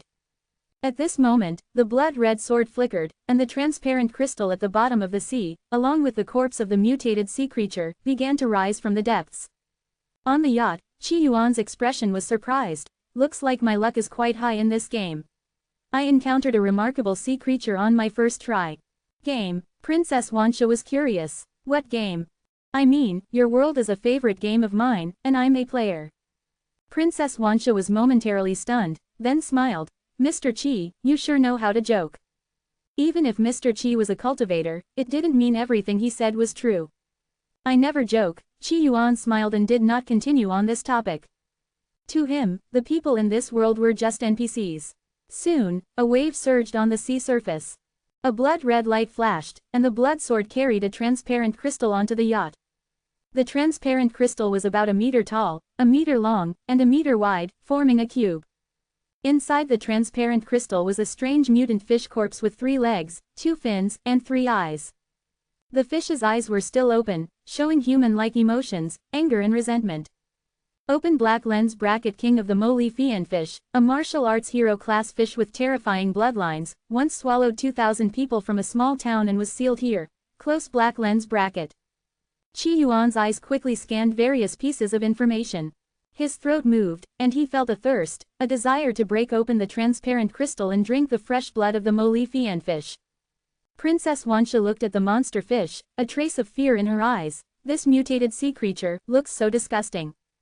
As the saying goes, even if you haven't eaten pork, you've seen pigs run, right? Nowadays, that saying is outdated. Princess Wansha had never seen a mutated sea creature but had eaten them. On Blue Star, many city folks have eaten pork but never seen a pig run. This is a great harvest, and, Qi Yuan's eyes were smiling, it's the perfect bait. Qi Yuan said as he took out a fishing line and tied it around the transparent crystal. Qi Yuan was very greedy. This mutated sea creature might be enough for him to break through to the limits of martial arts. But since he was already out at sea, why not get a little more? After all, the path of martial arts requires a continuous supply of blood. With this, he used a fishing line to tie up the transparent crystal, then made a tiny hole with the blood sword. The fishing line went through the transparent crystal, piercing the body of the mutated sea creature. This mutated sea creature hadn't woken up at this point, it seemed to still be asleep. All set, time to fish. Qi Yuan happily tossed the mutated sea creature into the sea. With your ancestors as bait, you all should bite, right? The blood martial arts path is all about devouring. With an unconscious ancestor as bait, wouldn't the other mutated sea creatures come flocking? After setting the bait, Qi Yuan sat back down and continued his cultivation. All he had to do now was wait for the eager to progress mutated sea creatures to deliver themselves to him. A world of illusions, a boring pastime game. It's more satisfying to have some killing, Qi Yuan sighed. How to play matters in day-to-day life. But after meeting Yu Shu, he had a premonition that soon, he would be able to unlock new maps and start some serious combat. About an hour later, a smile appeared in Qi Yuan's eyes. Finally, they're coming. It seemed like he could see through the surface of the ocean as his hand suddenly pointed downward. From within the sea, a mutated creature, resembling a fish, suddenly leapt out and landed on the yacht. A smile of satisfaction appeared on Qi Yuan's face. Since you're so eager to improve yourself, I promise that after you die, I'll scatter your ashes in the ocean, letting you return to your roots. Qi Yuan was becoming more and more convinced that he was a good person. He was generous to those who were eager to progress. As he spoke, he casually grabbed the mutated sea creature. The fish-like creature, desperate for progress, exploded instantly. One drop of blood was extracted from the creature's body, while the rest of it turned to mush. With a flick of his hand, Qi Yuan summoned a flame. The remaining mush was reduced to dust under the fire. I always keep my promises and never deceive sea creatures. With those words, Qi Yuan scattered the dust into the sea. Meanwhile, he swallowed the drop of blood. My martial arts talent has increased slightly, but the bottleneck, it's still a bit far off. Qi Yuan longed for a status panel, it would make things so much easier. He felt that if he had a status panel, allowing him to monitor his progress in real time, his cultivation speed would definitely skyrocket. As time passed, more and more mutated sea creatures gathered near Qi Yuan. On the first day, he caught 18 of them. On the second day, the number of sea creatures increased significantly, reaching a total of 130. This made Qi Yuan sigh, there are indeed many creatures in this world eager to progress. As the days went by, Qi Yuan captured an increasing number of mutated sea creatures. Moreover, the speed at which they appeared was accelerating. Meanwhile, on the surface of the ocean, a large yacht appeared. The yacht was owned by a pair of siblings, accompanied by about a dozen other wealthy second-generation individuals. At that moment, a man in black leaned against the railing, staring at the sea, seemingly lost in thought. As the owner of the yacht, Lu Yu, walked over gracefully, she looked at the man in black with curiosity. This man in black was someone they had found at sea. According to him, he had been swimming and ran into some trouble, leading to his rescue by the sibling pair, after which he regained consciousness on their yacht. Chen Fan, you seem to be deep in thought. What's on your mind? Lu Yu asked curiously, eyeing Chen Fan's handsome face. This man, although young, had an air of world weariness about him. Lu Yu, who had a thing for mature men, was quite taken by this. I have something on my mind. Miss Lu, could you steer the yacht in the direction I suggest? I will reward you generously afterward, Chen Fan said, his eyes seeming to penetrate the depths of the ocean, where he saw a mutated sea creature. Over the past few days, he had spotted more than one mutated sea creature heading toward the same location. He had a bad feeling about this. Lu Yu hesitated. They had planned this outing meticulously. However, looking at Chen Fan's handsome face, Lu Yu smiled, not a problem. Thank you, Chen Fan said, cupping his fists in gratitude, looking rather righteous. About 3 hours later, Qi Yuan sat on his yacht, a satisfied look on his face. Today, he had caught another 200 mutated sea creatures. The amount of blood he had gathered was growing larger and larger. At this moment, he couldn't help but sigh, these sea creatures are so diligent and eager to progress. How could I possibly justify slacking off? Just then, Princess Wansha approached. Mr. Qi, a yacht not far away has sent a signal. They want to board our ship, saying it's a matter of great urgency. Oh, Qi Yuan looked up and immediately noticed the yacht in the distance. His gaze quickly locked onto the man in black on the yacht. In an instant, he detected a hint of death energy. A person similar to Yu Shu. Qi Yuan's interest was piqued. If it had been someone else, he might have outright refused. But he was very curious about people like Yu Shu. Let's meet. All right. About 10 minutes later, Lu Yu and her brother accompanied the man in black, Chen Fan, onto Princess Wanxia's yacht. Lu Yu had a gun holstered at her waist, just in case of any unexpected situations. Upon seeing that there was only one man and one woman on the yacht, Lu Yu's wariness eased. This couple looked like just another pair of wealthy second-generation people out on a honeymoon. At this moment, the man in black, Chen Fan, spoke up. He looked at Qi Yuan, then at the sea, his eyes narrowing. Are you fishing? Qi Yuan smiled. If I answer your question, will you answer one of mine? That would only be fair. Qi Yuan's response left Chen Fan momentarily stunned. He had encountered all sorts of people, but this was the first time he had met someone who spoke to him like this. All right, he agreed after a brief pause. Yes, I'm fishing. Now it's my turn. How does one enter your world? Qi Yuan asked casually, stretching his waist. Chen Fan's expression changed slightly. Lu Yu, her brother, and Princess Wanxia were all confused, not understanding what Qi Yuan was talking about. At this moment, Chen Fan looked at Qi Yuan more closely. You wouldn't want to enter it. You have to die first, to get in. Enhance your reading experience by removing ads for as low as $1. Remove ads from $1. The Lu siblings looked bewildered. Princess Wanxia, on the other hand, was filled with curiosity. Chen Fan's words left them confused. Chen Fan's world, does one have to die to enter it? What does that mean? The underworld. Qi Yuan, however, seemed thoughtful. You can only enter after dying, is there any other way? Since he hadn't finished his game yet, Qi Yuan wasn't ready to die. Now it's my turn to ask. Is what you're using to fish for sea creatures a strange crystal containing a sea creature inside? Chen Fan asked seriously. Yes, Qi Yuan nodded. It's your turn to tell me another way. Chen Fan continued, let me see it first, and then I will answer the rest of your questions. Seeing this, Qi Yuan didn't hesitate. Who cares about scheming and trying to outsmart each other? That wasn't his style. If the other party tried to deceive him, he could always kill him with a single strike. With a flick of his wrist, the water splashed, and a cubic meter of transparent crystal flew out of the ocean. Inside the transparent crystal, there was indeed a mutated sea creature. Upon seeing this, the Lu siblings widened their eyes. What immense strength! That must weigh hundreds of pounds, right? Lifting something that weighs over 100 pounds with just a flick, he must have taken high-grade genetic agents. Chen Fan, standing nearby, was also surprised. He hadn't expected to find a hidden dragon in the wilderness. The transparent crystal, along with the mutated sea creature inside, weighed far more than 100 pounds, more like 1,000, nearly 10,000 pounds. An ordinary blood martial artist couldn't possess such immense strength. His gaze landed on the mutated sea creature, his expression becoming more complicated. After a few moments, he sighed in relief, its aura is gone. He had come here after detecting the presence of the Moli Xiu King. When he saw the sea creature swimming toward this direction, he feared the Moli Xiu King had broken free from its seal. Although the powerful Sky Eye weapon existed now, if the Moli Xiu King ran rampant, it would still cause significant casualties. So, if he had found the Moli Xiu King still alive, he would have persuaded the man before him to reseal it.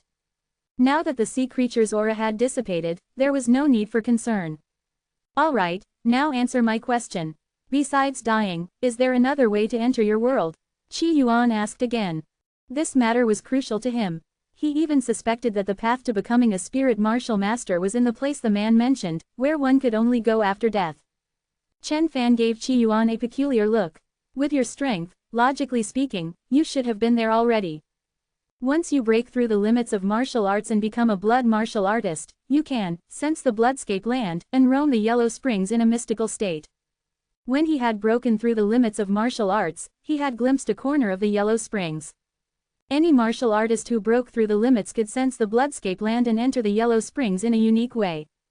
However, there's only one chance to do that, Chen Fan recalled. The longer you stay there, the more benefits you gain, but the greater the downsides. It can contaminate your bloodline, leading to a shortened lifespan. Chen Fan revealed much useful information. Qi Yuan listened attentively, a curious expression in his eyes. Why? Chen Fan hesitated for a moment, then finally chose to explain. The path of martial arts is about bloodline, the stronger the power. And there, the bloodscape land has a vast number of compatible bloodlines that can quickly enhance martial arts cultivation. But, because the bloodlines are different, devouring too much can cause conflict and madness. Qi Yuan speculated. Yes, Chen Fan nodded, his gaze on Qi Yuan carrying a hint of appreciation. Clearly, Qi Yuan had never been there, yet he could deduce such things. It showed his deep understanding of the martial arts path. So, if you want to go further on the martial arts path, you must enter that place. But alas, that place is just a prison. If you haven't been there, I advise you not to go. Having said his piece, Chen Fan didn't waste any more time. He left with the Lu siblings. Qi Yuan watched Chen Fan's back, waving as he called out, "Thanks, NPC passerby, for all the explanations. Although you don't have a name, if I ever make a movie and become a director, I'll make you the protagonist." Chen Fan ignored Qi Yuan's words. In an instant, the only ones left on the yacht were Qi Yuan, Princess Wansha, and a pile of mutated sea creatures. Qi Yuan looked at these sea creatures and whispered, "If you guys were content to lie flat and didn't want to improve, honestly, it would be a bit harder for me to find you." As he spoke, he showed no mercy and waved his hand. The hundreds of sea creatures turned into a slurry all at once. This time, Qi Yuan didn't promise to let them return to the sea. Each sea creature produced a drop of blood. The Moli Xiu King, however, produced 3 drops of bean-sized blood. Qi Yuan collected each of these blood drops. "Grasshopper Princess, let's go back." Having gathered the blood, Qi Yuan didn't want to consume it and break through to the limits of martial arts while still at sea. According to Chen Fan, when breaking through the limits of martial arts, every martial artist would have a chance to sense the bloodscape land and roam into that realm in a special state. If he broke through now and his soul traveled over, what would happen if the yacht flipped over? Better to return to the hotel. There, he could set up an array before making his breakthrough, it would be much safer that way. Half a day later, inside the hotel, Qi Yuan's surroundings were filled with formations. These formations were enough to ensure his safety. Even in the event of an earthquake or flood, they would not be able to dislodge him. At this moment, he flicked his finger. Immediately, hundreds of drops of blood floated around Qi Yuan. A bright light flashed in his eyes. He took a deep breath, and in an instant, these crystal-clear drops of blood all entered his abdomen. Qi Yuan's eyes turned blood red. His forehead became oily and shiny. Qi Yuan closed his eyes, seemingly hearing the sounds of rolling waves, or perhaps the sounds of sandstorms. The blood in his body boiled and surged until an incredibly crimson, bewitching drop of blood formed. "Disperse." With a light whisper from Qi Yuan, the drop of blood suddenly scattered, spreading throughout his internal organs, meridians, and limbs. His body suddenly became stronger at that moment. So, this is what it feels like to break through the limits of martial arts. It's a completely different feeling from just the peak of martial arts, Qi Yuan mused. He spoke nonsense. Now, without using any magical techniques, his martial arts strength alone could rival someone at the 4th level of Qi refinement. So, breaking through the limits of martial arts and becoming a blood martial artist is only the beginning of the extraordinary path of martial arts. Qi Yuan was filled with anticipation. He closed his eyes. Before him was a sea of blood, a silent sea without any sound, or rather, the sound had not yet reached him. Qi Yuan tried to sense the bloodscape land, as Chen Fan had described. A place formed of blood. Looking at the bloodscape land ahead, Qi Yuan was lost in thought.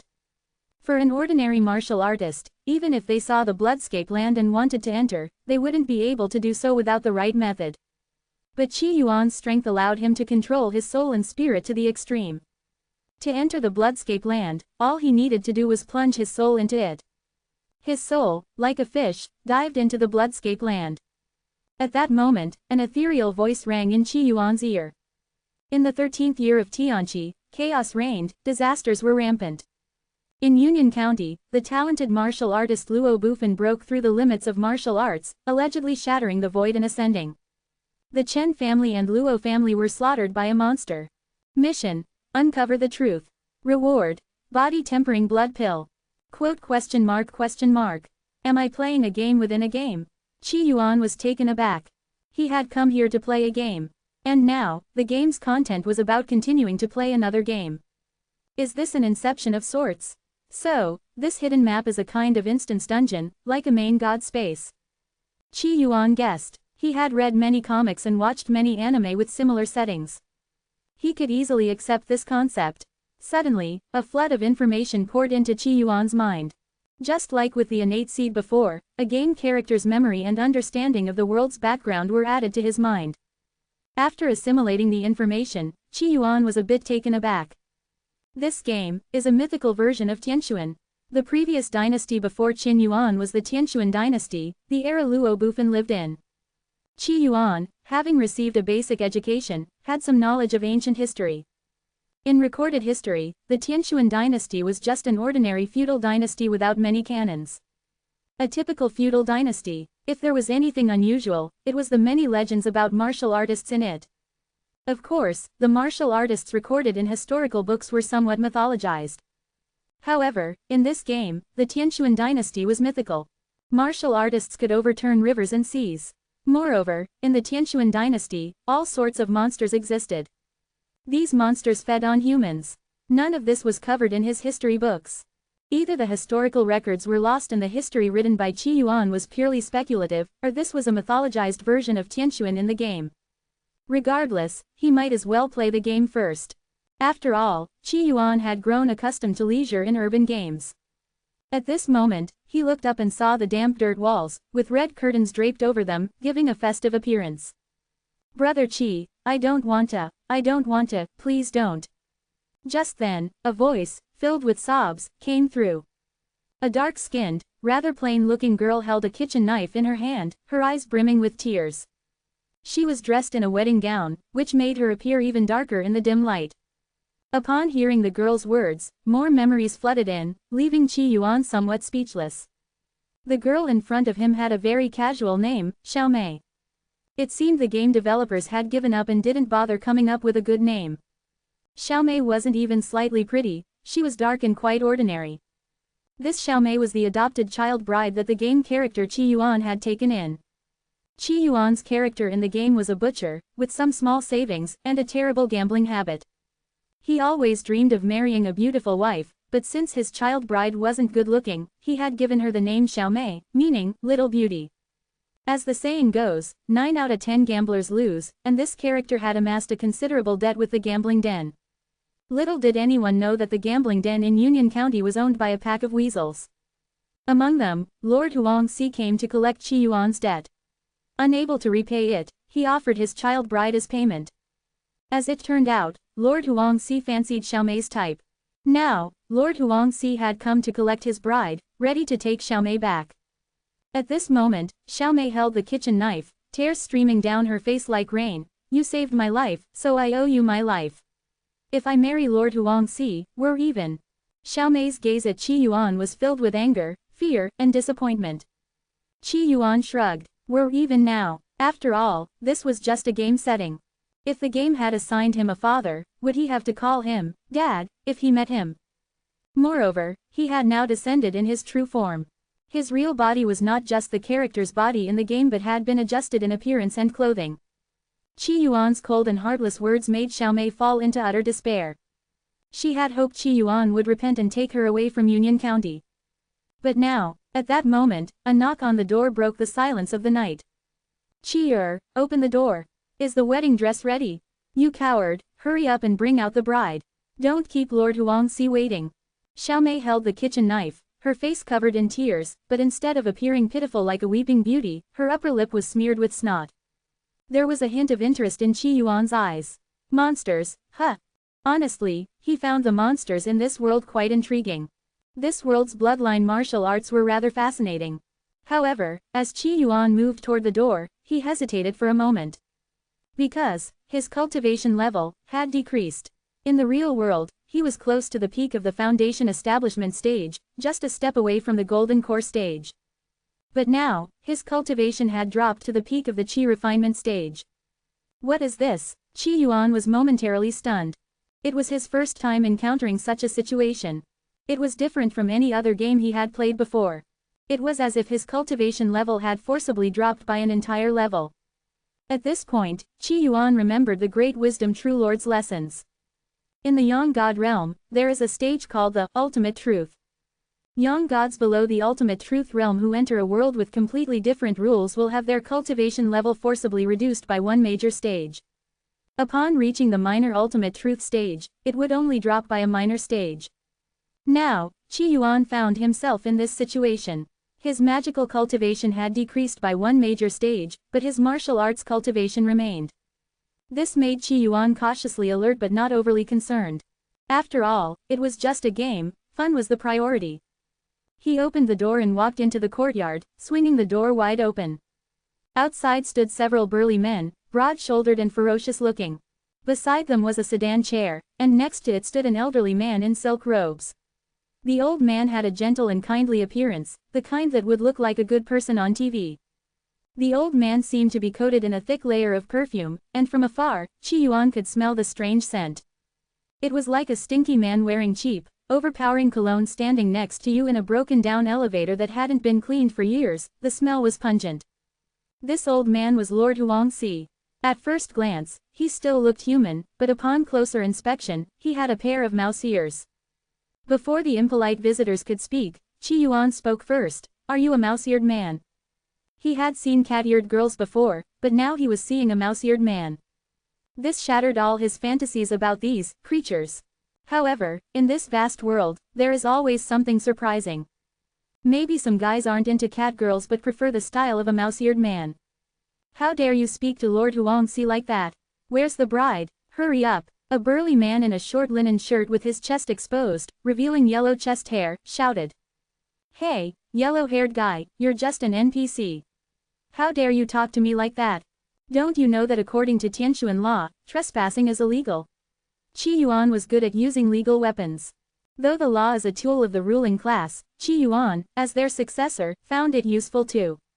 Moreover, as the father of 2 daughters, he despised yellow hair throughout his life. Though this yellow hair wasn't on their head, who said yellow chest hair didn't count? The yellow-haired man was furious and was about to attack Qi Yuan.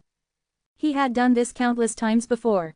But then Lord Huangxi gently said, "Today is a joyous day, let's not shed any blood. I know you're upset about me marrying your child bride, Qi. But you signed the contract to sell yourself." Lord Huangxi wasn't human, but he loved pretending to be one and acting in a human way. "Qi signed it, but what does that have to do with me, Qi Yuan?" Qi Yuan cursed and threw a punch. This time, he didn't use any magical spells but relied on martial arts. He had just broken through in martial arts and needed some practice. Faced with these minor bosses, Qi Yuan felt the thrill of gaming again. "Kid, are you looking for trouble? Think you can mess with Lord Huangxi after learning some fake moves? You're looking for death." The yellow-haired man was furious and charged at Qi Yuan, clearly a trained fighter. He had beaten Qi yesterday and did not take Qi Yuan seriously. Enhance your reading experience by removing ads for as low as $1. Remove ads from $1. As Wang Mao shouted, the remaining 4 men around him started to surround Qi Yuan. Their faces were filled with ferocity, their fists clenched, and a roguish sneer in their eyes. At that moment, Qi Yuan swung his fist, his voice cold and sharp. "According to Tianshuan law, those who serve demons are to be executed without mercy." Wang Mao laughed loudly. "What time do you think it is, still talking about Tianshuan law?" However, his smile quickly froze on his face. A pair of iron fists came crashing into his chest at a speed he couldn't react to. His stomach churned with acid, stars danced in his eyes, and his bloodshot eyes bulged as he hunched over like a cooked lobster, his face turning red. The burly men beside him paused, momentarily stunned and unsure of how to react. In front of them, the young man, his fist covered with a red veil, looked on with disdain. "How long has it been since you last bathed? Luckily, I had the foresight to cover my hand with this veil, otherwise, your chest hair would have dirtied it." Unfortunately, Wang Mao was in no condition to respond to Qi Yuan's words. He couldn't even breathe. Not far away, Xiao Mei's eyes widened in shock, the scene unfolding before her far beyond her expectations. But before she could fully process her shock, Qi Yuan casually reached over to the woodpile and pulled out a butcher's knife. No wonder the ancients used knives to kill, and modern people use guns, it's just to avoid getting their hands dirty. Holding the butcher's knife, Qi Yuan seemed to realize a truth. With a flash of cold light, Qi Yuan leapt into the air. Utilizing the force of his descending body, he swung the knife downwards. Swish, swish, swish, a head fell to the ground. Blood splattered, adding another shade of red to this supposedly festive day. Qi Yuan moved swiftly. In the brief moment before the head hit the ground, he swung the butcher's knife again. Blood sprayed in a mist before the smell could spread. The people around heard the dull thud of heads hitting the ground. Qi Yuan, holding the knife, eyes filled with killing intent, stood like a god of death. Huang Sui's half-closed eyes now widened in surprise. A blood martial artist, you're actually a blood martial artist. However, he was merely surprised. You hid well, secretly breaking through to become a blood martial artist and stepping onto the extraordinary path, Huang Sui praised with a hint of admiration in his voice, but don't think that becoming a blood martial artist means you can act recklessly in Union County. This place is not for you to run wild. Pride gleamed in Huang Sui's eyes as he pulled out a cane. The cane was crystal clear and white as jade, obviously not a common item. This cane was made from the bones of a blood martial artist, Huang Sui continued with a kindly tone, like you, he thought he could do as he pleased just because he had some skills. My elder brother's grandson took a liking to his pregnant wife, which should have been an honor for her. But she, like him, didn't know her place.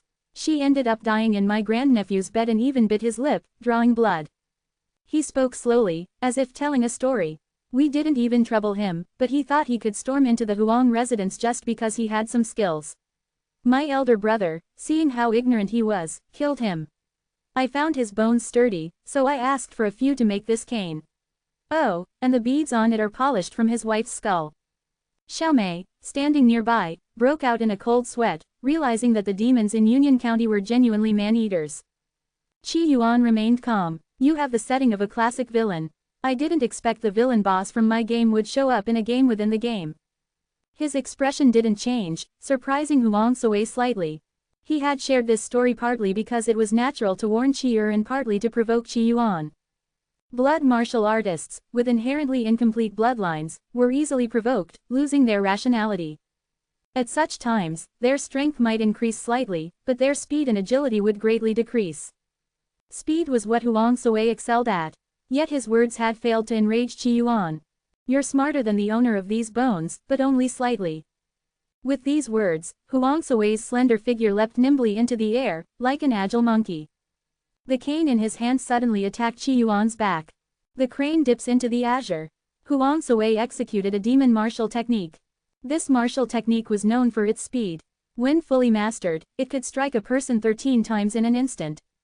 One strike could severely wound an ordinary blood martial artist, let alone 13. Qi Yuan immediately felt the wind behind his back. A smile appeared in his eyes.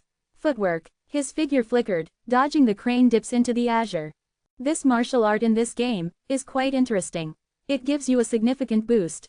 Martial arts and Taoist techniques were two different concepts.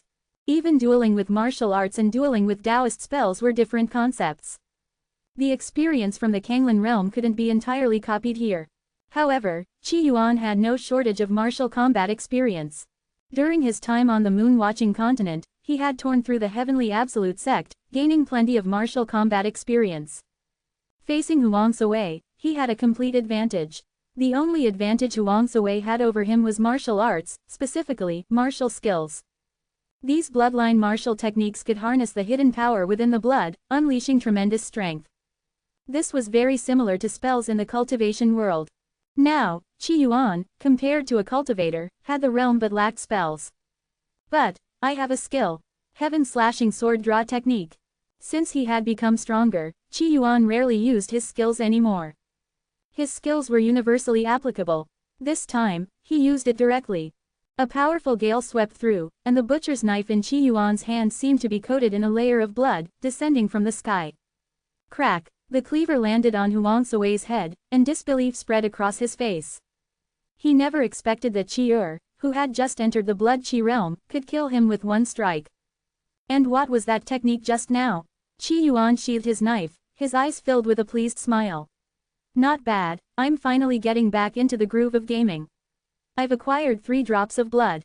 From Huang Sui's body, Qi Yuan extracted 3 drops of blood. These 3 drops of blood were the essence of the demon, the most valuable to Qi Yuan.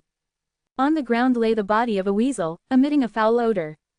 Xiaomei stood not far away, her body trembling, but she still gritted her teeth and said, Brother Qi, you can't drink this blood. Without the official calm blood pill, drinking demon blood will drive you mad. Qi Yuan's mind flashed with memories, but none related to a calm blood pill. How do you know so much?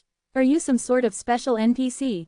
Qi Yuan looked at Xiaomei with a face full of anticipation. Xiaomei's body trembled. Qi Yuan's words left her confused. She finally gritted her teeth and said, I won't hide it anymore. Actually, I'm from the Zhao family in Zhongguo. Never heard of them. Qi Yuan shook his head. The Zhao family of Zhongguo is a martial arts family that often escorts. Get to the point. I've heard that the most valuable thing from a demon is its essence blood. Consuming their essence blood can enhance your strength. Also, consuming demon essence blood can significantly improve your mastery of martial techniques. But the essence blood of demons is poisonous. A regular blood martial artist consuming a single drop needs a year or two to fully digest it. Consuming too much will lead to madness and eventually becoming a demon, facing certain death. Only with the official calm blood pill can one safely consume more demon essence blood. But even then, consuming too much will turn you mad. Xiaomei explained nervously. In simple terms, martial artists following the conventional path would progress step by step. Devouring demon blood was a shortcut. However, shortcuts were prone to backlash, causing insanity, turning one into a demon, eventually leading to death. The calm blood pill could neutralize the toxicity in demon blood, allowing martial artists to consume more essence blood from demons. But still, consuming too much would result in death. Oh, I see, Qi Yuan shrugged. As expected, players always had advantages. Does he need a calm blood pill? No need. Moreover, even if he took the calm blood pill, there would still be limitations. He, however, had obtained the devouring origin body from the food saint mother. The devouring origin body was said to be able to devour everything, so devouring demon essence blood should be no problem. It's fine, I'm a player, and I have proof. Even if I go crazy, I'm not afraid. Qi Yuan stored the 3 drops of blood away for later, not consuming them immediately. According to Xiaomei, essence blood could not only boost strength but also improve martial skills. This was something he wanted to save for later. Earlier, Huang Sui's martial techniques had caught his attention. If he wanted to complete this game, he definitely needed to learn the martial techniques within the game. Would it be foolish to practice martial arts through hard work? Absolutely. Demon essence blood, attribute points. That's the way. Brother Qi, you've killed Huang Sui, you should run. Huang Sui's elder brother is a demon with mastery over blood martial arts. Xiaomei was filled with worry when she mentioned this. Huang Sui was a demon at the initial stage of blood martial arts, considered a prominent figure in Union County. But in Union County, the reason Huang Sui was addressed as Master Huang was solely due to his elder brother, a master of blood martial arts. Oh, a master in blood martial arts? That could be a bit tricky, Qi Yuan pondered. A master in blood martial arts, according to his comparison, was likely equivalent to the peak of the Qi refining stage. Meanwhile, Qi Yuan's martial arts cultivation was only at the 4th level of Qi refining, so there was quite a gap. In a match purely relying on martial arts, Qi Yuan was likely to be defeated by Elder Huang. However, if Qi Yuan employed his Taoist techniques, the outcome. Seems like I should keep a low profile, Qi Yuan said, ever prudent and cautious. Union County had someone equivalent to the peak of Qi refining. Who's to say there weren't others comparable to a young god? He needed to be discreet. Huang Sui's elder brother might seek revenge, and I don't have the time to protect you. You should make a run for it. Qi Yuan, being kind-hearted, still considered the NPC's well-being. Hearing this, Xiaomei's face lit up with joy. Brother Qi, I'll leave immediately. Clearly, she had been eager to escape for a while. She had no strong feelings for Qi Yuan. After all, her life was at stake. All right, go now, Qi Yuan said, already feeling tired. After fighting, he felt quite exhausted. He guessed it was due to the massive consumption of blood and energy in martial combat. As he watched Xiaomei pack her things and leave, Qi Yuan lay down on his bed and quickly fell asleep. Inside the Union County Yamen, the county magistrate looked nervous as he faced 4 men and women dressed in black combat attire, speaking in a flattering tone, "Sirs, all the records related to the Luo and Chen families are here. This incident is rather peculiar. Some say it was caused by demons, while others claim that Luo Bufan went mad after consuming too much demon essence blood and slaughtered both the Luo and Chen families." The county magistrate bowed humbly to the 4 people in front of him, as if addressing his superiors. The 4 people were demon subjugators from the Demon Subjugation Division. In these chaotic times, demons ran rampant, and the only reason the Tianxuan Empire could stand was because of the Demon Subjugation Division.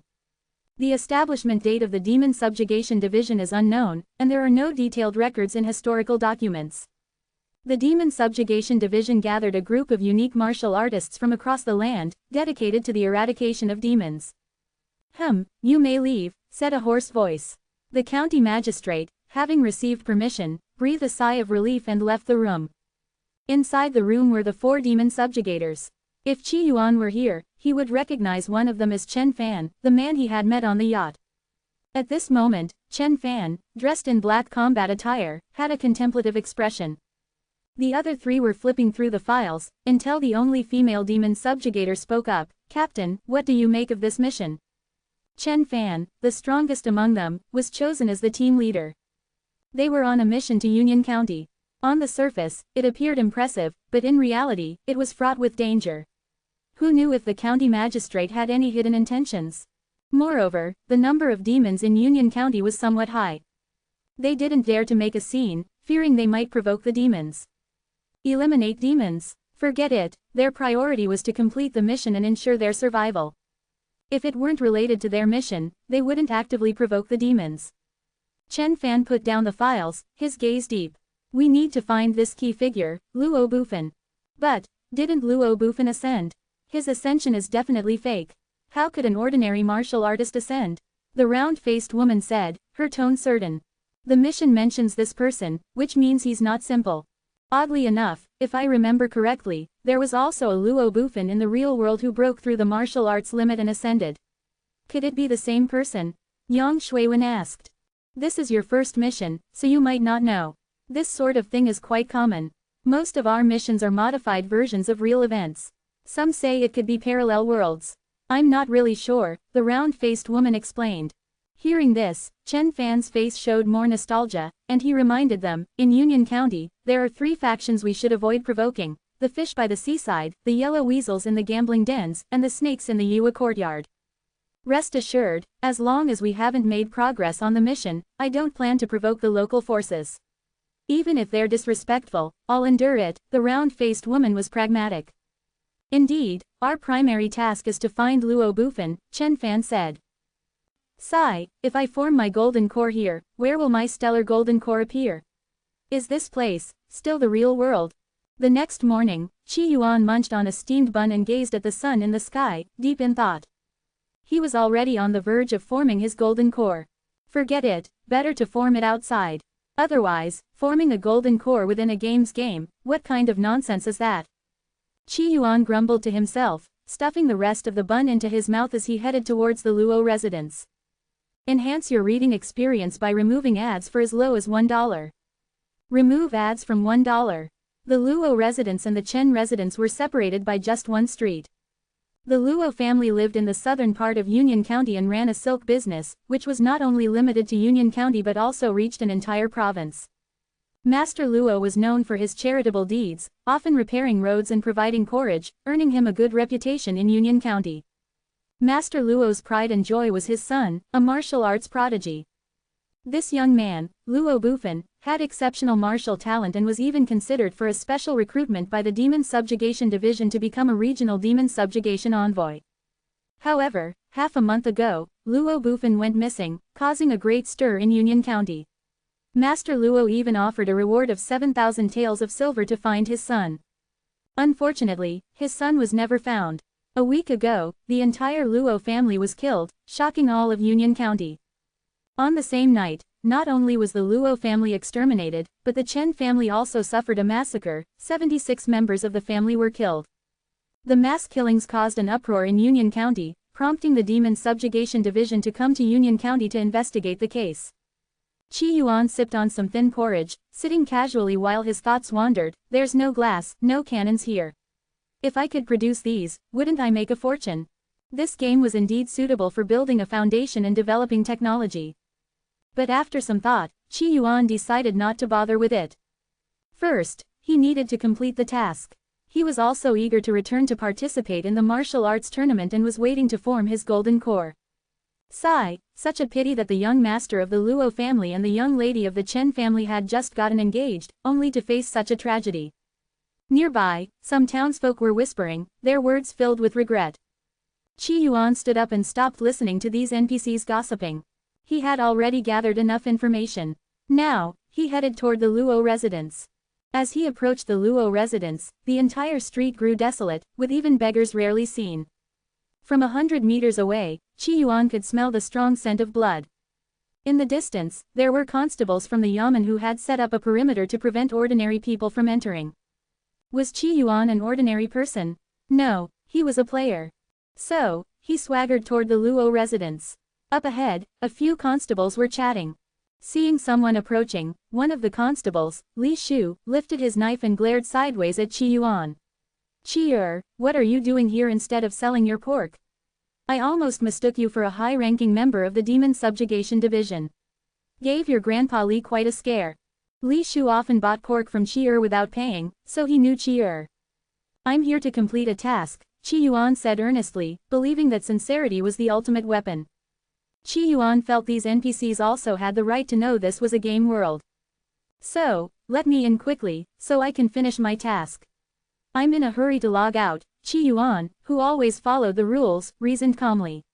If he wasn't worried about drawing too much attention, he would have considered carving the word, justice, on his forehead.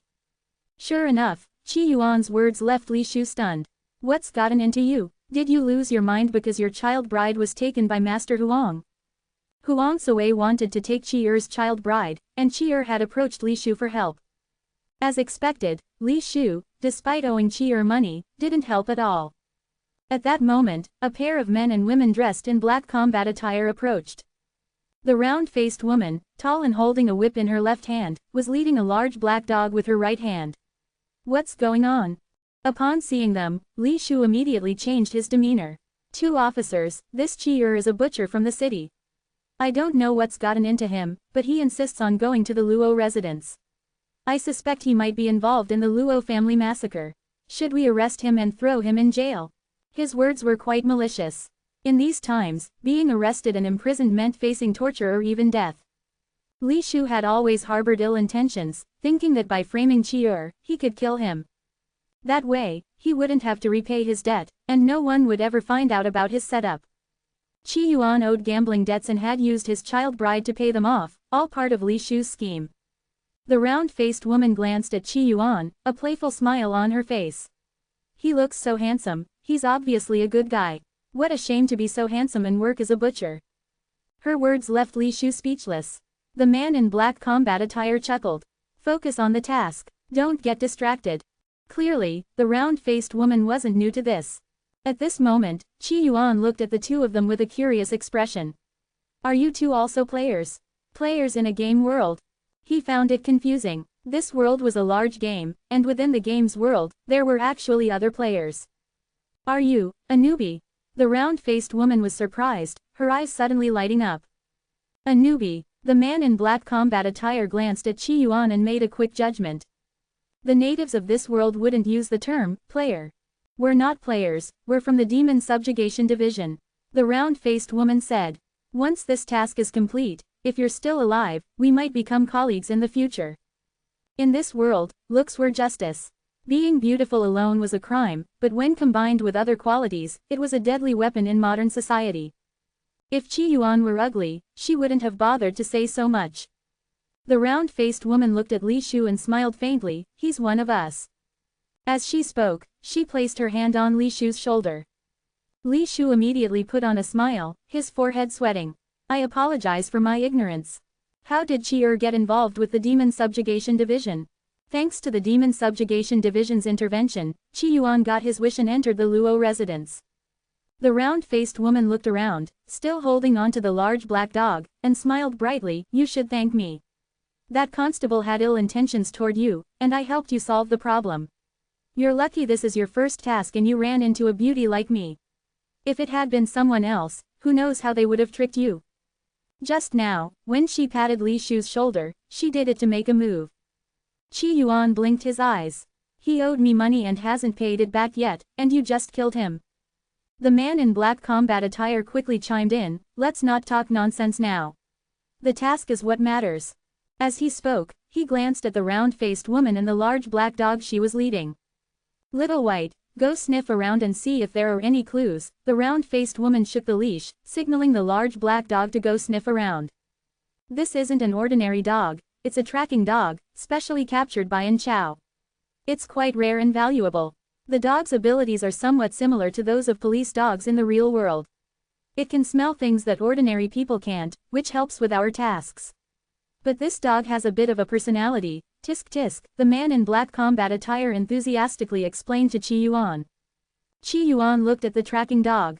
This dog had black fur, much like the black dogs from his home village, but compared to those energetic ones, this dog seemed lifeless and had a look in its eyes that could only be described as a blend of clarity and stupidity typical of a college student. Little White, hurry up and sniff around. An Chao urged the large black dog. The large black dog lazily lay on the ground, not wanting to move at all. The man in black combat attire laughed. You want the dog to work, but you're not feeding it properly. The tracking dog wagged its tail slightly, seemingly agreeing with the man's comment. An Chao smiled slyly. Good thing I was prepared. I cooked breakfast myself this morning. As she spoke, she suddenly produced a basket filled with steaming hot food. Storage space. Qi Yuan turned to the man in black combat attire. To Qi Yuan, the man in black was just another NPC meant to provide explanations, so he asked without any hesitation. He had no shame in asking questions directly. The man in black combat attire was also accommodating in his role. This isn't storage space. It's a martial technique. Once you become a blood martial artist, you can also exchange for the techniques and practice martial arts skills. The principle of this technique is to use the energy and blood to create a space for storage. Not bad, many paths lead to the same goal, Qi Yuan commented.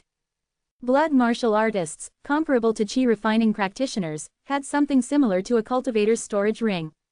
That wasn't bad at all. You should know, it takes at least a golden core practitioner to refine a storage pouch or a storage ring. Meanwhile, An Chao took out the food and placed it in front of the tracking dog. Qi Yuan looked at the dish, which was intentionally prepared, and immediately lost his appetite. The tracking dog sniffed at the food expectantly, then rolled its eyes in disappointment. The man in black combat attire chuckled. At that moment, the tracking dog looked at An Chao and spoke in human language. How about you eat it first and then give me your leftovers? The food wasn't meant for humans, the smell was repulsive. Even a dog wouldn't eat it. The dog was so desperate it started speaking human language. An Chao's face turned a dark purple. You fat dog, eat it or not, quickly sniff around for clues. The tracking dog pouted. You want the dog to work but won't feed it well. You're quite the dog. Still, despite its complaints, since An Chao had already called it a fat dog, and it didn't want to get on her bad side, it had no choice but to get to work. It lowered its head, sniffing left and right. Qi Yuan and the others followed behind it, scanning the Luo residence. The Luo residence was empty, with some bloodstains on the ground. Oddly, however, there were no signs of a struggle. Strange, no signs of a struggle, no signs of fire. Yet, all their bodies were burned to a crisp. It's impossible to tell anything, the man in black combat attire said, puzzled. Last night, they examined the bodies, and all the corpses were burned to charcoal, giving off a foul odor and leaving them with no useful information. You're so dumb. Clearly, they were burned after death, and as for who burned them, it's obvious it was the county magistrate, An Chao said seriously. Hearing this, the man in black combat attire became alert. If it was him, then this matter is more complicated than it seems. But with a newbie in this mission, the difficulty should be low. This Union County not only has 3 demon factions, but even the county magistrate also has evil intentions. Something's not right. Usually, a newbie mission would be easy, with the toughest opponent being a blood martial artist level demon. This investigation mission shouldn't have been difficult, but whoever exterminated the Luo family clearly wasn't an ordinary demon. After all, both the Luo and Chen families had blood martial artists. Investigating such demons could be manageable for experienced individuals, but for a newcomer like Qi Yuan, it was almost a death sentence. Maybe it's because I'm special, so they gave me a slightly challenging task, Qi Yuan chuckled. You're lucky to have run into us, the man in black combat attire remarked. At that moment, the tracking dog spoke up. Over here, I smell the scent of 2 demon races, one is a yellow weasel, the other is aquatic. Also, there's a scent I recognize, but I can't remember where I smelled it before. It involves 2 demon factions. The round-faced woman's expression turned grim. Yesterday, Chen Fan had mentioned that there were 3 demon factions in Union County that they shouldn't provoke lightly. 2 of these factions were the Yellow Weasel and the Aquatic Clan. Now, this case involved both factions. How could they not be alarmed? The strongest in the Yellow Weasel clan is a peak blood martial artist. Among the 4 of us, only the captain is a match for him. In the Aquatic Clan, there are rumors of a demon even beyond the blood martial level. This is difficult. The round-faced woman furrowed her brows. Investigating this matter has somehow implicated 2 major factions, leaving them in a difficult position. Qi Yuan looked at the big black dog and asked, "What's the familiar scent?" As for the Yellow Weasel and the Aquatic Clan, Qi Yuan had already planned to find them. They were his mobile blood supply stations. Now, he wanted to find out the true reason behind the extermination of the Luo and Chen families. I don't know, the tracking dog shook its head. Qi Yuan felt a bit disappointed. His eyes revealed much information. But to him, this information wasn't particularly useful. For instance, he saw that Elder Huang had visited the Luo residence, as well as a demon from the Aquatic Clan. At that moment, the tracking dog sniffed and approached Qi Yuan, giving him a sniff. Strange, you also have a scent similar to the Aquatic Clan, but it's not exactly the same. Have you encountered any aquatic demons? The round-faced woman asked. Qi Yuan squinted, lost in thought. The Aquatic Clan. I don't think so. Since arriving in this world, his eyes had been scanning for useful information. He hadn't encountered any aquatic demons. As for his predecessor, even less likely, he had arrived in this world in his true form. As for Qi, he was long gone. How strange, the man in black combat attire muttered, frowning. At this moment, Qi Yuan asked, "Do you have martial techniques and skills here? Give me some. I want to learn, especially that storage technique from earlier. I'm quite interested." Qi Yuan asked for them shamelessly. After all, they were NPCs. If they wanted to trade, he would trade. Our martial techniques aren't for sale. The man in black combat attire shook his head. You'll need to join the Demon Subjugation Division to exchange for them. Seems like I need to find some martial arts manuals here, Qi Yuan casually said. Currently, his strength wasn't strong enough, so he needed to learn some martial techniques and master martial arts skills to increase his strength. Don't learn any martial arts here. The round-faced woman quickly warned. The martial arts here are old martial arts. Once you learn old martial arts, it's difficult to change paths later. Oh, the setting is so complex. There's a distinction between old martial arts and new martial arts. Which is stronger? We in the Demon Subjugation Division all practice new martial arts, the round-faced woman and Chao explained. Even though old martial arts and new martial arts might seem similar in this world, and their power might be the same, there's a significant difference. Old martial arts are only effective in this world. In another world, an old martial artist's power would drop by a whole level. New martial artists don't face this issue, their power remains consistent in any world. Many senior members of our Demon Subjugation Division unfortunately chose old martial arts when they didn't know better back then. What a pity. The round-faced woman looked regretful. Qi Yuan paused and thought. Many worlds, many games. Yes, every time we complete a mission, we actually go to different, parallel worlds, the round-faced woman replied. Only new martial arts are universal across all worlds. Qi Yuan squinted his eyes. This setup sounds like it's related to the Greater Truth Realm of the Yang God. Yang God, Greater Truth Realm. What's that? And Chao looked puzzled. Enhance your reading experience by removing ads for as low as $1.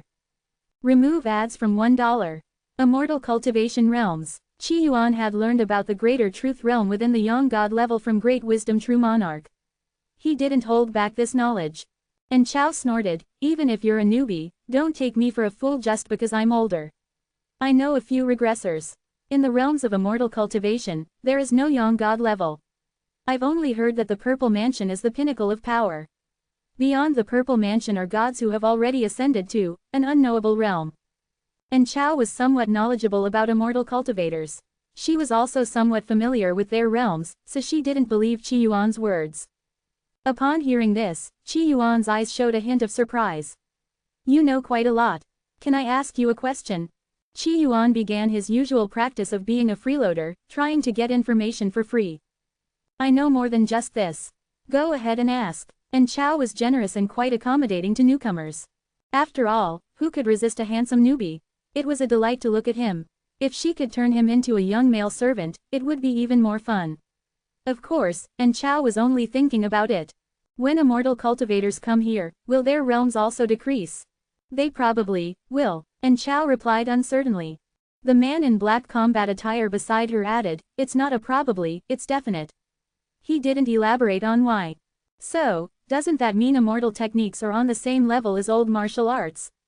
Qi Yuan pondered. According to Chao, the natives here all practice old martial arts. They can maintain their power while fighting on their home ground, but if they go to other parallel worlds in the game, they will be downgraded by one level. New martial arts don't have this issue. In all parallel worlds within the game, one's strength remains consistent. Qi Yuan continued, if one goes to other worlds, or even, other universes, can new martial arts still maintain their power? This was what Qi Yuan was most concerned about. If they could, then new martial arts would be terrifying. The greater truth realm of the Yang God only allowed one to retain complete power when traveling to other worlds. However, the concept of a universe was entirely different. Other universes. And Chao was stunned. Being not particularly ancient, she had some understanding of the concept of other universes. Scientists had hypothesized the existence of other universes, but it was just a guess and hadn't been proven. If you can take me to another universe, I'll prove it to you. And Chao replied. Qi Yuan didn't get the answer he wanted, but he didn't mind. He looked at the two of them and said eagerly, if martial techniques can't be traded, can cultivation methods? My white moonlight, no, substitute white moonlight, is with the demons. I want to improve my strength to see them one last time. These demons could provide vital essence blood, aren't they just like white moonlight? However, these demons still didn't meet Qi Yuan's standards for white moonlight certification, so they were only substitutes. Your white moonlight was captured by demons. And Chao misunderstood. Hearing Qi Yuan say his white moonlight was with demons, she assumed she had been captured. The man in black combat attire beside her gave Qi Yuan a playful look. You've only been here for less than a day, and you already have a white moonlight. Have you perhaps immersed yourself too deeply into this identity and become infatuated with the woman your predecessor liked? That's not good. My suggestion is to forget about her. Treat it like watching a TV show. Impossible, absolutely impossible. Qi Yuan refused loudly. My desire to see her is as clear as the sun and moon, as endless as the seas, as overwhelming as a bursting bladder. White moonlight cannot be unseen. Qi Yuan's sincerity and earnestness moved in Chao. I have a martial arts cultivation method here, though it's somewhat incomplete. It will only sustain you to the peak of the blood energy realm. Do you want it? And Chao finally decided to act as Qi Yuan's benefactor. Yes, you're truly a kind person. My white moonlight clan will surely be very grateful, Qi Yuan said happily. The man in black combat attire remained silent. And Chao pulled out a tattered sheepskin scroll from her blood energy space. The sheepskin scroll was yellowed and somewhat incomplete, indicating it was quite old. This cultivation method is called heaven-shaking art. The name sounds mighty, but it's quite ordinary. It barely qualifies as a cultivation method. Remember to cultivate properly once you have it. Don't rush to find your white moonlight. This task is quite unusual. The demons involved are at least of the blood energy realm. You are no match for them now. For the time being, just focus on cultivation and follow our instructions for the investigation. The task will be easily completed, and it should take no more than 1 or 2 months. 1 or 2 months, that long? Qi Yuan was surprised. What's the time difference between this place and the real world? If 1 second here equaled 10,000 years outside, that would be problematic. His 1 billion Qin Yuan, no, 10 trillion, he wasn't sure if the bank would still let him withdraw it. And Chao chuckled, you're already dead. You should have cut ties with the past. The time here is in sync with the real world, 1 to 1. By the way, we're staying at the county yamen. Do you want to stay with us? And Chao extended an invitation. No, I'm used to being on my own. I like being a lone wolf. Qi Yuan paused slightly at the word, lone wolf. He wasn't really a lone wolf. Xiaojia had always been with him. If that's the case, come to the county yamen if you need us. We need to report our findings to the captain as soon as possible. All right, goodbye, everyone. Qi Yuan waved at them and then disappeared. In the desolate and ruined courtyard, only Chao, the man in black combat attire, and a big black dog remained. This newbie seems a bit unreliable, but my intuition tells me he's quite special and has some secrets, the man in black combat attire murmured. And Chao grinned mischievously, maybe he has encountered an immortal cultivator and mastered a spell. The man in black combat attire thought back to their earlier conversation and nodded in agreement. Unfortunately, in this place, martial arts are the king. Mastering a little bit of fairy magic is insignificant. The man in black combat attire replied seriously. The cultivation of immortal techniques took much longer than martial arts. Moreover, when entering the Yellow Springs Great World, one's cultivation level would decrease by a whole level. Thus, it wasn't worth mentioning. Who doesn't have some secrets? You have yours, I have mine, and the captain has his, and Chao smiled, leading the big black dog. Fat dog, let's go. At this moment, the fat dog mumbled, I actually have a secret too. But no one paid attention to what it said.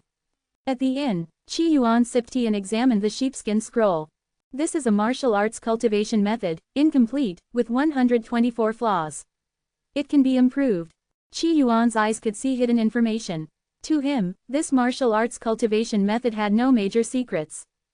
Too bad, I don't have enough cultivation methods to complete it. Currently, he could only improve the method slightly but couldn't fully develop it. But for Qi Yuan, it was enough.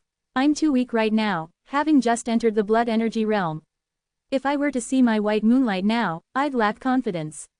No, I must strengthen myself first. With this thought in mind, Qi Yuan began practicing heaven-shaking art. About 15 minutes later, Qi Yuan opened his eyes. This is too slow. At this rate, it will take at least 3 months to reach the mid-blood energy realm. To advance from the initial stage to the mid-stage in 3 months, if An Chao knew this, she would likely find it astonishing and say, this person cannot be allowed to live. But for Qi Yuan, this speed was still too slow. Seems like I need to use my deep blue points. Around Qi Yuan, 3 drops of demon blood essence floated. He swallowed 1 drop, then began to run the cultivation method. You have swallowed a drop of demon blood essence. Your martial arts cultivation has increased by 10 days. 2 drops of demon blood essence remain. Qi Yuan didn't use the deep blue points but instead provided his own narration. If outsiders saw this, they might think he was crazy, but Qi Yuan enjoyed it. You have swallowed 2 more drops of demon blood essence. Your cultivation speed has increased. Suddenly, a flash of inspiration strikes, revealing that heaven-shaking art centers around the concept of shock. Thunder is shocking, a startled horse is shocking, the awakening of insects is shocking. Your cultivation rapidly advances, equivalent to 2 months of diligent practice. After several breaths, a flash of blood passed through Qi Yuan's eyes. The 3 drops of demon blood essence significantly increased his cultivation, reducing his training time by over 2 months. I'm becoming more versatile. Back in Moonwatch Continent, I could provide voiceovers for silent monsters.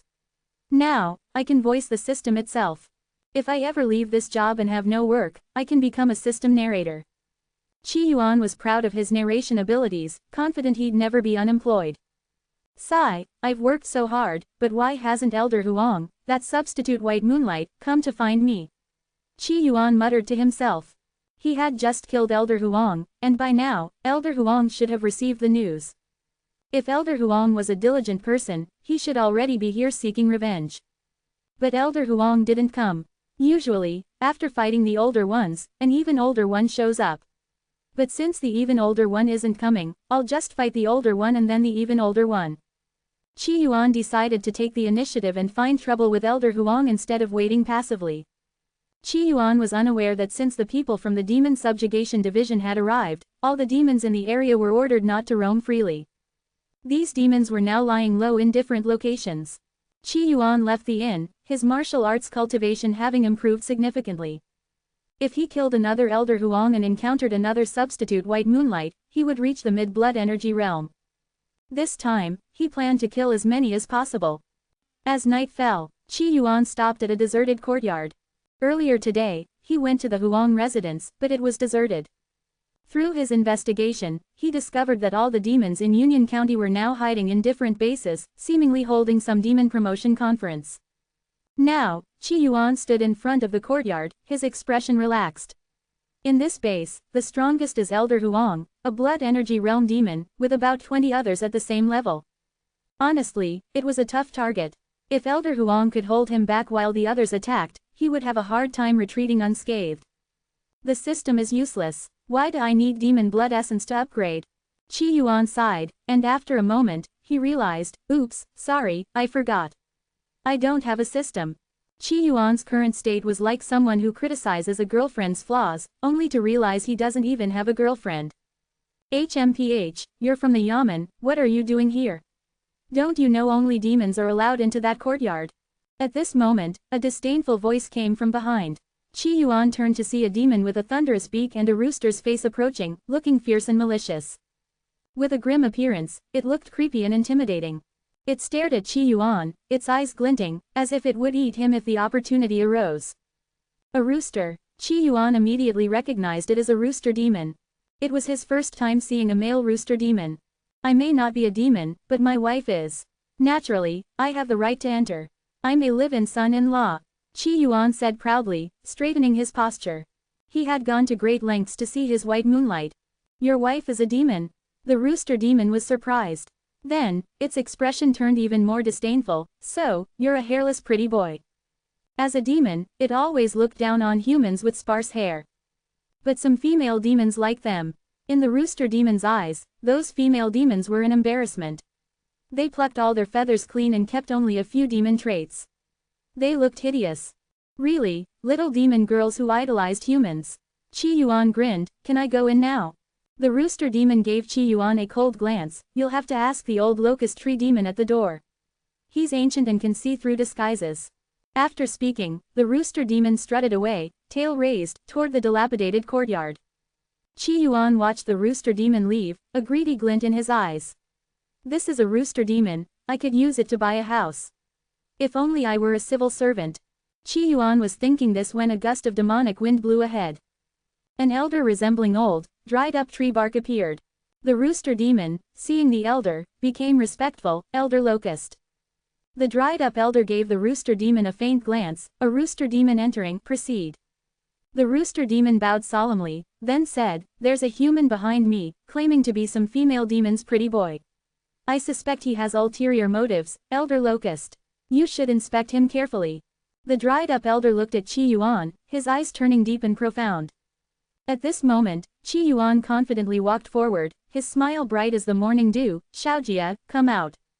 As Qi Yuan spoke, space rippled, and a flash of blood red appeared. Next to Qi Yuan, a tall figure in a wedding dress materialized. The blood-red wedding dress was styled in the traditional Chinese way, looking quite eerie in the dark of night. However, the red wedding dress was clinging to Qi Yuan's side like a little bird. If it had a face, it would be a makeup-covered beauty with soft eyes and delicate brows. This is my wife, Xiaojia, whom I brought home in an 8-carriage sedan, Qi Yuan proudly introduced, holding Xiaojia's cold sleeve. This is. The rooster demon's eyes widened. It had speculated about what kind of demon Qi Yuan's wife might be, but it had never expected this. Was there really a demon formed from a wedding dress in this world? That was a rare sight indeed. Elder Locust's calm expression shifted slightly. He looked at Xiaojia, and a demonic aura flowed out. He seemed to be trying to determine if Xiaojia was a demon. The rooster demon beside him was also nervous, wanting to know what was going on. After about 12 breaths, Elder Locust finally spoke, though his voice was a bit hoarse, wedding dress demon, proceed. Hearing this, Qi Yuan was pleased. He glanced at the rooster demon with a smug look, I'm going in. The rooster demon couldn't discern Xiaojia's level, so it cautiously entered the courtyard as well. Several breaths later, a melancholic voice filled the air. Looks like this old thing has to move again. Can't see, the water is too deep here. Enhance your reading experience by removing ads for as low as $1. Remove ads from $1. Hey, rooster demon, wait up. Seeing the rooster demon running quickly inside, Qi Yuan tried to call out to it. If the other demons were just substitute white moonlights, the rooster demon could count as half a white moonlight. Unfortunately, upon hearing Qi Yuan's shout, the rooster demon sped up and didn't stop, rushing further into the abandoned courtyard. Holding Xiaojia's cold sleeve, Qi Yuan pondered, could it be he guessed I wanted him to help pay off my star loan? Qi Yuan was planning to buy Gongxing, and the rooster demon was perfect for repaying loans. Xiaojia nodded obediently, as if she agreed with Qi Yuan's reasoning. Seeing this, Qi Yuan laughed heartily and tightened his arm around Xiaojia's waist. A small wooden sign with the word, happy, dropped from Xiaojia's sleeve. It was unclear whether she was amused by Qi Yuan's words or because she heard Qi Yuan say she was the bride he married with a grand wedding procession. The abandoned courtyard felt particularly deep and eerie, but with Xiaojia by his side, everything seemed warm and soft. "Come on, Xiaojia, shall we go see my white moonlight?" Qi Yuan said, holding Xiaojia's cold sleeve. Meanwhile, he was thinking, what if Xiaojia got jealous and wanted to kill these white moonlights? Should he help her? After all, wife and white moonlight are naturally at odds. With these strange thoughts in mind, Qi Yuan and Xiaojia walked deeper into the courtyard. Along the way, Qi Yuan saw many hunched-over figures, their faces expressionless, some sweeping the ground, others serving tea. If one looked closely, they would notice these people's throats and ears were damaged, making them mute and deaf slaves. As Qi Yuan and Xiaojia proceeded, a mute servant came forward to lead the way. Qi Yuan and Xiaojia walked toward the dilapidated hall ahead. Before they reached it, Qi Yuan already caught a whiff of a pungent, preserved odor. From within the hall, a gentle and refined voice emerged.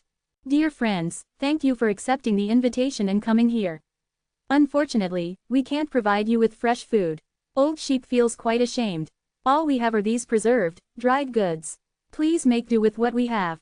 An old goat with 3 horns, his beard reaching his waist. Someone might recite a poem about waiting for their hair to grow long and finding a good partner. "Old goat, you should have added some candied fruit to this dried meat." "I prefer sweet over salty," said a wolf demon wearing a tattered kasaya, grabbing some dried meat and stuffing it into his mouth. "I like spicy food. Otherwise, the stench of this human meat is too strong," the rooster demon chimed in, giving his opinion. The group of demons began discussing among themselves. At this moment, Old Goat spoke up. "I've heard that today a special guest will be joining our gathering. I wonder if they've arrived yet. I heard it's a wedding dress spirit. Quite rare. I've lived for 300 years and have never seen a wedding dress turn into a spirit. Now, you've seen one." At that moment, Qi Yuan's cheerful voice rang out. He entered the hall with Xiaojia by his side. "This is my wife, Xiaojia. I am Qi Yuan, a good person."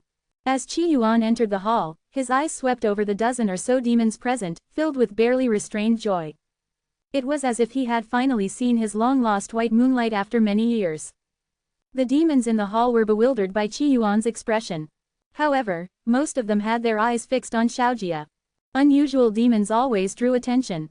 "A wedding dress spirit? I've never heard of it, and I don't sense any demonic aura. Could it be that someone from the demon subjugation division has snuck in?"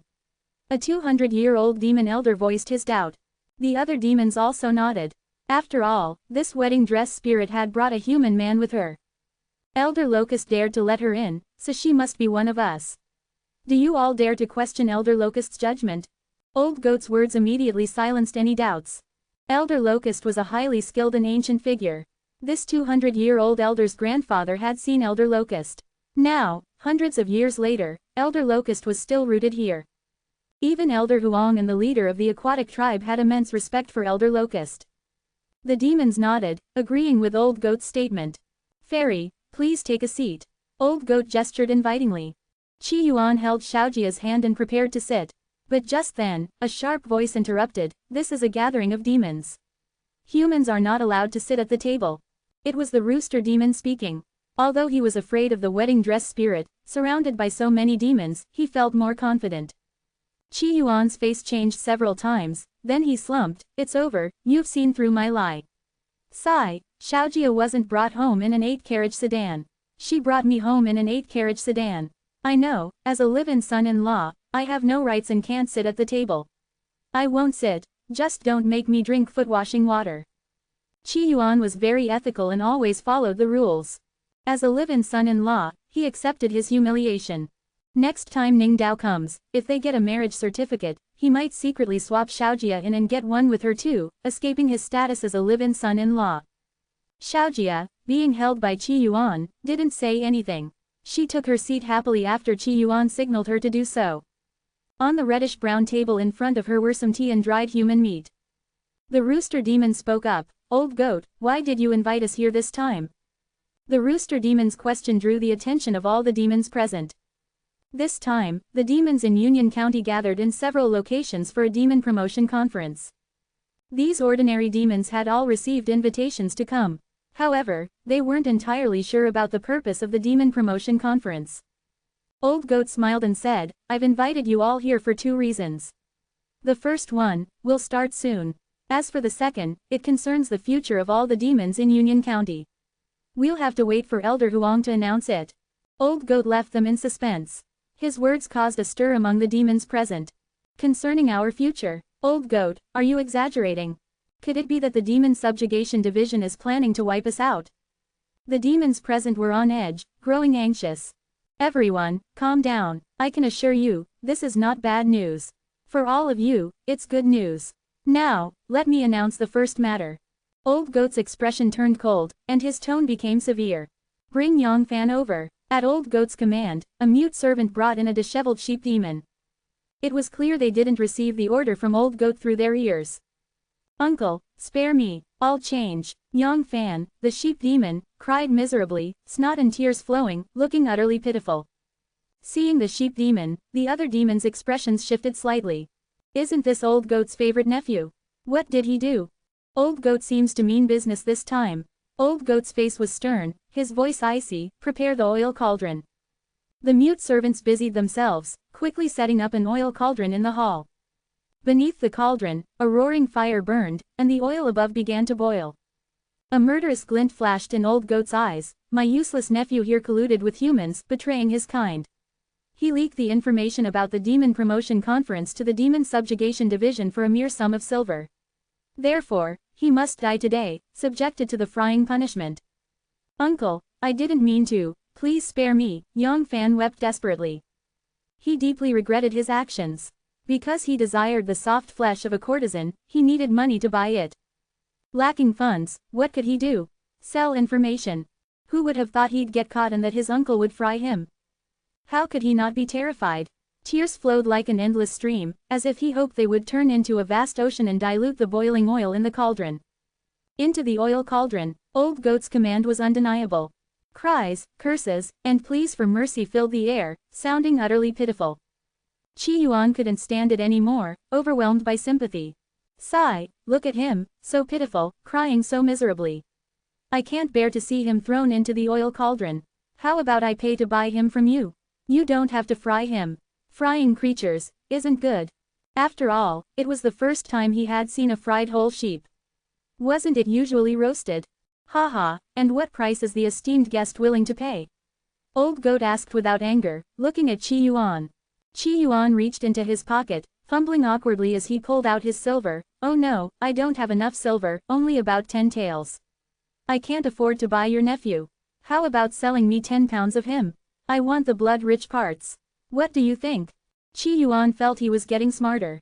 He was becoming more tactful, achieving win-win situations. 1. He fulfilled his moral sense, upholding the truth and beauty of human nature. Anyone who saw his actions would say, there are still good people in this world. 2. He got the demon blood essence he wanted. If he succeeded in buying, no blood would be wasted. A win-win. Old Goat's mouth twitched, and he looked thoughtfully at Xiaojia behind Qi Yuan. Fry him up first, then serve him to the guest. Be careful when frying, don't dry out all the blood. Qi Yuan quickly urged. Old Goat remained silent. Yang Fan, whose eyes had shown hope, now glared fiercely at Qi Yuan, as if wanting to eat him. Seeing this, Qi Yuan couldn't help but sigh. This is like the story of the farmer and the snake. I tried so hard to save him, but he bears a grudge against me. Such great kindness mistaken for enmity. Now I finally understand the meaning of that old saying. Indeed, life is full of hidden truths. In the blink of an eye, Qi Yuan experienced an epiphany. Under everyone's watchful eyes, Yang Fan was thrown into the oil cauldron and fried alive. His agonizing screams echoed through the eerie mansion. After the frying, a thick stench filled the hall. The demons in the hall instantly looked grave, some even showing respect. A demonic wind swept through, and a burly old man appeared at the center of the hall. This old man was leaning on a white bone-like cane, with snow-white, bristle-like short hair standing straight up. His eyes were piercing, exuding a powerful aura. Seeing the newcomer, Old Goat's eyes immediately showed respect. Greetings, Elder Huang. The other demons present also stood up, showing respect. Greetings, Elder Huang. The newcomer was none other than Elder Huang, a top-level blood energy realm demon and the nominal leader of this base. Is everyone here? Elder Huang's gaze swept over everyone present, His eyes filled with pressure like venomous thorns touching everyone's skin. Let's cut to the chase. I'm here to talk about the Demon Promotion Conference. Elder Huang's voice was rough, like a brute.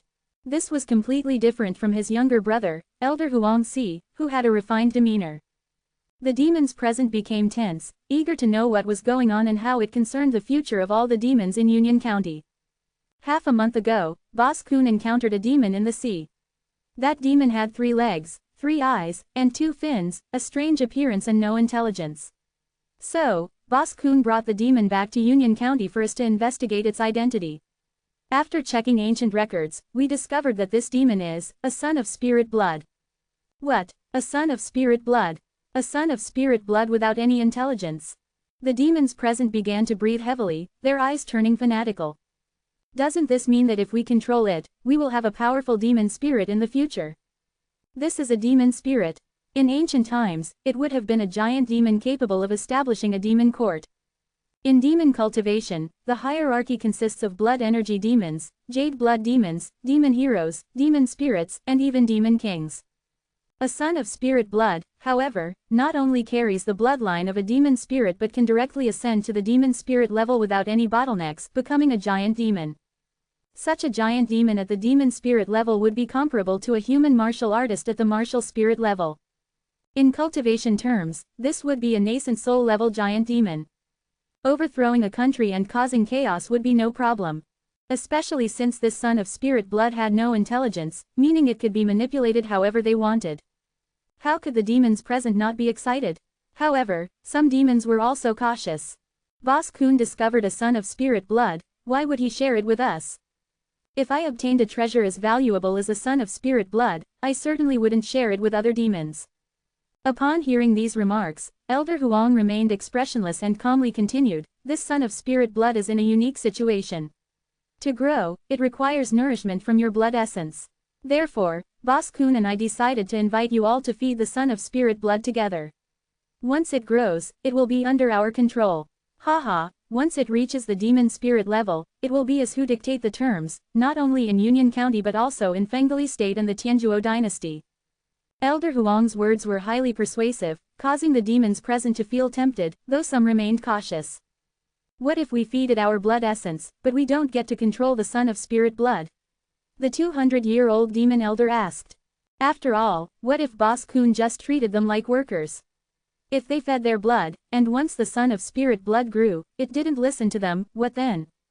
Rest assured, when feeding the son of spirit blood, you can all sign a heart-linking oath with it, Elder Huang replied in a flat tone. The demons present, hearing this, all became very interested. It is well known that a heart-linking oath could form a strong bond. Feeding it with their blood essence would be more effective, and the son of spirit blood would also see them as kin, offering them protection. Boss Kun is being this generous. I'm somewhat tempted. The demons in the hall had no objections. With a heart-linking oath, they would indeed be set for life. Does anyone have any objections? Seeing their enthusiasm, Elder Huang asked confidently, scanning the room. None of the demons spoke up, they all seemed to be deep in thought. At this moment, Qi Yuan, who had been silent all this time, spoke up, I have an objection. Oh, Elder Huang's piercing gaze fell on Qi Yuan, full of menace as if trying to see through him. However, he had never seen Qi and thus didn't recognize Qi Yuan. I think this is too unfair to the demons here. Drawing blood every now and then, how bad is that for their bodies? You don't have any supplements here. Constantly drawing their blood is painful for them, and it pains me as well. That's demon blood essence. Just giving it to the son of spirit blood is such a waste. It's so wasteful and heartbreaking. Hearing this, the rooster demon's face turned strange. The demons present also felt something odd. For some reason, they were somewhat touched. Look, this human is concerned about our health. What a great person. HMPH, you don't understand the significance of the son of spirit blood to us. Elder Huang's voice was stern and domineering. Don't be angry, it's bad for your health. What if your blood pressure and blood sugar spike? What I said is true, no deception involved. If you just let me eat the son of spirit blood, I have a special constitution. I could be the new son of spirit blood. Then, all you need to do is give your blood to me. I'll take you all to the hospital every day to get a glucose drip. Isn't that good for you? Qi Yuan wasn't sure if a glucose drip could replenish blood, but it should be enough to fool this group of uneducated demons. Qi Yuan's words left the demons present dumbfounded. So, you want our blood? Are you mocking us? You want to die? Elder Huang was furious, exuding a powerful killing intent. Qi Yuan quickly waved his hand. Don't get angry, it's bad for your health. If your blood pressure goes up, what will happen? What I said is absolutely true. You just need to let me eat the son of spirit blood. I have a special constitution and can become the new son of spirit blood. Then, you can just give your blood to me. I'll give you a glucose drip every day, and it's only 10 yuan per bottle. 10 yuan. Qi Yuan was excited, gesturing as he spoke. He had sacrificed so much for this world. Enhance your reading experience by removing ads for as low as $1. Remove ads from $1. The demons present looked at Qi Yuan with strange expressions on their faces. His words were too absurd and seemed somewhat crazy. At this point, Old Goat glanced at a dog demon and asked, "Did you bite him and cause him to go mad?" If it weren't for the mysterious and unpredictable wedding dress demon, Old Goat would have long since attacked and turned Qi Yuan, this human boy, into salted meat. How can you slander me like this? The dog demon was unwilling to take the blame. Qi Yuan quickly agreed, this little dog has a good point, I support it. Obviously, he wasn't mad. It was Old Goat who had some kind of goat madness, slandering him without reason. Elder Huang gave Qi Yuan a deep look and finally set his eyes on Xiaojia. To him, Xiaojia was a powerful demon, while Qi Yuan was merely her puppet. If Qi Yuan spoke, it probably represented the opinion of the wedding dress demon. It seemed she also had her eyes on the spirit blood son. As for Qi Yuan, Elder Huang didn't care at all. He was just a weak human. This matter, I'm afraid you'll have to meet with Boss Kun and discuss it with him, Elder Huang said in his coarse voice, tossing the issue to Boss Kun. Seeing this, Qi Yuan's mind became active. A big substitute white moonlight. Where is Boss Kun? Qi Yuan really wanted to meet him. Of course, not right now. According to the information he had obtained, Boss Kun was a Jade Blood Realm demon, comparable to a Foundation establishment cultivator.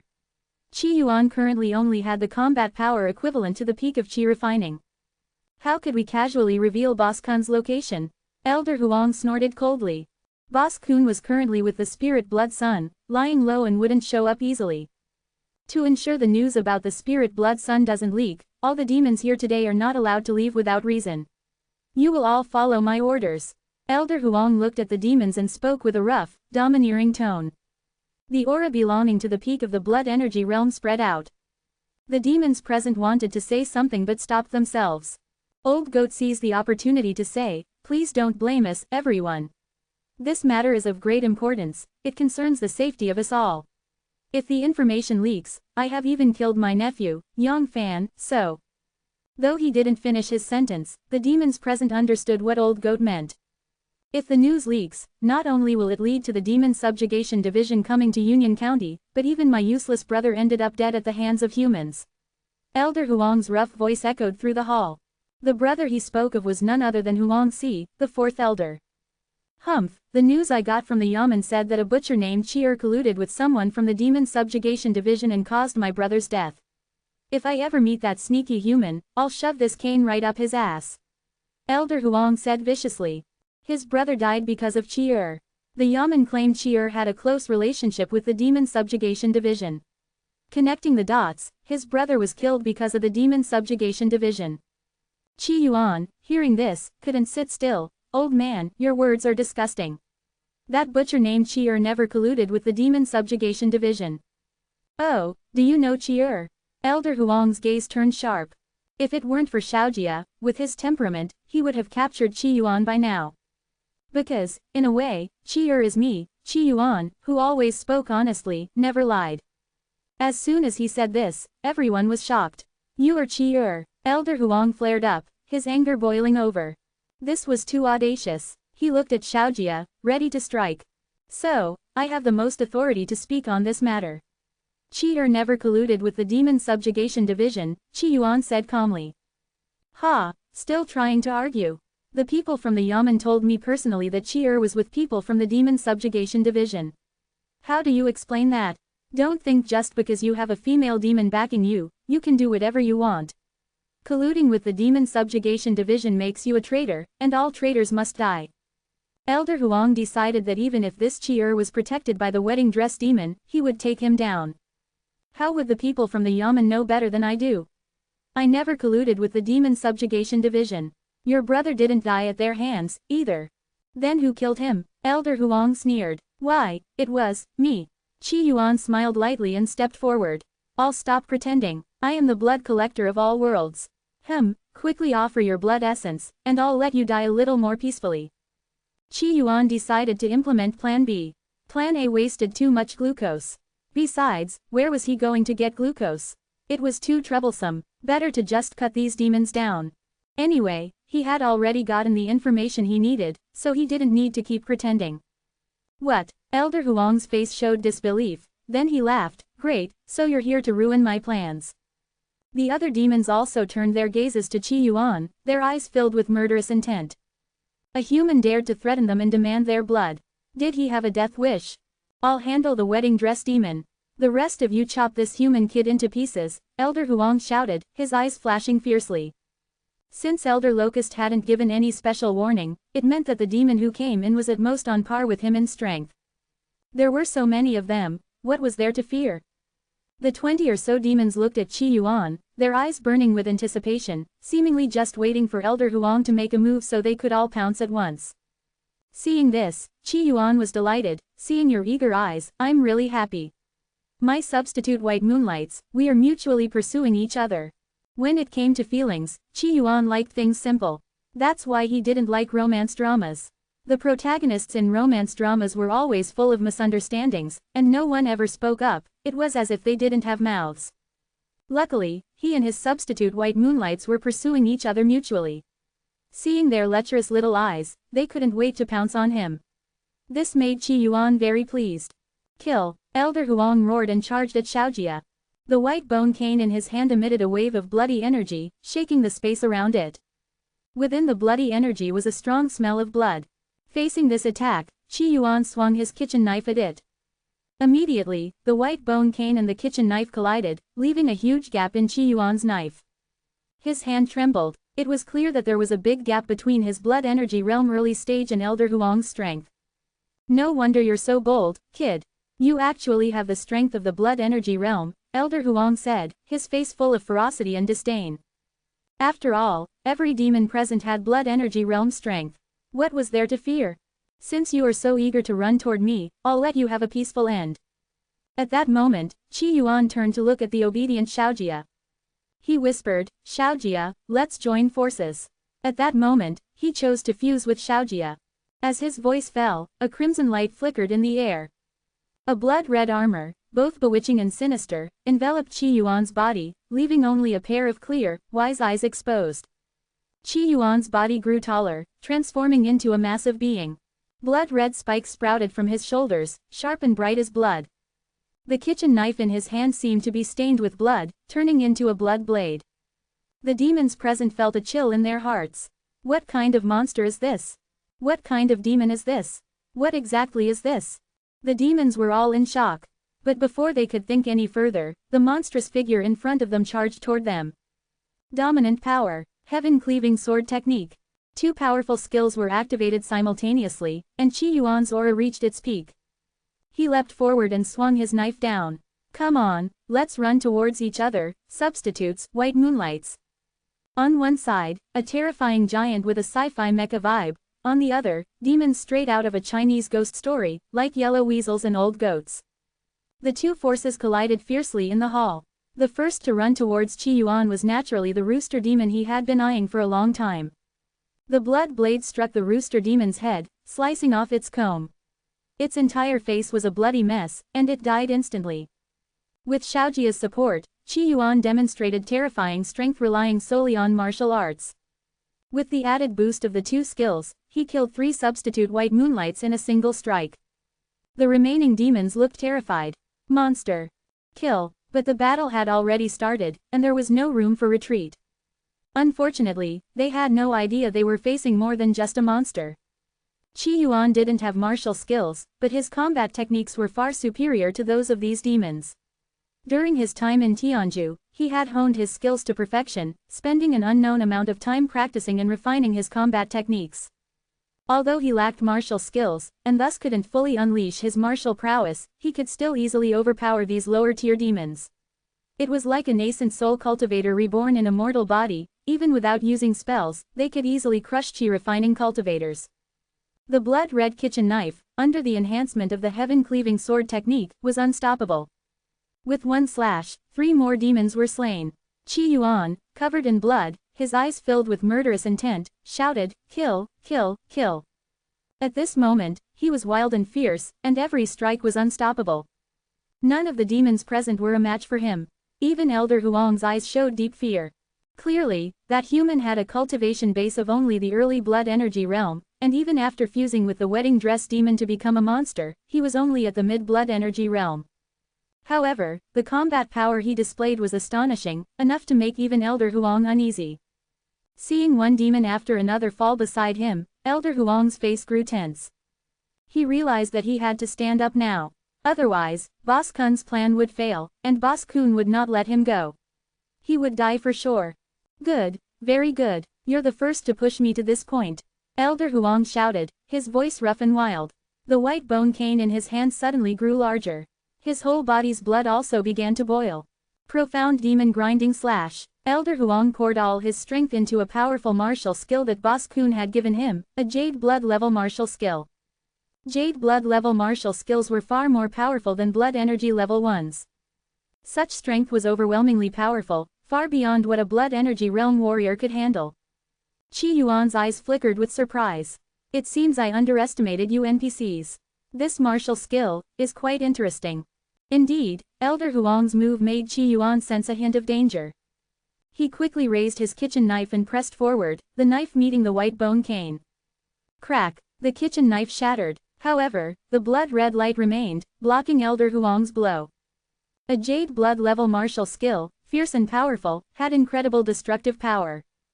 Qi Yuan's kitchen knife couldn't withstand the force and shattered into pieces. Qi Yuan's eyes filled with memories. This move is just like an old acquaintance. Back then, he also made my blood vessels burst. Yes, the capillaries. When people rub their skin too hard during a bath, they might rupture many capillaries. No wonder you are my white moonlight. It turns out that my ideal white moonlights are all similar. Qi Yuan stopped talking nonsense. Even with a Jade Blood level martial skill, he could block it. Elder Huang had no other means to take him down. Now, Qi Yuan, transformed into a massive Grim Reaper, continued to harvest the lives of these demons in the hall. Tables shattered, dried human meat fell, the roof was lifted, and one demon after another pursued mutual destruction with Qi Yuan. Qi Yuan moved like a ghost through a wasteland, slicing and slaying. No demon was his match. About 100 breaths later, Qi Yuan disengaged from Xiaojia, standing amidst the corpses, panting heavily. "Alas, why am I so weak? Just this short battle, and my blood energy chi is exhausted." Blood warriors consume blood energy chi during combat. In the fight against these demons, Qi Yuan's blood energy chi ran dry. Now, relying solely on martial prowess, he would likely meet his end against another Elder Huang. But the gains are plentiful. My substitute white moonlights were quite generous. Qi Yuan was very pleased. In front of him, 125 drops of demon blood essence were condensed. Luckily, they didn't follow my plan A. Otherwise, what a waste of glucose. Qi Yuan took a deep breath and pondered many things. Elder Huang's Jade Blood level martial skill left a deep impression on him. If it were a Jade Blood level demon using this skill, he would have a hard time dealing with it in the game. It seems I need to level up. System, activate. Of course, Qi Yuan didn't have a system. However, he could voice act for himself and pretend to be his system. You have consumed 25 drops of demon blood essence. Your blood energy chi has been replenished and increased. The heaven-shaking art operates rapidly, constantly condensing blood energy chi within you. You break through to the mid-blood energy realm. Suddenly, you have an epiphany, seemingly capturing the essence of the heaven-shaking art. This realization consumes all your blood essence. You consume another 50 drops of demon blood essence. Suddenly, you realize the key to the heaven-shaking art lies in the word shock. One strike surprises the enemy, allowing you to replenish your own blood energy chi. You modify the heaven-shaking art, completely changing its appearance. After much thought, all the demon blood essence is consumed, and you finally step into the peak of the blood energy realm. After finishing his voice acting, Qi Yuan looked pleased. Now, even without Xiaojia, I can easily slaughter all these white moonlights. His words sounded much like a certain Long Yang from TV. He saved 50 drops of demon blood essence and didn't consume them. It wasn't enough to progress from the blood energy realm to the jade blood realm. Moreover, his understanding of blood warriors was insufficient. Using the blood essence now would be inefficient. Just then, Qi Yuan suddenly sensed a hint of danger. In the distance, in the dark night sky, a white figure was approaching. The white figure was humanoid, with disheveled hair, obscuring his features. Qi Yuan's eyes didn't see any useful information. Jade Blood Realm. Qi Yuan immediately recognized that the man was a Jade Blood Realm warrior. Jade Blood Realm was equivalent to a Foundation establishment cultivator. At present, Qi Yuan was only equivalent to the peak of the Qi refining stage. The white figure suddenly paused in midair. When he saw the corpses in the courtyard, his crazy eyes momentarily cleared up. Suddenly, the white figure laughed, his voice filled with sorrow. All dead, ha ha ha. The white figure laughed, but tears streamed down his face. He seemed to go mad, rushing around, knocking down several walls of the abandoned courtyard. Hey, if you have a mental illness, stay at home and don't go out hurting people, Qi Yuan kindly reminded. He hated it when some people used mental illness as an excuse to do bad things and escape punishment.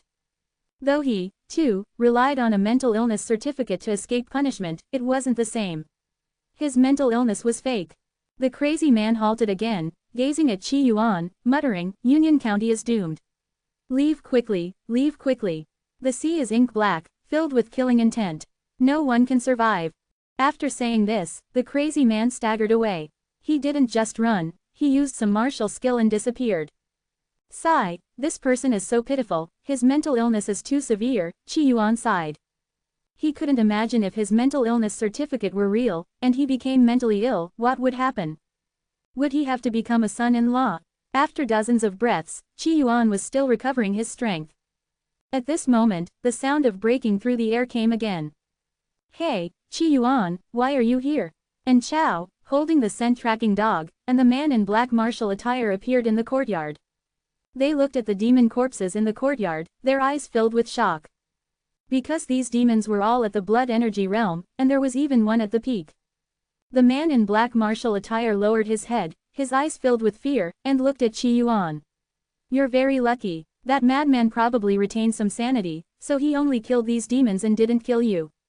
The man in black martial attire and Chao had come here by secretly following the white-clad madman from afar. Now seeing so many demon corpses in the courtyard, still warm, it was obvious the madman had killed them. For a Jade Blood Realm warrior, facing Blood Energy Realm demons was a piece of cake. As for Qi Yuan, a rookie, he hadn't even considered that he could have done it. Next to him, Chao also smiled, look at how weak you are, this is your first mission, and you've already witnessed such a big scene. Scared but excited, right? Hey, can you guys help me with something? Qi Yuan asked, seeing the two. What is it? I had a party here with these white moonlights, and accidentally killed them all. I feel so bad, can you help me bury them? Otherwise, their bodies will stink here and pollute the environment. Protecting the environment is everyone's responsibility. Qi Yuan's words were so erratic that ordinary people couldn't understand them. And Chao was stunned for a moment. What did you say, that you killed the demons? What a joke. The man in black martial attire also widened his eyes, unable to comprehend. Qi Yuan shrugged, it's not polite to say, killed. It's called mutual destruction. Look, they were so selfless that even in death, they left their blood essence for me to collect. As Qi Yuan spoke, he waved his hand, revealing the remaining 50 drops of demon blood essence. And Chao and the man in black martial attire were dumbfounded. Enhance your reading experience by removing ads for as low as $1. Remove ads from $1. What are you standing there for? Quickly bury my beloved, white moonlights. Seeing that the two people weren't moving, Qi Yuan thought they were trying to slack off, so he reminded them again. And Chao spoke up with difficulty, these demons, you killed them. The man in black martial attire also looked at Qi Yuan, his expression full of shock. Of course, stop slacking and bury them. Qi Yuan said calmly. This is And Chao looked at the corpses on the ground, her heart filled with a shock beyond words. She simply couldn't understand. Wasn't Qi Yuan just a newbie? How did he manage to clear this place out completely? She had originally wanted to say something, but the man in black martial attire gave her a look, and she didn't dare to speak further. It was clear that this Qi Yuan was not ordinary and was actually a killing machine. What if he decided to kill them too? So, they followed Qi Yuan's orders and burned the bodies of these demons and buried them. Qi Yuan stood by, directing them like a well-oiled commander. Who was that madman earlier? Qi Yuan asked. He was quite curious about that lunatic at the Jade Blood Realm. We don't know, and Chao shook her head. We saw him when we were investigating the Chen family. We suspect he might be related to the massacre of the Chen family, so we followed him. But his strength is formidable. He is a Jade Blood Realm cultivator, so we didn't dare to follow too closely. Otherwise, if the mission wasn't completed and we died here, it would be terrible. Related to the mission, hearing this, Qi Yuan was a bit silent. Sigh, it's been so long, and we still have no leads. This mission is too difficult, I don't want to do it anymore. I feel like cheating. Qi Yuan had worked hard for most of the day and only learned about the spirit blood child. As for the massacre of the Luo and Chen families, there were no clues. Sure enough, this detective and mystery-solving game was not for him. He was more suited to playing hack-and-slash games where the final boss is marked out, like Kun Lao Da. It would be much simpler for him to just go over and beat the boss. Qi Yuan was somewhat disheartened about completing the game's mission. What happens if I don't complete the mission? He asked. There won't be any rewards, and Chao answered. No punishment. Does that mean I don't have to complete the mission? Qi Yuan was quite happy. If that were the case, he could set his own mission, to defeat Kun Lao Da. If you don't complete the mission, you can't go back. If you stay in these mission worlds for too long, our blood qi will be contaminated, and eventually, we will go mad and die, and Chao said with a serious expression. There was a time when one of her companions fell in love with a scholar and refused to leave, wanting to stay with him forever. So, that companion did not actively participate in the mission. In the end, she went mad and died. That incident left a deep impression on An Chao. What kind of ridiculous setting is that? Qi Yuan shrugged. It seemed his plan to avoid completing the mission was doomed from the start. Do you have any new leads now? Qi Yuan asked. No, maybe that lunatic knows something, and Chao answered truthfully. When they saw the lunatic, he was crying bitterly in front of the Chen family home. Perhaps he knew something. But that lunatic was too powerful, a cultivator at the Jade Blood Realm. They didn't dare get too close. Otherwise, if they couldn't complete the mission and died here, it would be terrible. Qi Yuan then asked, who has the most information in Union County? The leader of the aquatic demons, Kun Lao Da, and Chao said, her eyes showing fear. Kun Lao Da was a great demon at the Jade Blood Realm. The 4 members of their demon subjugation division on this mission would have a hard time surviving against Kun Lao Da. So, even if they found clues related to the aquatic demons, they didn't dare approach Kun Lao Da so quickly. Instead, they started from other angles. Where is Kun Lao Da? Qi Yuan asked. At the previous White Moonlight reunion, he had endured a lot and suffered a lot of humiliation, but he didn't manage to get Kun Lao Da's location from Elder Huang. This made him quite sad. We don't know, and Chao shook her head. Remembering something, she warned him, Kun Lao Da is a great demon at the Jade Blood Realm. You need to be careful. I've heard that this demon hates humans the most. If someone enters its territory, they'll be devoured alive. Oh, such an evil demon must be the big boss. I'm now suspicious that Kun Lao Da is behind the Luo and Chen family massacres. Qi Yuan said seriously. And Chao, the man in black martial attire awkwardly smiled, if it's him, then this will be tough. He wanted to say, maybe don't be so casual. Without any evidence, you're already convicting the demon. It's a pity there's no internet here. Otherwise, I'd write a long essay about him, Qi Yuan sighed. The power of a long essay is immense. When he destroyed the Light Palace, the long essay played a crucial role. Alright, I'm going to play the game. See you later. After saying that, Qi Yuan's figure vanished. In Union County, there were 3 main factions, the Weasel Demons, the Snake Demons, and the Aquatic Demons. The Weasels were already wiped out. Kun Lao Da from the Aquatic Demons was still missing. Now, Qi Yuan naturally went to find the snakes. After all, these snakes were substitute White Moonlights. Although they couldn't give experience, they could provide blood. Seeing Qi Yuan leave, and Chao and the man in black martial attire took a deep breath. He's just a newcomer. How can he be so strong? At the very least, he must be at the Great Blood Energy realm, right? Could he really be a genius? There were indeed martial arts geniuses in this world. In their group, the strongest was Chen Fan. But above Chen Fan, there were many even more talented people, like Qi Yuan. Not even completing the mission, he had already reached the Great Blood Energy realm. Oh no, I shouldn't have given him the shocking heaven technique. This technique is incomplete. He'll probably need to switch to a different technique if he wants to reach the Jade Blood realm. 3 hours later, Qi Yuan was covered in blood, looking like a serial killer. He patted his clothes and smiled playfully. It's already daylight. The gains this time aren't bad. That's right, after wiping out the weasel demons, Qi Yuan traveled all night to the snake demon's stronghold. After all, Qi Yuan was too strong. The weasel demons couldn't satisfy him, he needed to find new substitute white moonlights. Now, the snake demons had also been slaughtered by him. He now had over 200 drops of demon blood essence, and with the remaining 50 drops, he had 260 drops. With this much demon blood essence, it should be enough for me to reach the Jade Blood realm, right? Qi Yuan also wanted to become stronger quickly, otherwise, he wouldn't feel secure. Not only do women lack a sense of security, but men can also feel insecure. Improving his strength gave Qi Yuan a strong sense of accomplishment. Moreover, with the innate seed, almost all the strength he gained in this world would reflect back to him in the Kanglin realm. Even the tiniest bit counts. Add points, breakthrough. Qi Yuan shouted and then provided his own voiceover. Ever thrifty, you attempt to use 3 drops of demon blood essence to break through to the Jade Blood realm. However, your shocking heaven technique tells you no, it says I'm incomplete. Clenching your teeth, you consume 50 drops of demon blood essence to deduce the shocking heaven technique. With the aid of your special eyes, you fail to deduce it.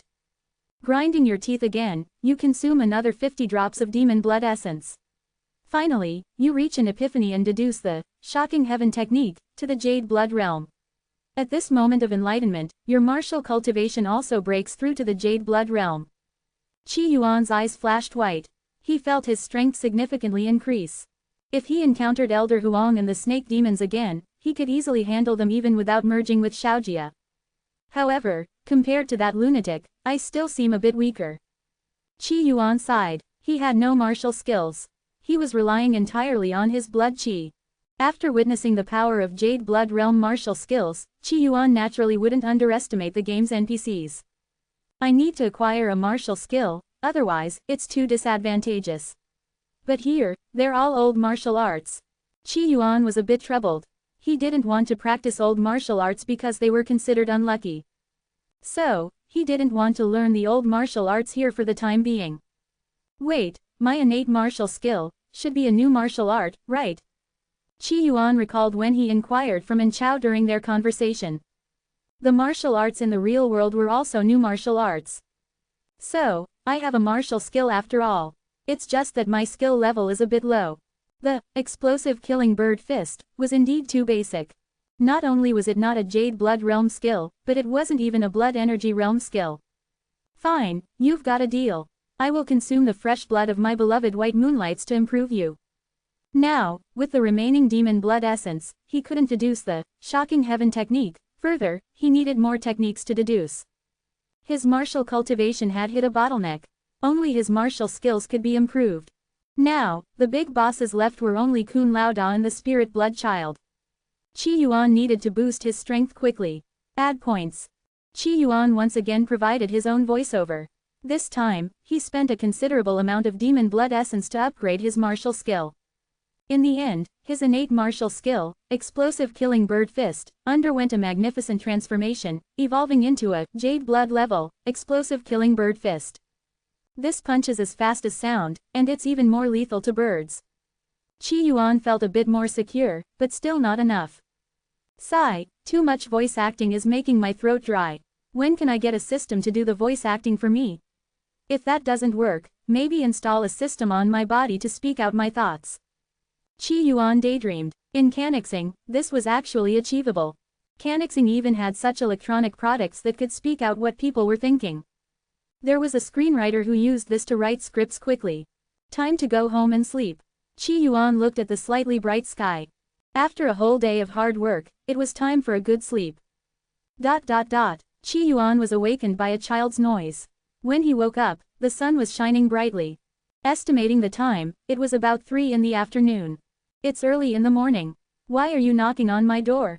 Qi Yuan looked at the boy outside, his tone not very good.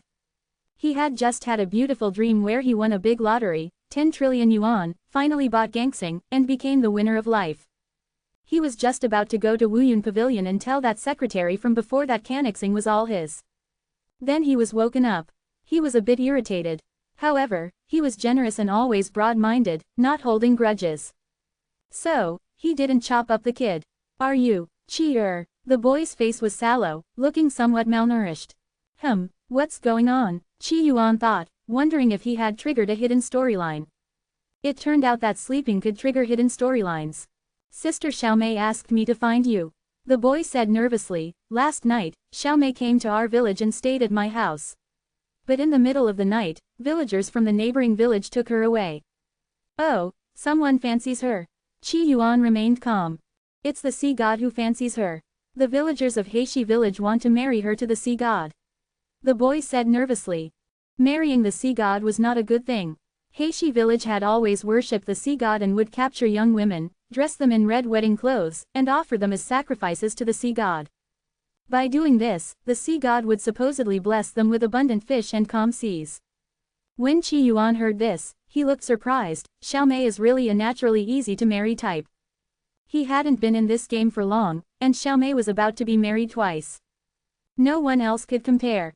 The game setting was quite interesting, it would set up some comedic characters. In Qi Yuan's view, Xiaomei was just such a comedic character. The sea god, is it a demon? Qi Yuan asked what he was concerned about.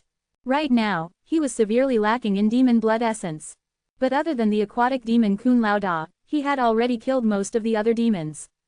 Kun Lao Da's whereabouts were unknown, but now a sea god had appeared here. Qi Yuan was suddenly motivated. Take me there, I'll go and reason with that sea god and tell him not to marry Xiaomei, but to marry me instead. Qi Yuan said brazenly. The boy was dumbfounded, looking at Qi Yuan with a face full of horror. A few hours later, Qi Yuan, guided by the boy and his older brother, arrived at Heishi village. The boy pointed to the village ahead, his face filled with fear. That's Heishi village up ahead. We don't dare to go in. Ever since the people of Heishi village started worshipping the sea god, they had earned a notorious reputation. They caught more fish and earned more money, and even colluded with officials. Whenever the harvest was poor, they would marry the sea god. Where would they find young women to marry? The village didn't have enough to go around. So, they targeted other villages. The boys' village, Mook village, had clashed with Heishi village over this issue. But Heishi village had the support of officials, so Mook village lost that fight. So, the boy was terrified of Heishi village. The main road is so wide, but there's no one passing by. It seems Heishi village really has a bad reputation. Qi Yuan simply commented. To get to Union County, one had to take the main road, which passed through Heishi village. On the way here, Qi Yuan saw many carriages and merchants on the main road. But near Heishi village, there were none. Clearly, those merchants would rather take a detour than go through Heishi village. As Qi Yuan approached the entrance of Heishi village, two men with hostile expressions looked at him suspiciously. Who are you? What are you doing here? Qi Yuan smiled kindly. I am Qi Yuan, and I'm about to get married. This is my first, oh no, my second marriage. I lack experience. I heard that the sea god here is getting married, so I came to watch the ceremony and learn some tips. The two men gave him strange looks. If he just wanted to observe the ceremony, that was one thing, but learning from it. However, their eyes flashed with a hint of a smile, becoming more enthusiastic. Since you're here to observe, please come in. Their eyes seemed to carry a hint of mockery and sympathy. Enhance your reading experience by removing ads for as low as $1. Remove ads from $1.